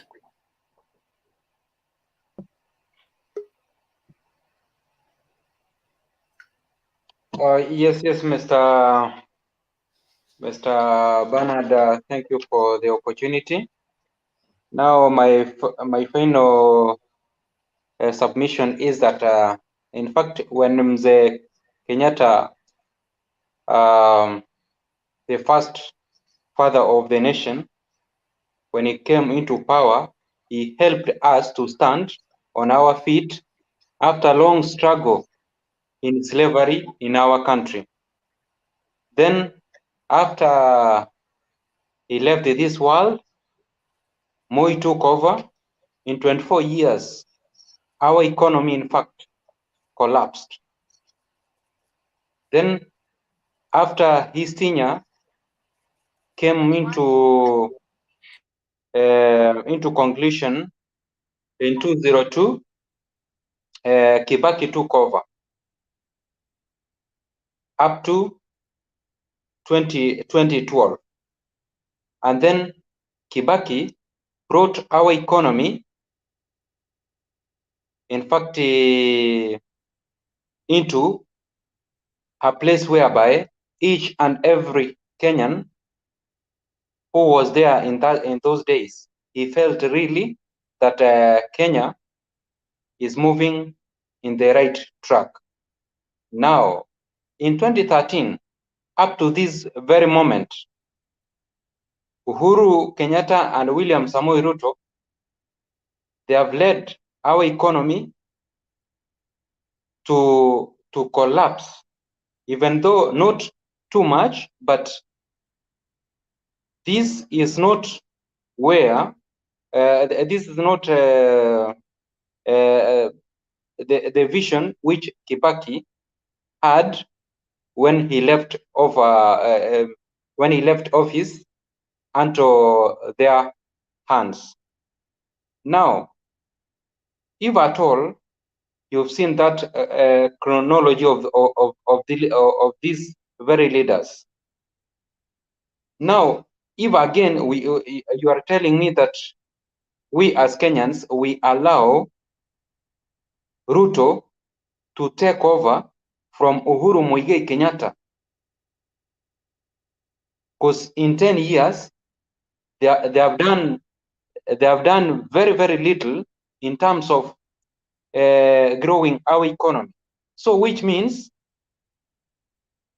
since 2013 up to 2032, we will be in the island of groaning and crying in as far as poverty is concerned.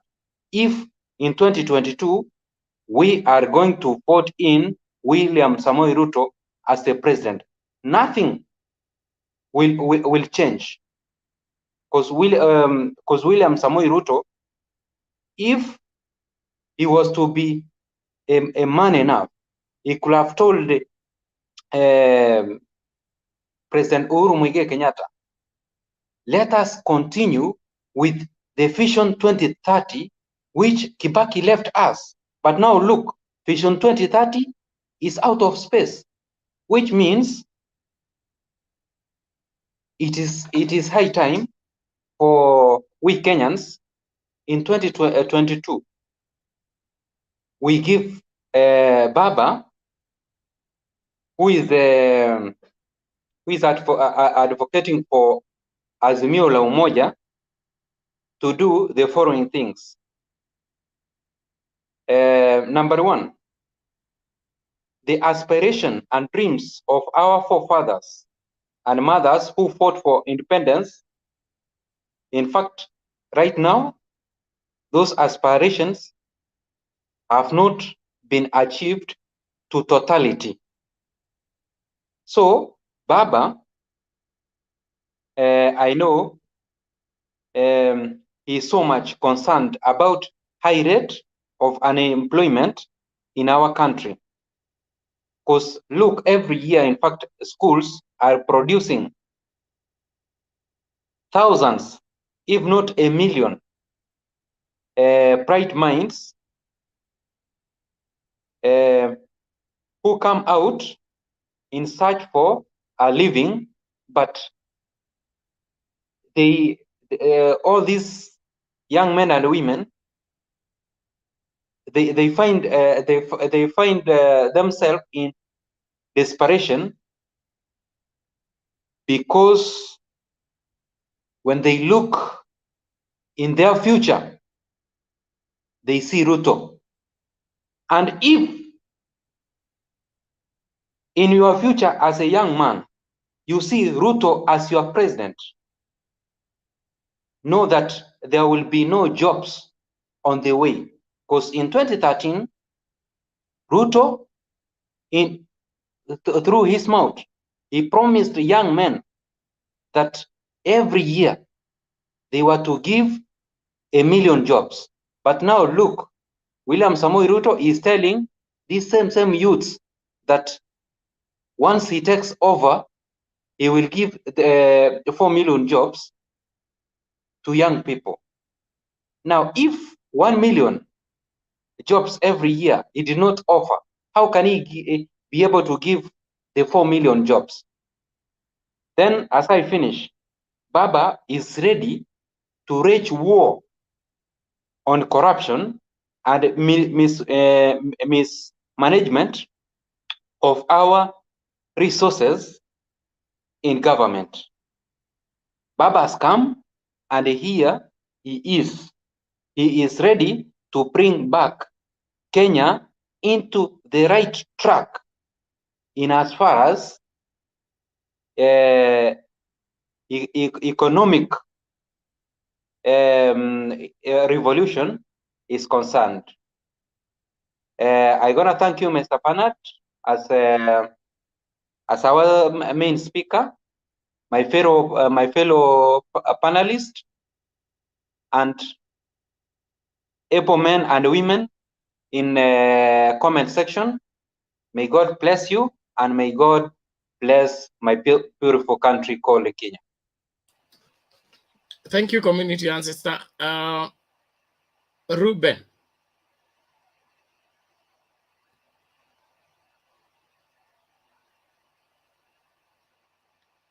Are you the same Ruben?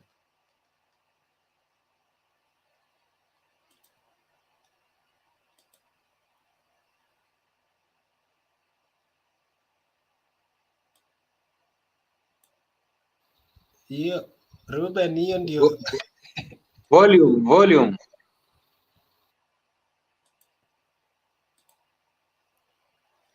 Okay, Ruben, now talk.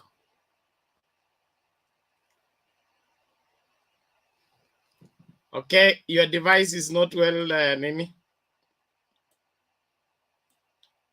You will come in later. WG, give you a Nini. Ruben, you get out of the studio, come back and connect only one device, not two. Thank you. WG. Bernard, thank you for the show. Thank you for coming out. Yesterday I checked and I was like, what is going on? Have we been gagged already by the system? But there are things that Baba worked for, and he worked for it beautifully. One of them is this that we are enjoying today, and we wouldn't want to interfere with it. Having said so, we need. I'm one person who believes in responsible, responsible enjoyment of our rights that was achieved not on a golden platter. But if you are aware, many people lost their lives and many people were maimed for us to enjoy the same freedom. At the same time, people don't want us to go back there. They will be very fast to tell you that let us concentrate on what is in the future. They don't want us to visit yesteryears because they know they were part and parcel of the system that oppressed Kenyans for a very long time. We are gotten our freedom and we will protect it and defend it to the later. Now we are looking forward for one freedom that is remaining, the most important one, the economic one. We are looking forward to realize it. I believe we shall, because when we look at the history, it convinces us. The more we look at it, the more we believe that the future, we will realize the future, just like our commander, Raila Amolo Odinga, is informing us. Thank you. Okay, thank you, WG. Let's pray for the very best. Ruben, I think you are now back. Yes, I'm back, Mr. Bernard. Good. May I give you a submission and closing remarks? Thank you for giving me this chance to contribute and to make my last remark today. First of all, I want to make Kenyans and my fellow panelists know that the freedom that we are enjoying today was 44. People lost their lives. And if we are not careful, tunaweza rudi mahali tulitoka.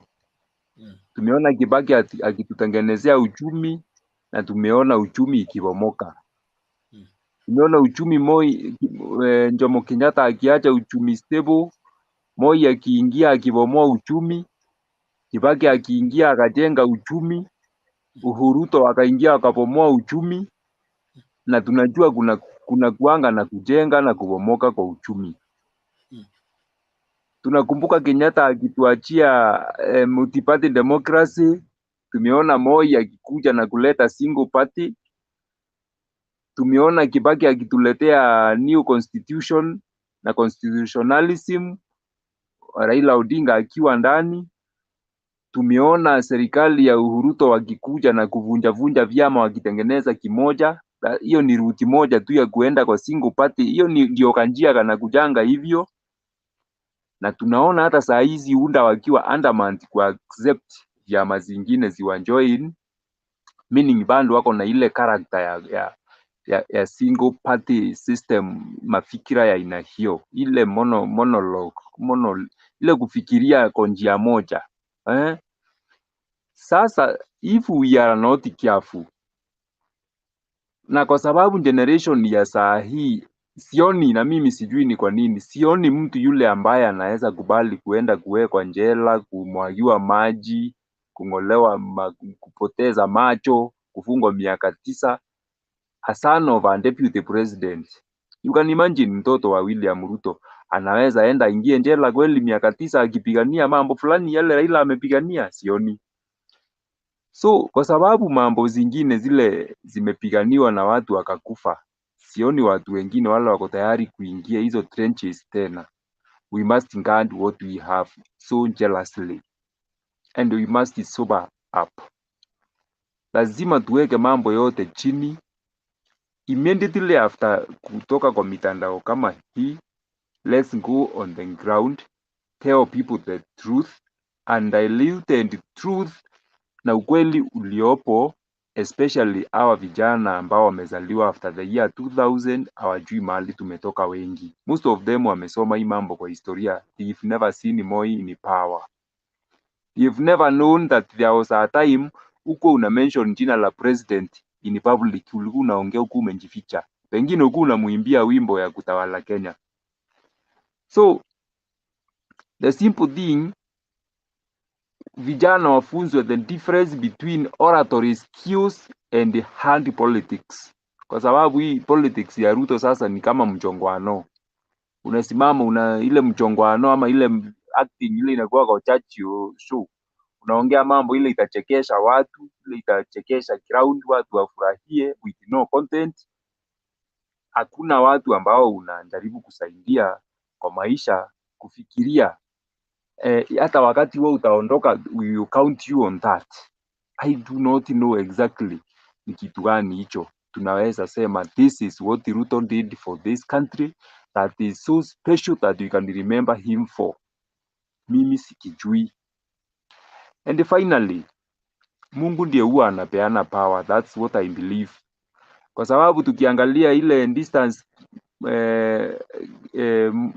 Kibaki alitembea from 1963 akakuja kuwa president 40 years later in the year 2003 mpaka 2013, na ile distance Uhuru ametembea kutoka 1998 akakuwa president just the other day, against ile vita Raila amepigana muda mrefu from 1982 up to now na hajawahi pata. Tunaweza sema Mungu ndiye huwa analeta viongozi waongoze nchi na watawale watu, ndio mjue tofauti. There is no any other place there is no any other time that mzee Raila Odinga angeongoza nchi better than now. Kwa sababu I want to imagine if William Ruto ataongoza nchi, angeongoza nchi mbele na abadilishe katiba, because there is nothing that this guy can't do. That's me. I'm telling you, I'm talking my heart out. Who told Kenyans that William Ruto cannot come to power and change the constitution? Na ujue Kenyans, wabunge vile tunawajua, these gullible people greedy, ni kuhongwa tu kidogo hivi na hiyo mambo inaisha na tunabadilisha kila kitu na tunarudi kwa single party na tunakuwa root for life. Tukijaribu kuangalia who are his mentors. Mentor wa Ruto ni nani? So simple, anaendanga wapi kwa counseling? That's the question. Let's guard our constitution soundlessly. Let's guard our country soundlessly. Tupige kura, tufikirie mambo ya campaigns hizi zinakuja so seriously, na tunjipange vizuri, na hakuna kundanganyana, hakuna propaganda. It's just telling people the truth. God bless you. Good night. Thank you, Ruben. Thank you, Ruben. It's good. Ruth has just joined us. Ruth, we are closing. How are you? Ruth, unmute and speak. Ruth, are you there? Yeah, I'm here. Yes, how are you doing? I'm doing fine. I'm just greeting you all. Thank you for the greeting. Welcome to the show. Thank you, 11th hour worker. Welcome. That was good. You try coming in earlier tomorrow so that we can engage better. Okay. WG, hold on. Ruth, you can give 1, 2, 3 things to say before we close. No, because now you're closing. I just woke up there and I joined. Oh, so I've not. okay. It's good. I'm glad that you came in. So the next show, make sure that you are up. Mapema Yeah. kiasi. Nitaamka mapema kiasi. You're welcome. Thank you very much. Aya, Fred, kuna lile limebaki, malizia tafadhali tung'atuke hapa. Okay. Yes, sir. Thank you. One, the children of Israel cried so much to God. They wanted to be ruled. And God gave them Saul. And in that line, after God giving them Saul, he ruled them. And he ruled them by iron fist. After that one, they cried again to God. And God told them, I have rejected Saul. Why? Because of only one thing. God instructed Saul to do certain thing.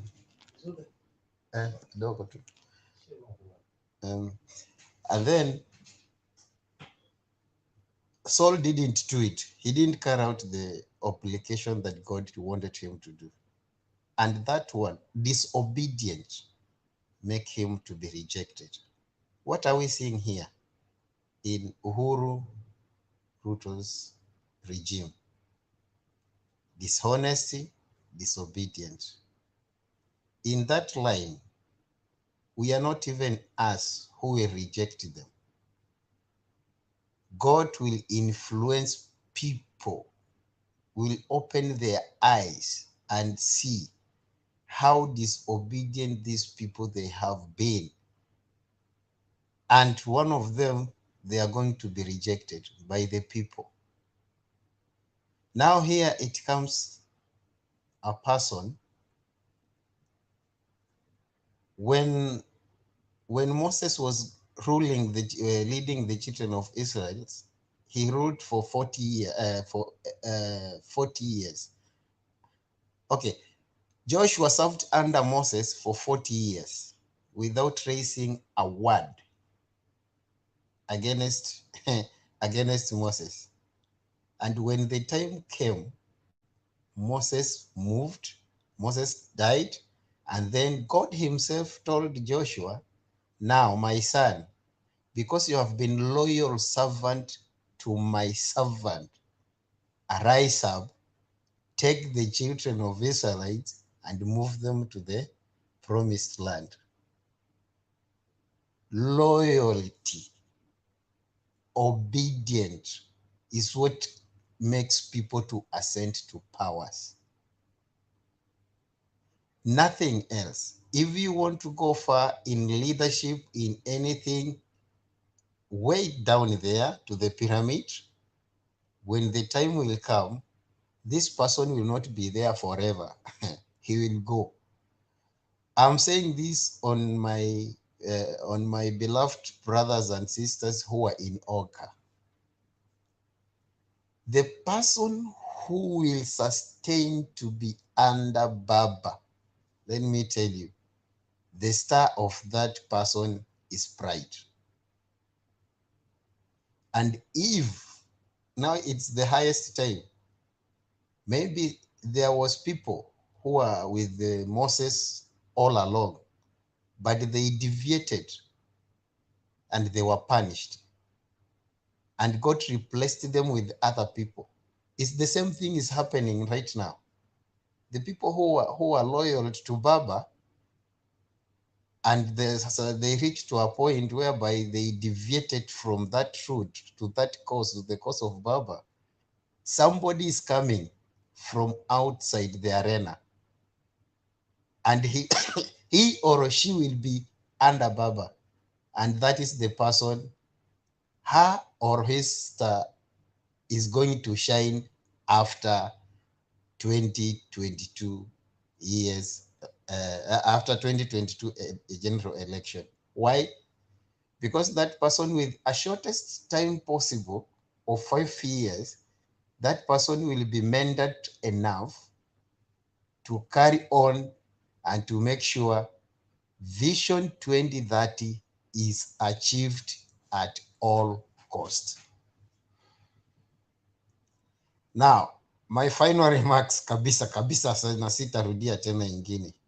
You people who are outside there at home, please, I want you to make sure that at least you talk to one person, and that one person talk to another one person, and that one person talk to another one person.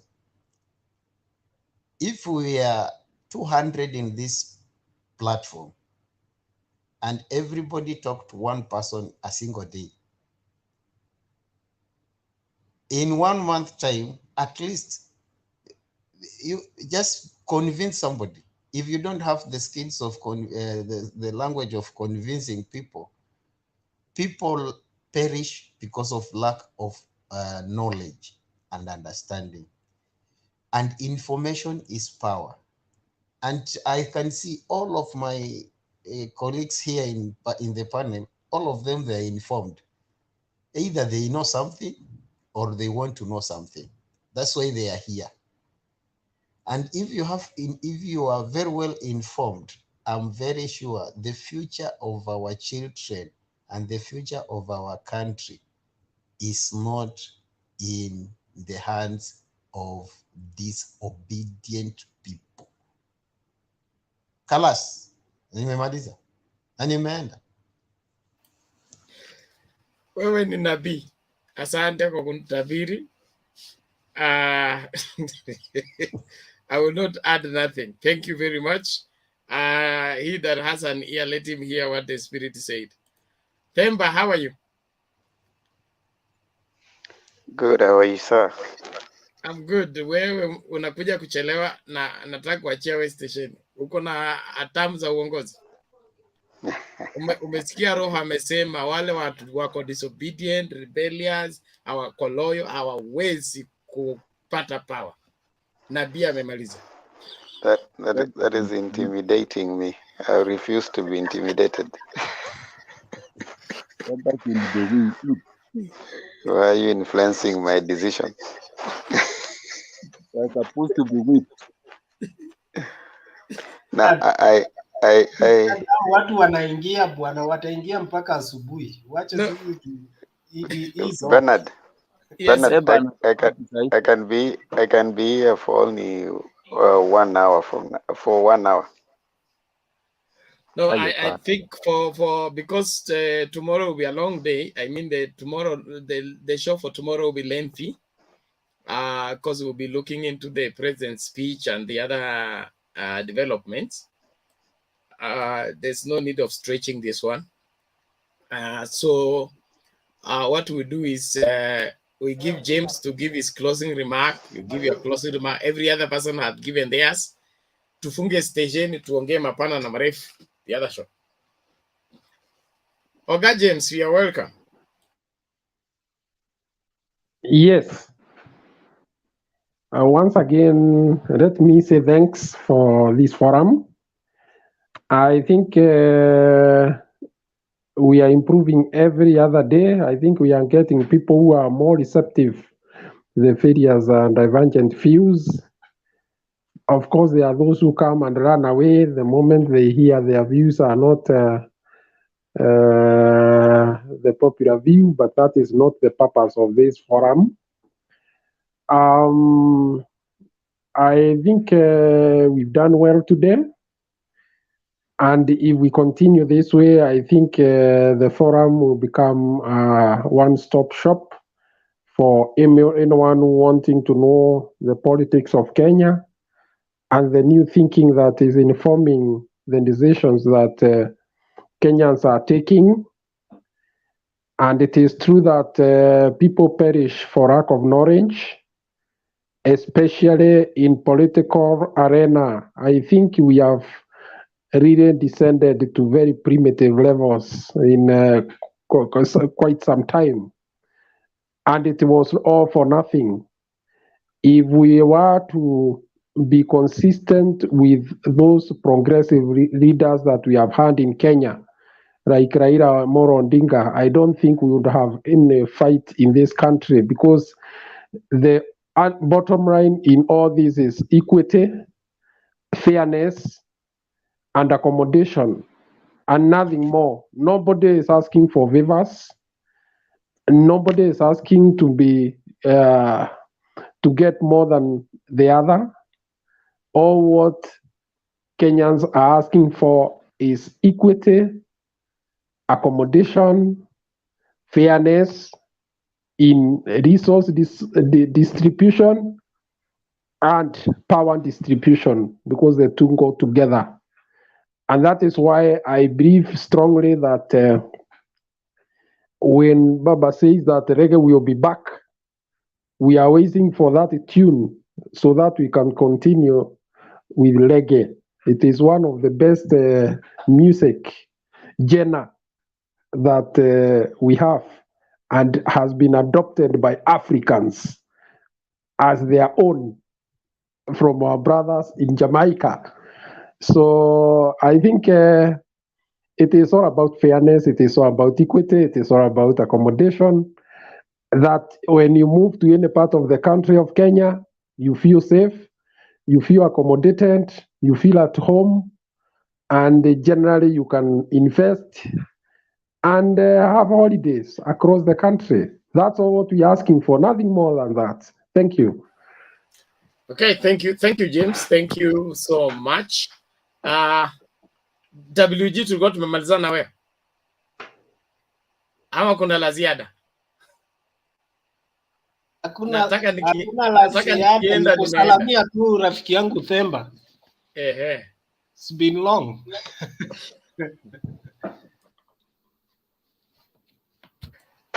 Themba, pokea salamu kutoka kwa WG. Nimesalimia pia Ruben hapo. Ruben, tafadhali hiyo mkate iko hapo, upelekee huyu Bernard umpatie kwa bili yangu.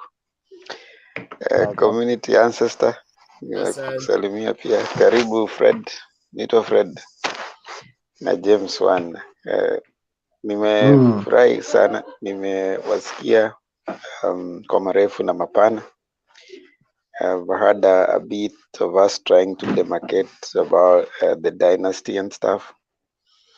I'm impressed with the conversation. Conversations are good, and I think right now we must accept the side that is trying to push that agenda is trying to get the euphoria that they need.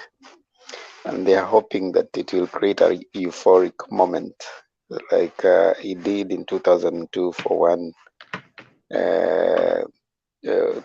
Kibaki. But you can't have a euphoria twice. You can only have a euphoria once. Once that is gone, it's already gone. So it's a debate that will be there. It's a line they are trying to push. You realize that the deputy president gotten fixated in the BBI. You see, he's still trying to imagine. At one point, he's saying that the court stopped it, but at another, he's busy telling his people, "Do you want constitutional change or you want uchumi kwanza. So he's stuck at BBI. That's a fixation, and he's trying to make people not forget. His advisors are telling him that keep repeating that a place where it creates emotional issues. But people have already moved on beyond BBI, and it's no longer something that is very relevant, and even you can pick from their agency. The third thing I want to mention is I like the fact that the people now writing about IBC, complaining about preparedness, as at now are the same people who were busy using those arms of government before. So when someone said that they are justified to be complaining, maybe they know how they used it. So they're thinking even right now it is going to be used against them. But even then, if you guys know what has been said repeatedly is that in all those elections, actually, I quote Shebesh, Baba has been winning, even with all that influence. So you make yourself look a fool when you go to a rally and you say, even if they want to put Oburu Odinga as the IEBC chairman, and then on another one, you are complaining about just a committee. So it's double speak, and it is getting out. So those are things that we like, that they're digging their own holes. In any case, I would advise, if I was in that particular position, the people who are supporting Baba, not even to care, let them, even Chibukati, not to sit in that committee. Let him just run his whatever it is that he's supposed to do, simple and clear. Because the thing is, Baba has the votes, He's been trying to push, and even when they were stealing from him, he was still winning. So there's just a sense of removing that. Then whatever it is that goes in there, let it go in there clean and clear. The Oka guys, I think they're confused a lot. That's what I can say for now. Hoping they get themselves clear as time goes by, and probably find. I would have imagined if they could create a third force so that we can have at least a 3-horse race. But from the look of things, they are allowing themselves to be separated, which is the nature of politics. Let's hope and see what happens, because Malala keeps giving his boss ultimatums. I don't think that's a very good sign, but let's see how it pans out. Other than that, because I know you guys have been here for long, and I would have come here to ask so many questions from several people, but I think we'll have that time tomorrow. You left Mala to come and finish my head here, and you are watching. Yeah, Bernard, actually. Before you give to Mala, can I ask Themba the issue of Oka? Something happened. Sorry, we had even forgotten about that. Something happened in our absence when we were not active on this forum. You remember that they met the likes of Martha Karua and that section of central people who are trying to agitate for unity. What's your take on that? Yeah, you can only go meet people when you're already united yourself. So you find that there's still already suspicion amongst the Oka guys. So the reaching out is supposed to strengthen you, not weaken you. But you see now, any kind of reaching out is appearing to weaken them. You see, already there's suspicion according to their foot soldiers.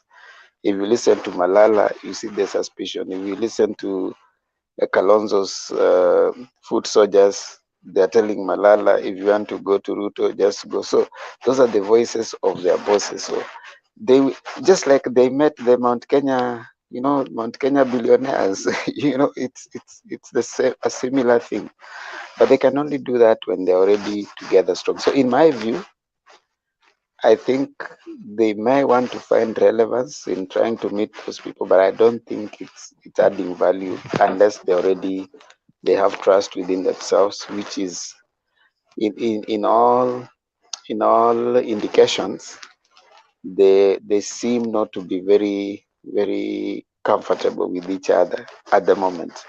I don't know what will happen maybe in a few days to come. My wish though was that they stick together so that we have a formidable third side, I mean third wing, so that if that happens, it was going to advantage most likely Baba, you know, because they were going to try and sway some of the votes that they're thinking is from Udavadi. I don't think that would really hurt Baba so much. But if they are divided right now, then we'll have a two-horse race. We might have a clear winner in the first round. And one thing that I find as maybe a disadvantage to those people, UDA is not a party right now. It's trying to form its structures. So it's already finding drama because other parties are being formed in the places that it thought it was going to get people. And that is already a danger.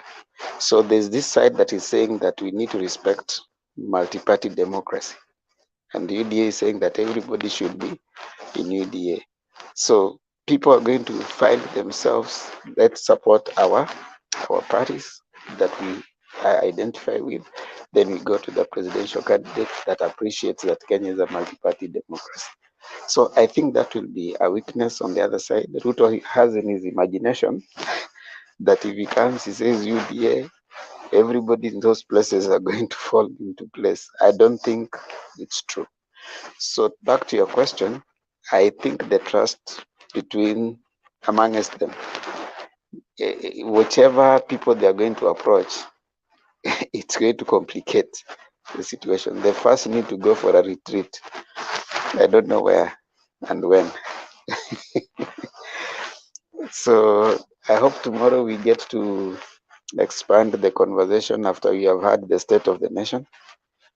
And thank you so much, Bernard, for your latitude of time. I know you guys had really stretched it, but you allowed me to come in. Yeah. Look at them, but it's awesome, engaging. Maybe I will say something about Oka, because what is Oka? Where is Oka?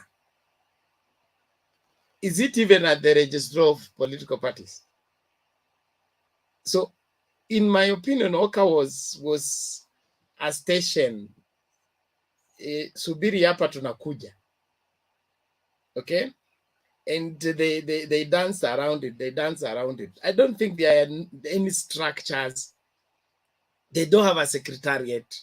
They don't have an office. So this Oka is neither here or there.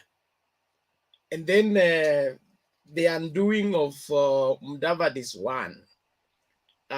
If Mudavadi was keen as a politician and shrewd, by now he should have arranged himself on how to inherit Baba's constituents. Unfortunately for him, he has done nothing in that aspect. And because of that, he will be the victim when Oparanya comes and inherits Baba's constituents under his nose. Okay? He had everything going for him. He had all the chance to organize himself around that and galvanize that so that when Baba exits, he steps into the space.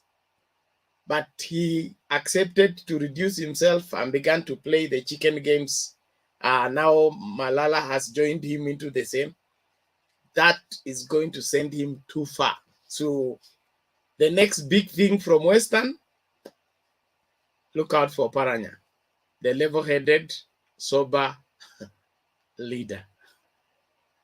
I'm not a prophet, I'm not a son of one, but I can see when my eyes open. This other, there is somebody here says, Penny Nyagaka says, Ruto is making Kenya look like the USA. 2 large parties for 230 years. How many parties did the US Yeah, before they ended Bernard, up being 2? Yes. that statement is based on lack of information. That's why I picked on it. One single person cannot make Kenya have 2 parties. That's the most outrageous expectation from an individual. Parties, like countries, evolve.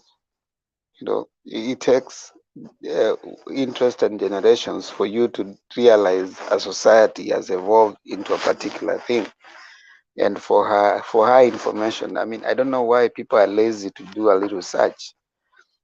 The US has, yes, the Democrats and the Republicans, but there are other smaller leaning parties that identify with either Republican ideologies or Democratic ideologies. So this shenanigan of coming here saying that Ruto is trying to make it look like the US, and I something else I don't understand. Themba, we are losing your audio. Can you get me? Yes, that's better now. Something else I don't understand. Who tells you that if it is from the US, it is good? You know, this Eurocentric approach that everything you want to do, you want to say, if it is working in the US, who tells you that if it is in the US, it is good? You know, even the US, one of the fathers of the US, I mean, one of the presidents says that, is it US? Not US. I think it was Winston Churchill who said that democracy is the worst form of government, save for all the others. That is, we are yet to find a better governance. That's why we are sticking with this one. So when someone comes who has ill information and then comes and start posting, Ruto is trying, an individual cannot make a country have 2 political systems. It is the society that evolves and eventually picks certain view. But we understand, you know, the nature of certain individuals, and at least it's good they make the comments so that we can inform them appropriately. Thank you. And the unity of, there is a difference between the unity of the country and the unity of a political party. The UDA people seem to have swallowed hook and think that if you join UDA, you are uniting with Kenyans. They can have their unity as UDA. We have our unity as ODM. They have unity as ANC. Then we have the unity of Kenyans. We don't need to join the same political party for us to be united. And Bernard, as you say that, I've just remembered. A political party that is made by one person is the transfer of the dictatorial tendencies of any other one-party system. Because when you are here telling us that William Ruto wants to do that, now that's one individual. That means he's going to control everything that happens. And that's dictatorship. Is that what you want? A party that is built by its members, in the sense that which forum chose Ruto as a party leader? Which forum chose Ruto as a presidential candidate? So what democracy is there? If they sat and they said, in fact, we will respect UDA members, if they would sit somewhere and nominate many people and then say, these are our presidential candidates, and out of one of them, we are going to choose one. But if you are coming here and it is Ruto saying, I want to make, this is what I want to do, that's dictatorship. So you are moving from one party system KANU to one party system UDA. Now, if they want to be controlled one party system, let them continue. But that's not where Kenya is going. Kenya is a multi-party democracy. Thank you very much, guys. Let's call it a day. Let's shout out some names here. Ndalo Peter, Kudos Themba, Sober Mind. Thank you very much. Moses Kotuk. We appreciate you. Millie Athiambo, you are in the studio. Thank you very much for joining. I say really pity my DVD is okay. He will come around. Dennis Ondiek, thank you for your faithful followership of this channel. George Gakure, we appreciate you. Martins Wilson, wewe ni wetu, asante sana. Emmanuel Marianga, we salute you. Thank you. Penny Nyagaga, we thank God for you. I want to appreciate all of you for your continued support for Mtembei TV. We urge you to subscribe and please ensure that you hit that notification bell so that anytime we come live, you will be notified and you will be able to join. There are other programs we do beside this open studio forum. We are doing a program for the aspirants. If you're an aspirant in the 2022 election and you want to talk to your constituency, we have a package for that. And then there's another new program I introduced for the senior citizen to come and show us the path of the walk of Kenya from pre-independence, independence, after independence in the eye of the elders. It had a rough pick-off, but now that we are back, we'll be able to resume. The young people want to understand the journey that Kenya has walked through politically to come where they are. Follow out for that program in the eye of the elders. And then there are other programs that will be coming your way. So please keep it Tembei TV and let us make it happen. Thank you very much. Let's pray. Father, we appreciate you for the privilege to share our views on this platform. We ask for your blessing upon every information that has gone forth that is credible, necessary for the well-being of this nation. We pray that your hand will rest upon the nation called Kenya and every Kenyan, wherever they are around the world, that you being the Lord and the King of this nation, we are safe and secure. We lift your banner over this nation.